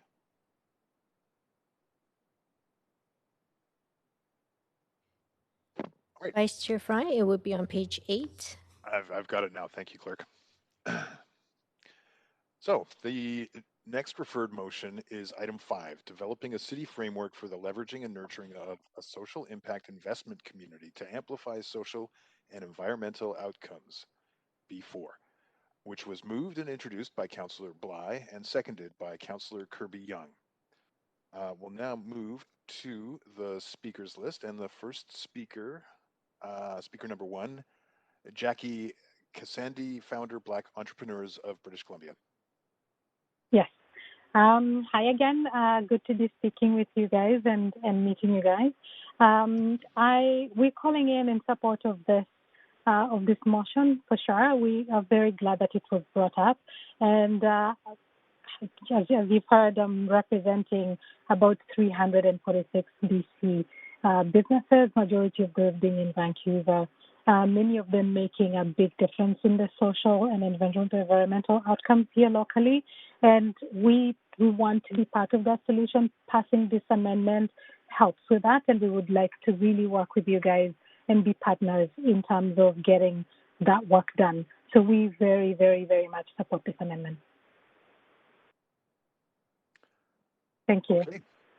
Thank you. And I'm sorry, if you could stay on the line. You do have a question from Councillor Carr. Excellent. Hello.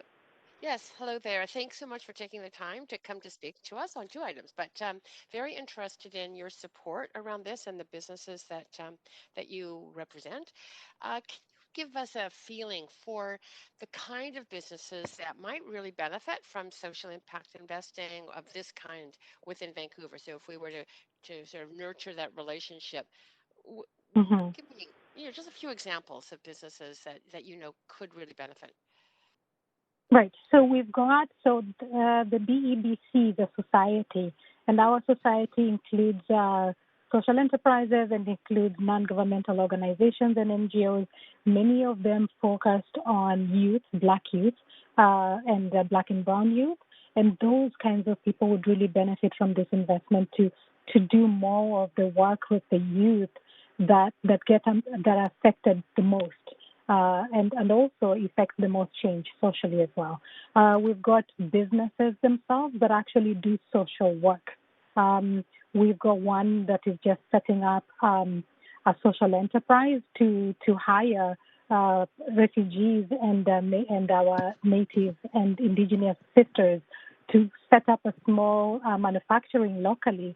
Those are the kinds of groups that would benefit from this investment, and they directly make a social impact because we would be getting 20 women from the margins into the work, into a dignified jobs, and that makes a difference both to those women. It takes them off of social services and gives them dignified work. And we also introduce local manufacturing, which impacts the economy locally as well. And we've got multiple organizations like that. Yeah. Great. I totally understand around the work related, the business related, the manufacturing related.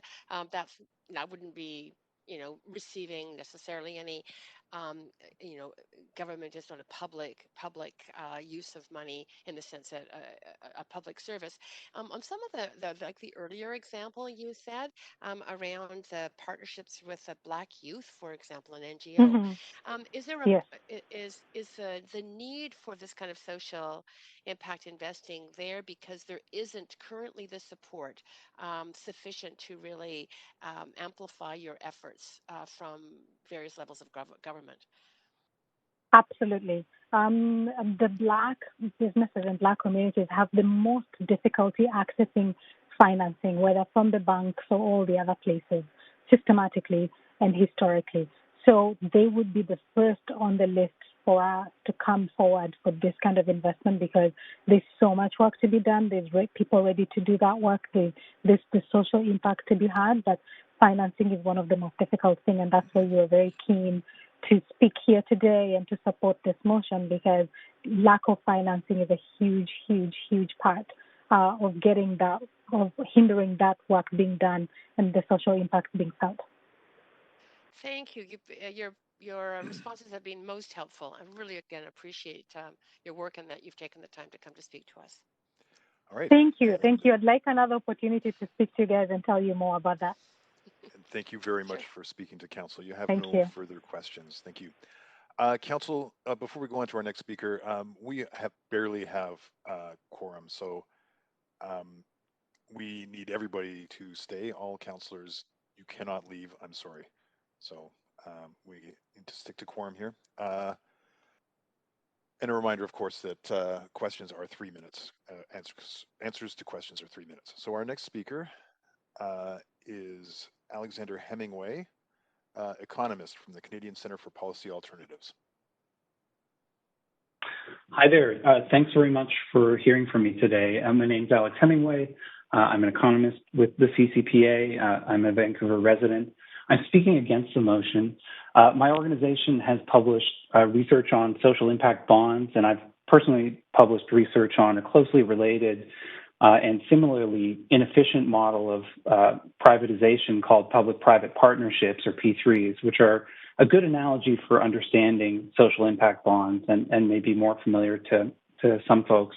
To make sense of social impact bonds, they need to be understood as an additional set of financial and administrative arrangements that are layered into public spending towards some social or environmental end. These sorts of financial arrangements are distinct from and shouldn't be confused with whatever the substantive social program is that's being provided, which can be financed by traditional means at lower cost. I'm going to speak to why the social impact bond model is more expensive than direct public financing.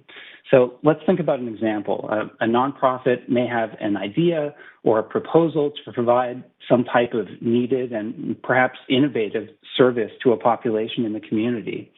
Under traditional public financing, that program could be pitched to government, funded directly, and then ultimately evaluated down the road.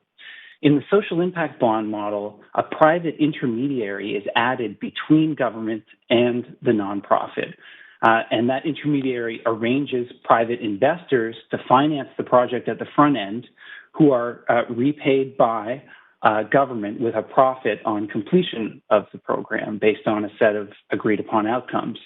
Now, this arrangement adds costs in a couple of key ways. The first is that the rate of return required by private investors is substantially higher than the public sector's own cost of capital. This is well understood and not really disputed in the literature on this. A second set of added costs come from adding those intermediary consultants, lawyers, and so on to arrange the contracts with both the investors and the nonprofit and with government. These are called transaction costs in the research literature on this issue. As a result, these social impact bond arrangements waste taxpayer dollars to fund private investor profit.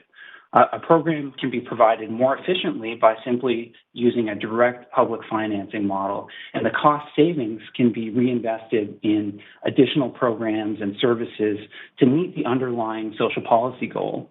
Now, according to proponents of this model, there is a scenario where government is supposed to be able to save from a social impact bond relative to traditional financing. And this is actually when the underlying social program fails. It may be agreed in the contract that if a program fails to meet certain metrics, the government payment to the private investors is reduced. In practice, though, investors, of course, are risk averse and negotiate guarantees to protect their investment, often by setting low risk outcome metrics that are easy to meet. And in addition, this model of tying payment to simple to measure metrics creates incentives that lead to additional problems. And that includes cherry picking the participants in programs and generally incentivizing focus on narrower measures rather than providing the highest quality overall service based on a more comprehensive, long-term understanding of outcomes. If there are cases where investors actually do agree to contract terms with a genuine risk of failure, that's then reflected in what's called a risk premium, where investors require an even higher profit on their investment as compensation for taking on that risk, meaning a higher cost to government from that risk premium. So ultimately, whatever language this is dressed up in, the reality is there's no free lunch here, that using higher cost private capital and adding a new layer of middlemen will waste public dollars compared to direct public financing of the same programs. And as a final note, in addition to being wasteful, this approach takes us further down the road of undermining rather than building up the capacity of our public sector and our public service to address complex social and environmental challenges. I would submit to you that city staff efforts should be directed towards building up a robust public sector capacity to meet these challenges and not engage in a further outsourcing and fragmentation of that capacity, as we've seen to damaging effect in recent decades, and which comes at additional public cost. Thanks very much for hearing from me. And thank you very much for speaking to council. You do have a number of questions. First on the queue for 3 minutes of questions and answers, Councillor Swanson. Yeah, thanks so much for coming. I just had one question. You talked a lot about social impact bonds, and the motion talks about social impact bonds, but also social impact investments. So I'm wondering, and social impact financing. So I'm wondering if you think there's a difference between social impact bonds and the other kind of social impact stuff, or are they the same?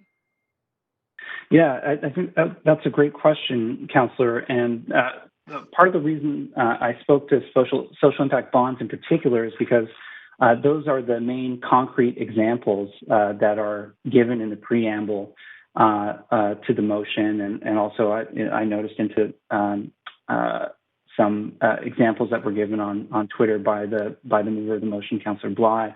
And that's also the area where we've done research at my organization. And finally, that's the sort of paradigmatic model where government is going to be involved and where public funds are going to be involved, is that social impact bond model. It's difficult to respond to the more general concept without specific examples being provided. So that's why I focused my comments in that way. Okay, thank you so much. Thank you.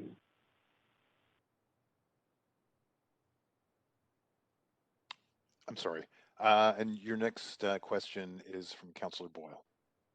Thank you so much for signing up to speak on this, Dr. Hemingway. I'm wondering if you could speak a bit to the example that folks may have heard of the Indigenous Mothers Program in Manitoba, and particularly thinking about sort of what the cost ends up being for the public.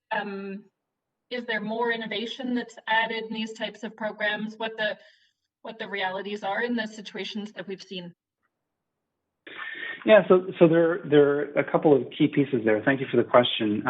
So in terms of the issue of innovation, I'd come back to one of my early comments, which is that it's very important to distinguish between programs, underlying social programs that have significant merit, and the financing model that's used to provide those programs. And what I've tried to emphasize in my presentation is that for any given program that might have important merit, it can be financed more cheaply, more directly, and in a way that sustains our public sector capacity by providing government funds through traditional channels rather than through a social impact bond. In terms of innovation, you know, it's interesting in the research literature on this issue. Even some of the papers from organizations like the RAND Corporation and Brookings, which are right-leaning and tend to be favorable towards social impact models, they note explicitly that and I'm quoting here from the RAND report, there's no compelling reason to believe that social impact bond funding on its own fosters innovation. That innovation comes from the nonprofit partners involved, from the vision of the government public sector partners to look at problems with fresh eyes and try to develop solutions to social problems in our community. And I think the conclusion of the research from my colleagues, John Loxley in Manitoba, who looked at the Manitoba-based social impact bond models, is that the programs themselves are worthwhile, and that we should simply fund them in the traditional manner without these markups that waste public funds to provide that additional profit to private investors. It's unnecessary, and it's similar to the P3 model that I mentioned at the outset of my comments. And just to give a concrete example of some numbers, because the same principles apply here, the Ontario Auditor General looked at the provision of P3 infrastructure, which is an analog to the social impact models, social impact bonds, but in the infrastructure domain, and found that Ontario had wasted $8 billion by using P3s rather than direct public financing. And a lot of this boils down to that higher cost of private capital. Thank you. Thanks, Dr. Hemingway. That's your time with Councillor Boyle. However, there's still more. Councillor Carr has questions for you for 3 minutes. Yes, I do. Sure. Thank you very much for coming, and I really appreciate the perspective that you've provided, and totally empathize with the point that you're making. However, we're a local government. As you are, I'm sure, very aware, we get 8 to 10 cents on every tax dollar raised in the country. So and we have virtually no other sources of income than the property tax, and we have some fees and that kind of thing. But until there is municipal finance reform, we're in a pickle in terms of us as a local government wanting to finance things that we would like to finance, but simply do not have the money to do. And we don't, I mean, we really try as hard as we can to get money from the federal and the provincial government to amplify things, but we could do so much more than we currently are, but it is a lack of funding that stands in the way. So what would you do if you were in the case of us, a local government? Yeah, I think it's a great question. Thank you, Councillor. Now, I think it's important to emphasize here that in the case of the social impact bond model, which is the as far as I can tell, the only concrete example that's given here, and hence my focus. Whether we're talking about financing through a social impact bond or through the direct public financing that I'm recommending, in each of these cases, public dollars are going out the door. It's just being structured differently. And in the social impact bond case, it's actually costing more public dollars for the service provided. It is simply that those public dollars are being provided at the end of the program instead of the beginning, with that premium being paid out to the investor. So in these types of examples that I've focused on, we're talking about public dollars being spent in either case. I hope that helps. Yes, well, to some extent, because I still don't understand how, I mean, what if the government, what if we were just arranging things between investors and agencies that we know really need help, like the last speaker talked about, that we don't fund at all. There's no flow through in terms of the city, in other words. So it's not Well, social. Yeah, this is a question that I would have as well. I think you're asking exactly an important question here. It's, again, difficult to speak to without an example. So if we're imagining a case where there are investors and a nonprofit, if the investors are looking for a return, you still need someone to ultimately pay at the end of the day for the service or the program that's being provided. Presumably, it's not the nonprofit that's paying. The investors are providing upfront financing to allow a program to go forward. So the question is ultimately who's going to be paying for the service in the end, because the investors are not engaging in a donation, they're engaging in an investment. So it's conceptually, frankly, a little bit hard to follow aspects of what the other structures of social impact investing would be that they have in mind here, other than the social impact bond, particularly as they relate to government. Okay, I think I'm out of time. Thank you. Thanks.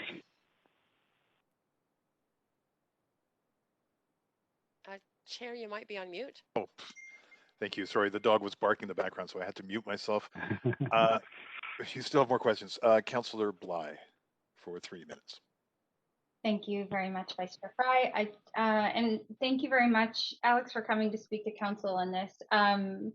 So I just had a couple of follow-up questions, and something that was where I sort of didn't hear clearly in your research is around the efficacy or outcomes that public sector capacity or public sector investing can achieve. Some of the criticism at times, depending on the social need or environmental project, is that we don't actually reach our targets, or we're not able to actually achieve the outcomes, even though the best intention is there at the beginning. And that is quite a fundamental difference. Keeping in mind that in no way does this motion suggest that we replace adequately funded programs with private investments. This is talking about areas in which we don't have adequate funding. So I just wonder if you could comment on the gap in success, really, and outcomes when it comes to achieving the goals in our public funded programs. Sure. So I think there's everyone would agree that when it comes to meeting the social and environmental challenges we face, we should come at it with fresh eyes, be open to new ideas, and there are big challenges before us. I think what I can contribute most, I hope, to this discussion is relating to these structures of finance. So, of course, when it comes to public sector capacity, we have seen over the past number of decades, really at all levels of government and in multiple countries as well, a slow erosion of the role of government and various types of efforts packaged in different ways to move public responsibilities into the private sphere and to open them up to different forms of private investment. And what I can put forward here is that that is a more expensive route to the use of public resources when it comes to implementing any given type of program, whether it be a proven program or a newer one with an innovative perspective. In each of these cases, if we don't layer in those additional costs of private capital, the profit and risk premium, as well as the administrative intermediaries that are added, we can have cost savings that mean we're going to have a better use of public funds. And in fact, those savings can be used either to provide more of the service involved or build up internal capacity. Sure, I'll let you have that closing thought, but this is your time at 3, and I talked over you, so. Oh, no worries. Okay. Thank you, Councillor Bly. We have questions from Councillor Dominato for 3 minutes.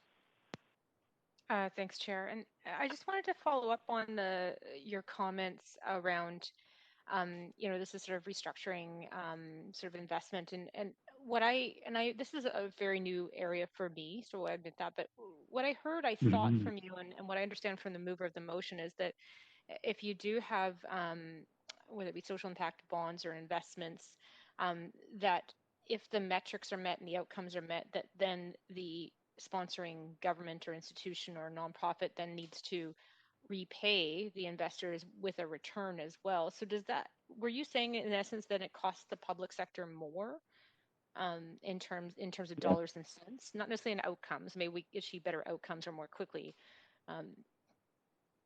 Is that? Yeah, am I simplifying it too much? No, that's exactly it, and that's the central point. Is that there's that addition when you have to layer in the profit for the private investor, and the fact that from whatever source that investor is raising funds, the cost of private capital is higher than the cost of the public sector raising capital. You're building an additional cost to the program in that way, as well as through, as I mentioned, the intermediary administrative organization that coordinates all of this between the investors, government, and the service providing nonprofit. Those are an additional layer of cost as well. From your perspective, though, if we take sort of the cost factor out of it, is there an opportunity, though, to expedite delivery of services or attaining outcomes through this model? Because sometimes it is a challenge for government entities, particularly when the economy is challenged. I've worked for the public sector in that time, and cash flow was limited. That it could enable service delivery to move more quickly and to reach certain outcomes more quickly. Yeah, it's an interesting question, and one of the other costs that comes up in the literature and relates directly to this that I haven't had a chance to mention yet is that, of course, it requires in-kind public sector staff resources to negotiate these contracts, which can be quite complex. So there's not really a reason from that perspective to believe that this is going to be more efficient from a public sector perspective, rather than having a government negotiating these contracts with a third-party intermediary.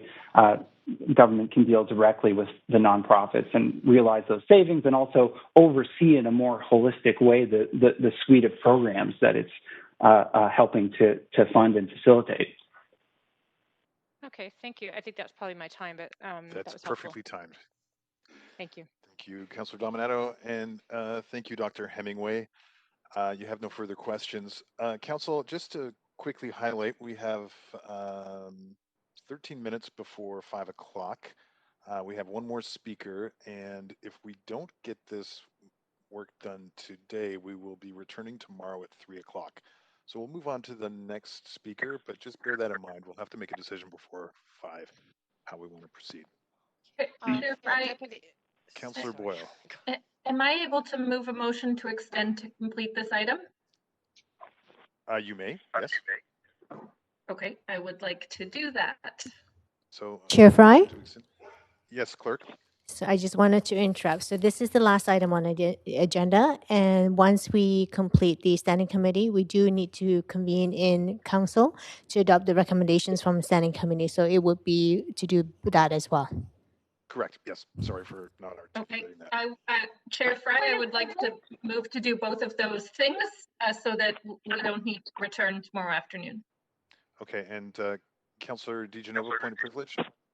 I was hoping you could add me in the queue. As you know, I'm experiencing technical difficulties because I understand this motion is debatable, and I unfortunately won't be able to support it. So if you could please just add me in the queue and let me know when I can speak to this. You're on the queue now. You're speaking to you're speaking to the motion from Councillor Boyle. So because of parenting responsibilities and I have to pick my child up from childcare, I won't be able to stay, and I would obviously like to vote if I can. So I won't be able to support that, but I'd be more than happy to support moving this forward to tomorrow at 3 o'clock. Unfinished business. Well, I wondered if actually a point of information through you, if we could move this to unfinished business, so it would be at the top of the agenda of the next council meeting, if that's an option with the clerk. I've been advised by the clerk that it's tomorrow at 3 o'clock, so I'm going to stick with that. Okay, so I will not be able to support this, and my point of information would be what is the vote threshold that is needed to move forward with debate and decision on I believe that's a majority vote. So would you mind checking with the clerk? The clerk has informed me it's a majority. It's a majority. Yep. So due to parenting responsibilities, I won't be able to participate then, unfortunately. Okay. Thank you, Councillor DiGenova. I see no further questions, so we'll call a vote on Councillor Boyle's motion to address the standing committee, business at hand, and council to close out standing committee. Clerk, can we do, I guess, a recorded vote, given that we have at least one A? Council, your voting queue is on screen. I can't see the results, so. Vice Chair Fry, I just need a vote assist in favor, please. Okay. Apologies for the dog background.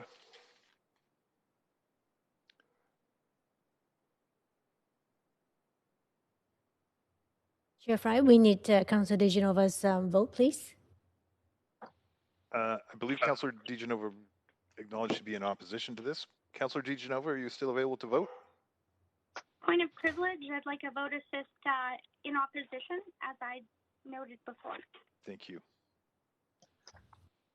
Okay, so that passes. We will be extending to complete this item and then reconvening in council to close out on committee business. So. Point of privilege? Yes, Councillor DiGenova?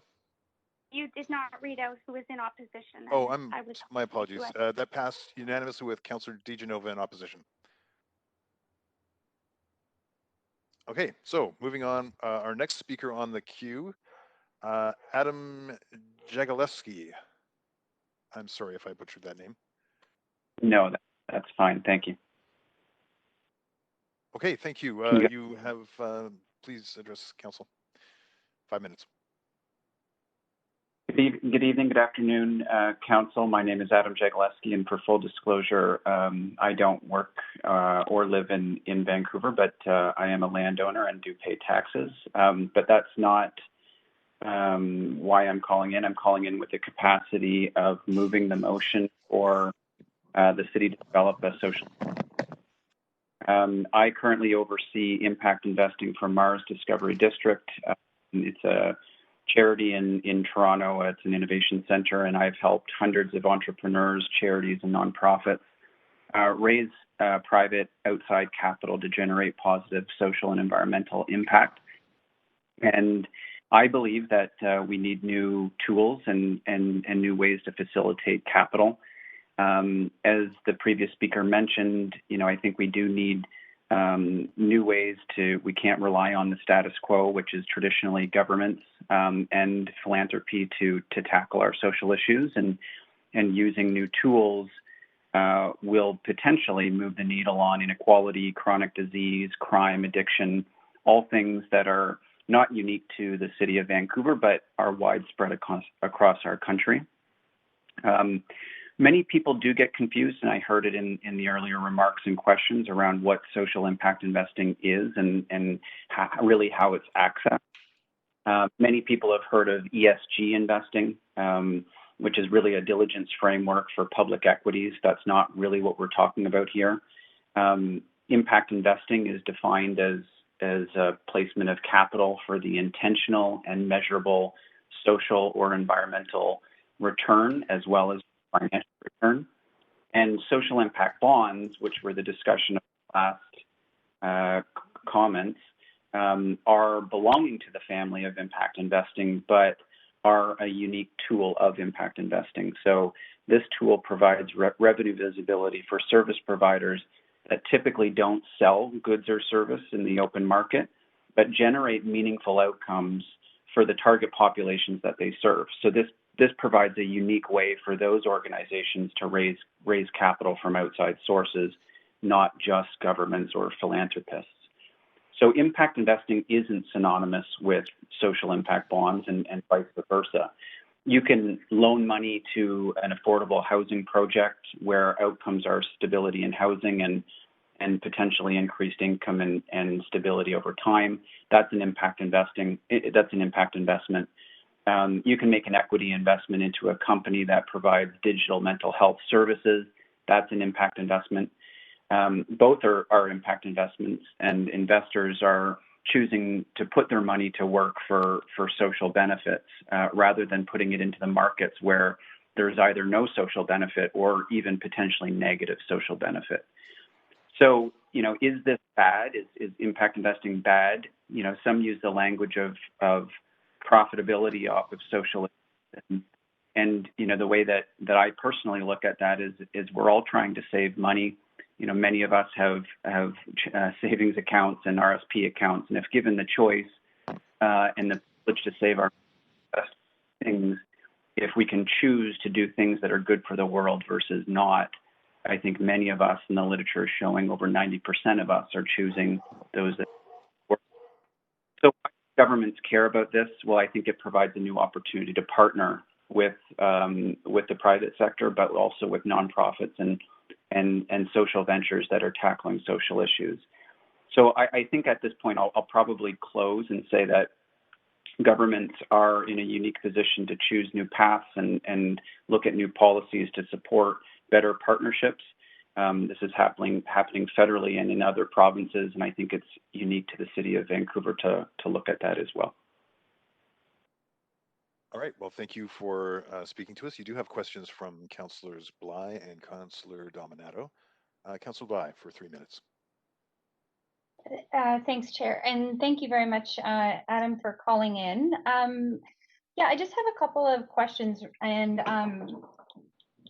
where am I going to start? I think one of them is around just painting a picture for councillors, for all of us to understand how this could be managed. And I guess I'd be asking you to consider what you know about the examples in Manitoba, given that that was a government agency that engaged in, I think there's 2 at least,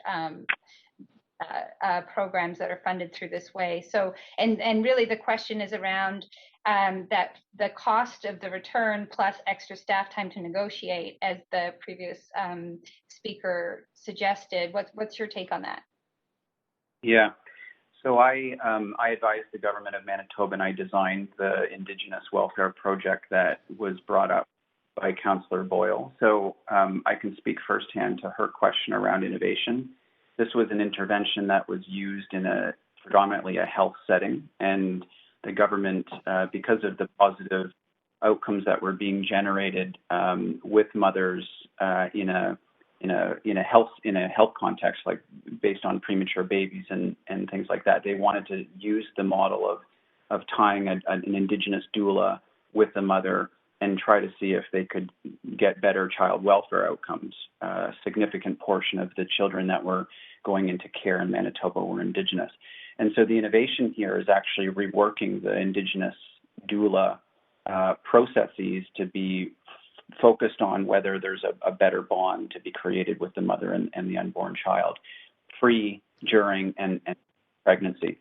So absolutely there was innovation in that instance. Is there cost savings? Well, I think one of the things that were overlooked in the previous speaker's remarks is that, yes, there's a premium payment on the successful project if they are to achieve a reduction in apprehensions and then therefore children going into the care system. However, if the project, the reason that they're making those premium payments is because they're contingent. So if those outcomes aren't achieved, then government does not actually pay money to investors or to anybody. And so it is very much emphasizing this whole notion of paying for results. And there's a cost of the private investor capital for doing that. And is there any way to track the sort of long-term cost savings of having, cost to the system, let's just say, of having mom and baby together in the long term in this type of program, or is that more? Yeah.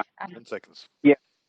In the design of these instruments, you do that cost modeling. There's the longer term. So because this was an intervention that is at the very early stages of an individual's life, the cost model, depending on how you do it, whether it's through to when the child age, it can be in the millions and several millions of dollars based on literature. But okay, I'm going to have to, I'm sorry, we are tight on time, so I'm going to have to move the queue along to Councillor Dominato. Absolutely. Apologies. Feel free to finish your thought there, and then I'll ask my question. The modeling of the cost is just based on if you want short cost savings or if you want long-term cost savings, and that differs depending on which social outcomes you're talking about. Can I'll dovetail there then. Just on the subject of social impact investing, and as you say, if outcomes aren't achieved, then there's no reimbursement to the investor. But when the outcomes are achieved, how is the return calculated, and what does that look like in terms of social impact investing? So it's not only the capital investment at the start, but also the return on top of that. What is that? How's that calculated typically? Yeah, there's a couple different ways to do it. One could be the rate at which people are borrowing money in the market. So that could your bond or your government bond rates plus or minus some percentage points. Other ways that governments have done it in the past is do an assessment of how probable these outcomes are of being achieved and providing a kind of a risk payment for it. We did a deal with government and they said we won't pay over 10%. So, keep the return to investors, between 5 and 9%. You can peg it and you can have the market tell you whether or not they're going to invest at that rate. Okay. And I guess I'll ask you a similar question to what I asked the previous speaker, was just around your perspective on implications for governments in that, well, it may you may get to your outcomes more quickly, but in essence, it sounds like it's potentially costing the taxpayers more because of that repayment and the dividend, the return on top. Yeah, so each social issue, depending on what it is going to have its own kind of outcome completion pathway, so that can't be fixed for every deal. So the children in the care system, you're actually getting a great outcome every night that a child is actually not in care but with their family, versus something that you're waiting 2 or 3 years to measure to determine whether or not the intervention was successful. So there is kind of a time value of money to that. As it relates to whether it's good taxpayer dollars, you are providing the assurance that you're only going to use taxpayer dollars if and only if the outcome is achieved. So don't forget, if the outcome isn't achieved, if your target is 10 and you only got to 9, then the government is actually not paying a cent for that service. Mm-hmm. Okay, that's super helpful. Thanks for calling in today. All right, and thank you for speaking to council. Appreciate it. Our next speaker is speaker number 4, David Fleming, National Representative for Canadian Union of Public Employees.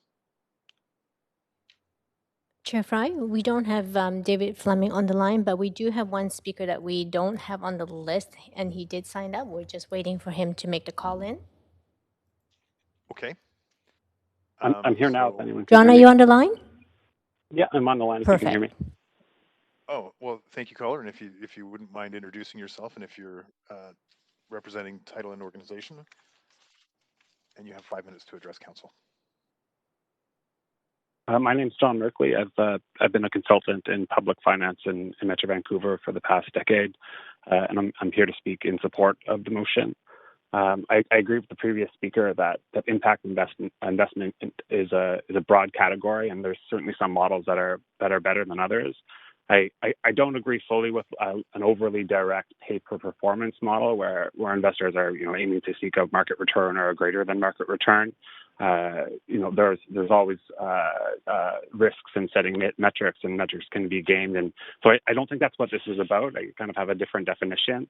I think there are some models that would work really well for the city. One example I'd like to raise is TransLink's recent completion of a $400 million green bond program, which is where they set up a specific bond program where they connected the funds that were being received with bonds to specific capital investments that were associated with environmental benefits. And so it was a $400 million bond round. It was twofold oversubscribed, which let them reduce their cost of borrowing relative to what they would have otherwise been able to achieve, just simply because investors wanted to feel good about their money at work. And so there's those types of models where I think this can be leveraged to reduce cost of capital for the city. The other model I think is interesting to look at is that how this can be used as a format and a forum to try higher risk strategies to meet public needs where the city or any government might not be best positioned to address it. I think that there's opportunities in food services, there's opportunities in jobs, in training programs, opportunities in collaboration between community centers, community groups, even community art. There's a wide range of different programs that could be supported by this. And last, I know we're at the end of the day, but I'll close just with a personal anecdote. I've started 2 social ventures myself, and one of them was out of the Mars Discovery District in Toronto, which is what the previous speaker, Adam, was speaking to.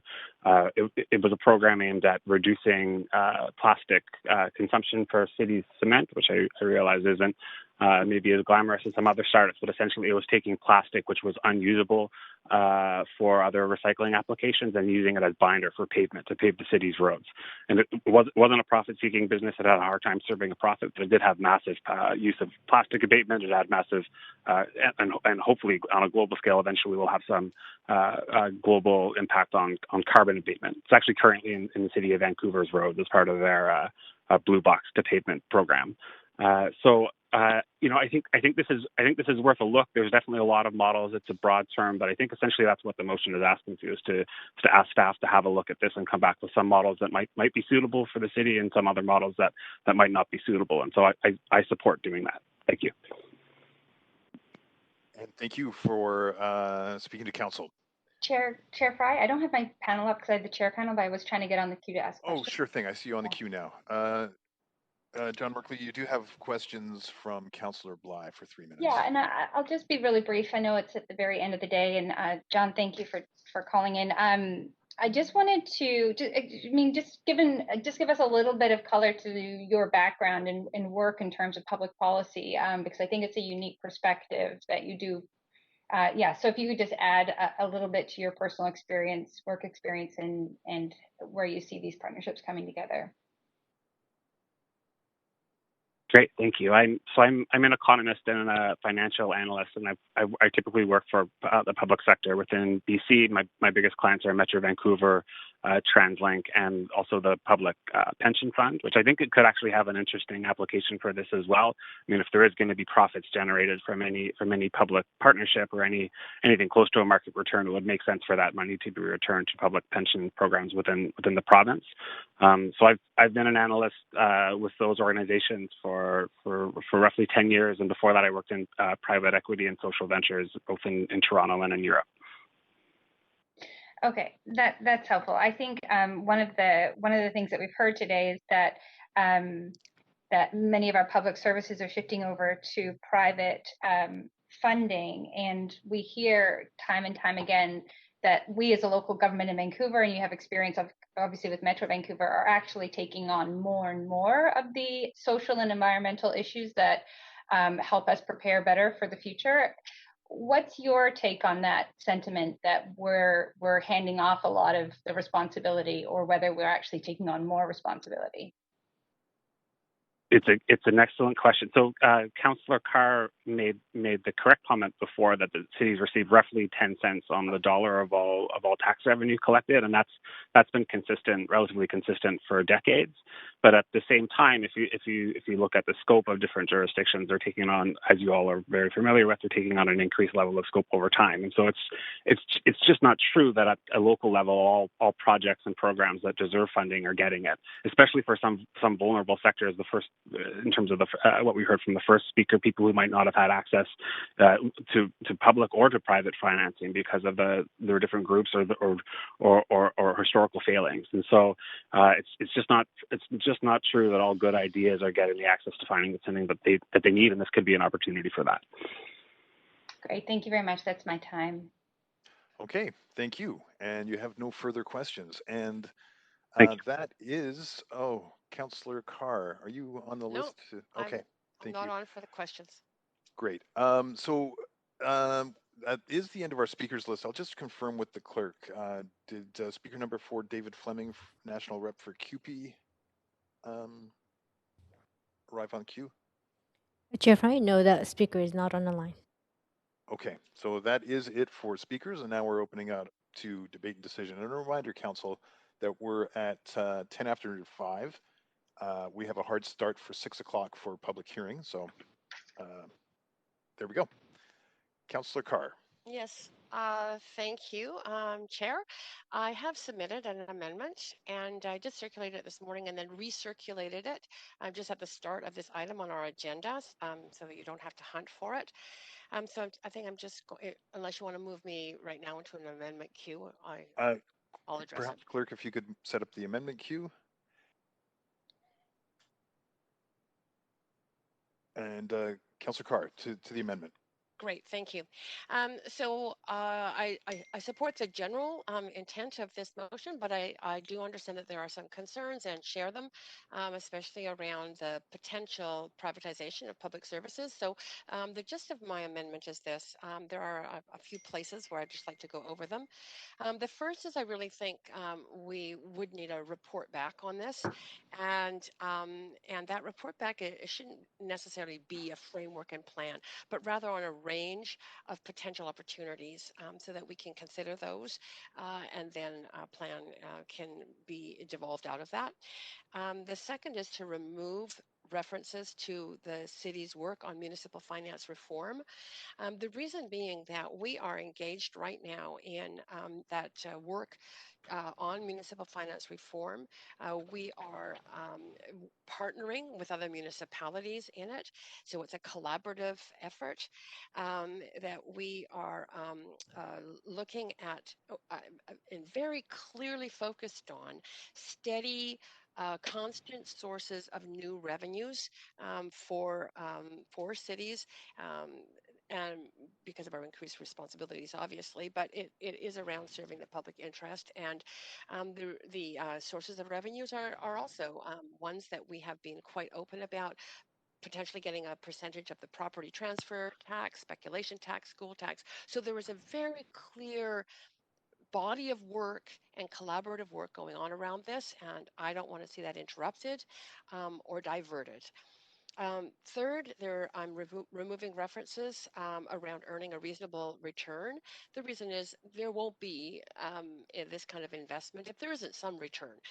So that is an assumption I think we should make. I don't think we need to talk about good or reasonable. That is absolutely, that's unnecessary language in my mind. Fourth, around growth, I've taken out sort of looking at robust growth and looking just at fostering appropriate growth. It may be modest, it may be minimal. I'm not going to at this point predict, and it could be very. Thank you. So apologies. It's feeding time over here, and the animals are barking. And anyway, Councillor Bly to the amendment. Councillor Fry, I think we've lost Councillor Carr. Maybe give her. She was. I don't think she's completed her statement yet. Oh, okay. Councillor Carr, are you still on the line?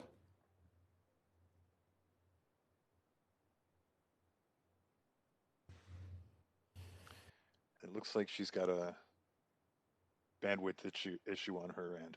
Okay, we'll reach out to her, and then you can maybe proceed with the next speaker. Sure. Well,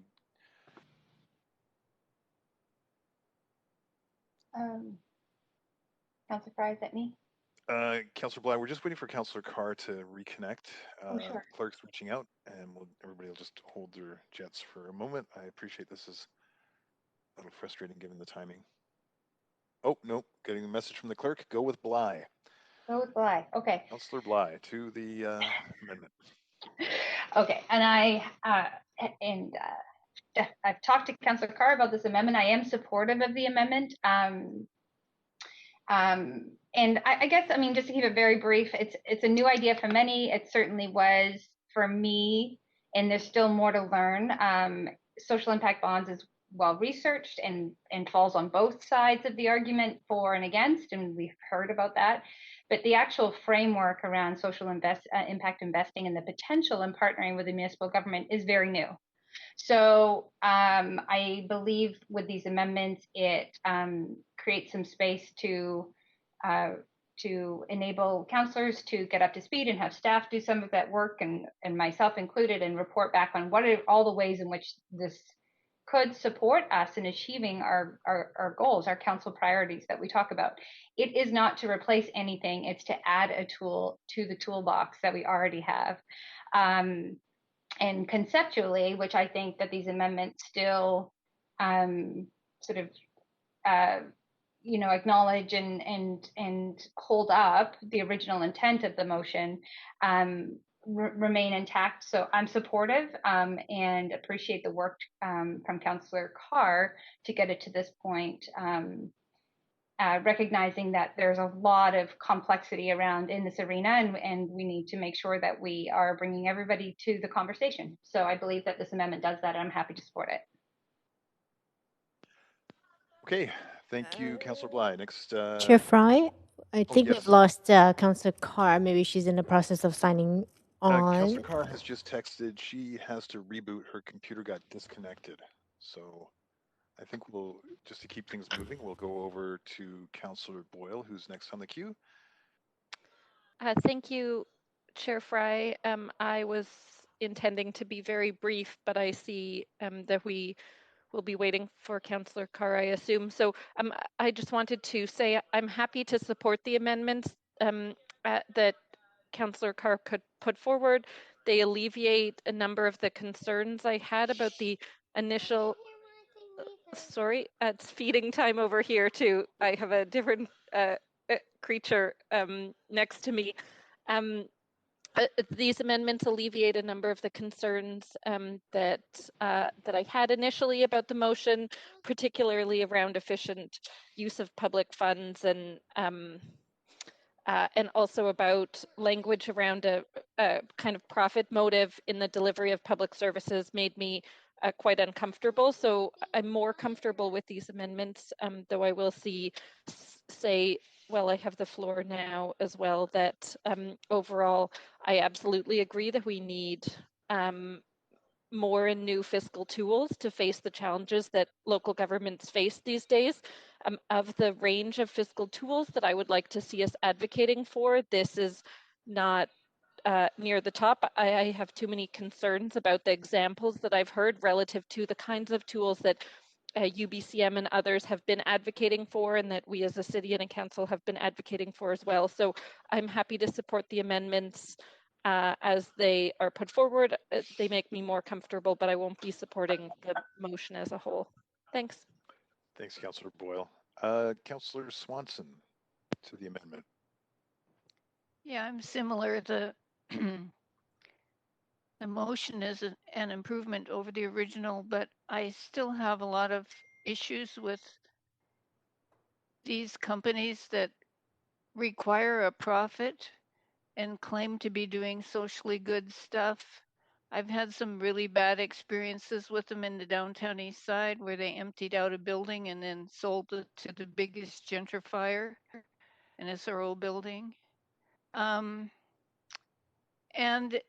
to me, the big point is that you have to pay extra money for that 5 to 9% profit that one of the speakers talked about. And if we keep our investments public, we can avoid paying that extra amount. So that's what I think we should be doing. And I know we don't have enough money, cities don't have enough money to do everything we're supposed to do, but I think that should spur us on to get a progressive tax, a mansion tax, or some ability to tax progressively like other levels of government have. And I think we should fight really hard for that. Thank you, Councillor Swanson. Folks, we're still waiting for Councillor Carr to get back online. Oh, and look at that. Here's Councillor Carr now. Oh, but you're I'm not in the meeting yet. Chair? Sorry, was that Councillor Dominato? Yes. I'm just, are we voting just on the amendment to the amendments by Councillor Carr at this time? Yeah, we were going to give Councillor Carr her last 30 seconds on her amendment before proceeding to a vote on the amendment. Okay, thank you. Councillor Carr for 30 seconds. Chair, can you actually hear me? Yes, we can. Okay. Sorry about that. I'm sorry that I missed the debate, but basically I feel very strongly that we should move forward with this. I'm very supportive of looking at tools that we need that we may not have yet, but want to keep the door open, of course, for even more strong financial tools for the city. I think I'm going to leave it at that, Chair. Thank you, Councillor Carr. So with nobody else on the queue, I'm going to call a vote on the amendment that we see on the screen. I'll need a vote assist. Point of privilege. Yes, vote assist for Councillor Carr. Yep, vote and support. And I too will need a vote assist in favor, please, Councillor Carr. Okay, vote assist for Councillor Bly. Clerk, I can't see the voting screen, so I'll rely on you to. There we go. And that passes with none in opposition. Okay, and so now we will be voting on the motion as amended. That passes, by the way. Did I say that?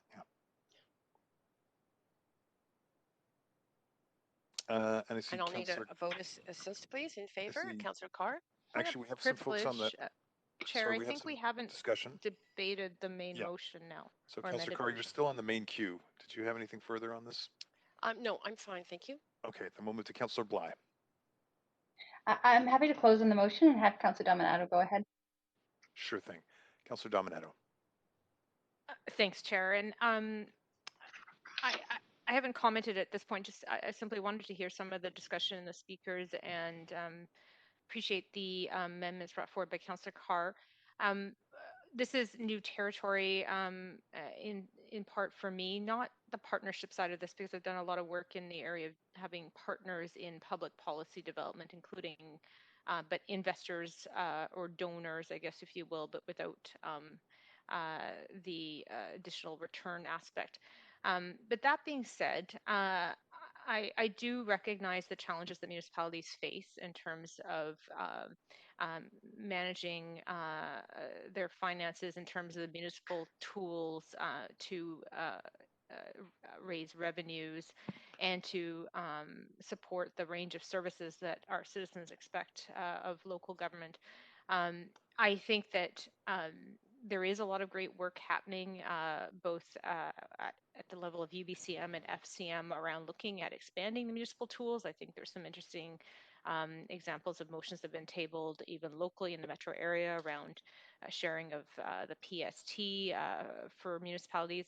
That being said, I do think there's always merit in exploring other options out there. I would look forward to a report back from staff on what this could look like.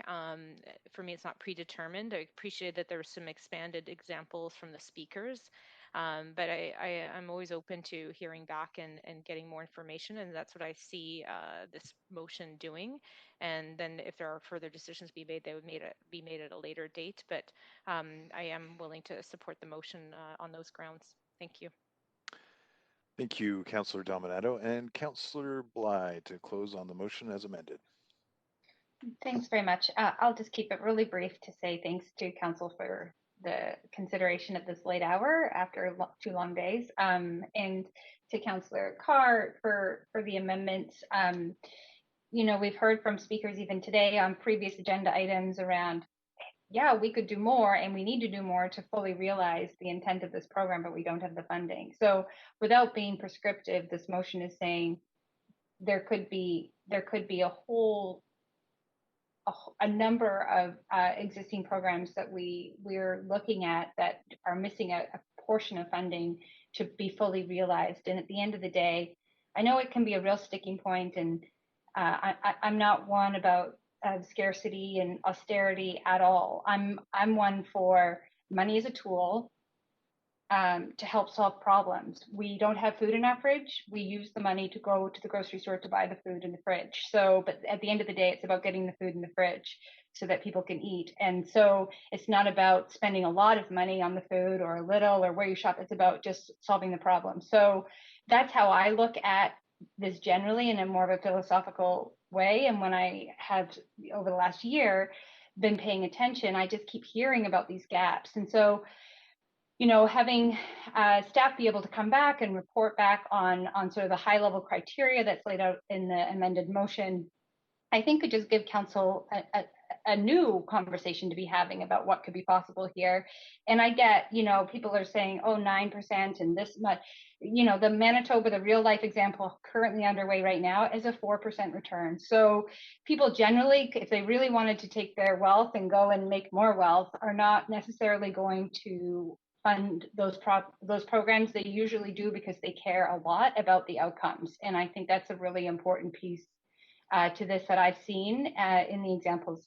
So at the end of the day, you know, funding is often the barrier to fully implementing the social and environmental goals that we have. And if we can add a tool to the toolbox and we keep working on the municipal, the fiscal tool, the reform that UBCM and FCM are all working on, I think it's all good work. And it's to work together really at the end of the day to be able to serve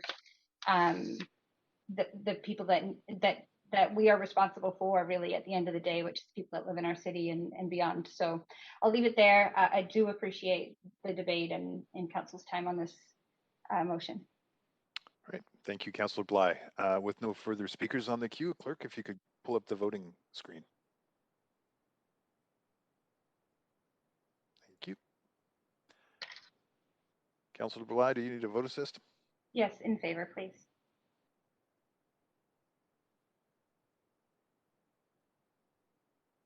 And that passes with Councillors Swanson, Councillor Boyle, and Mayor Stewart in opposition.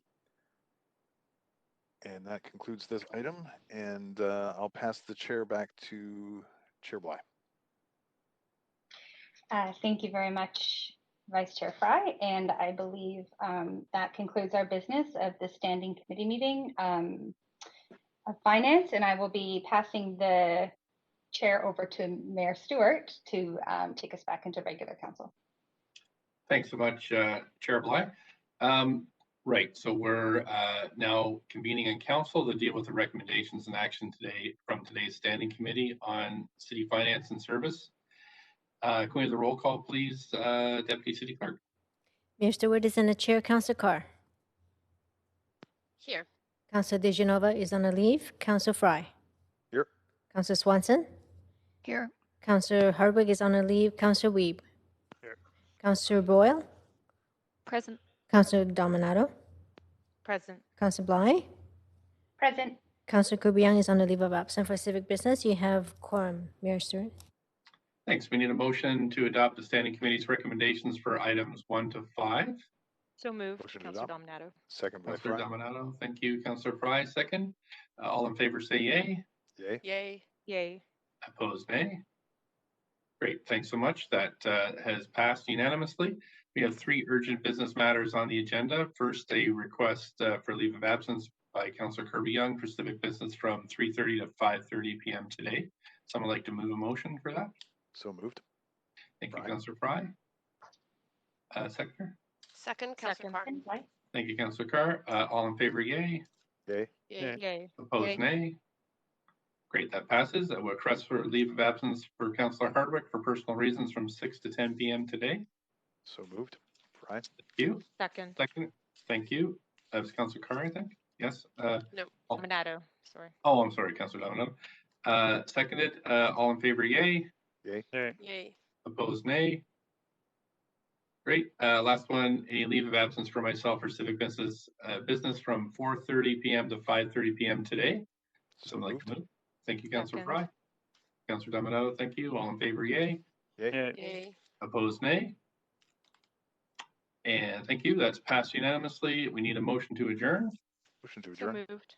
Thank you, Councillor Fry. Councillor Dominato, second. All in favor, yay. Yay. Yay. Opposed, nay. Thanks so much. So this meeting's adjourned. Good work, Council. It's a long one today, but thank you, Councillor Bly, for chairing today, doing such a great job. We have public hearing tonight starting at 6, but I've been talking with the clerks. They do need some time for turnaround. So we have a half an hour leeway time. So we'll start at 6:20. So we'll see you in public hearing at 6:20. Okay. Thanks, everybody. Thanks, all. Thanks, Bye, everybody. See Thank ya. you. Bye-bye. Thanks, everybody.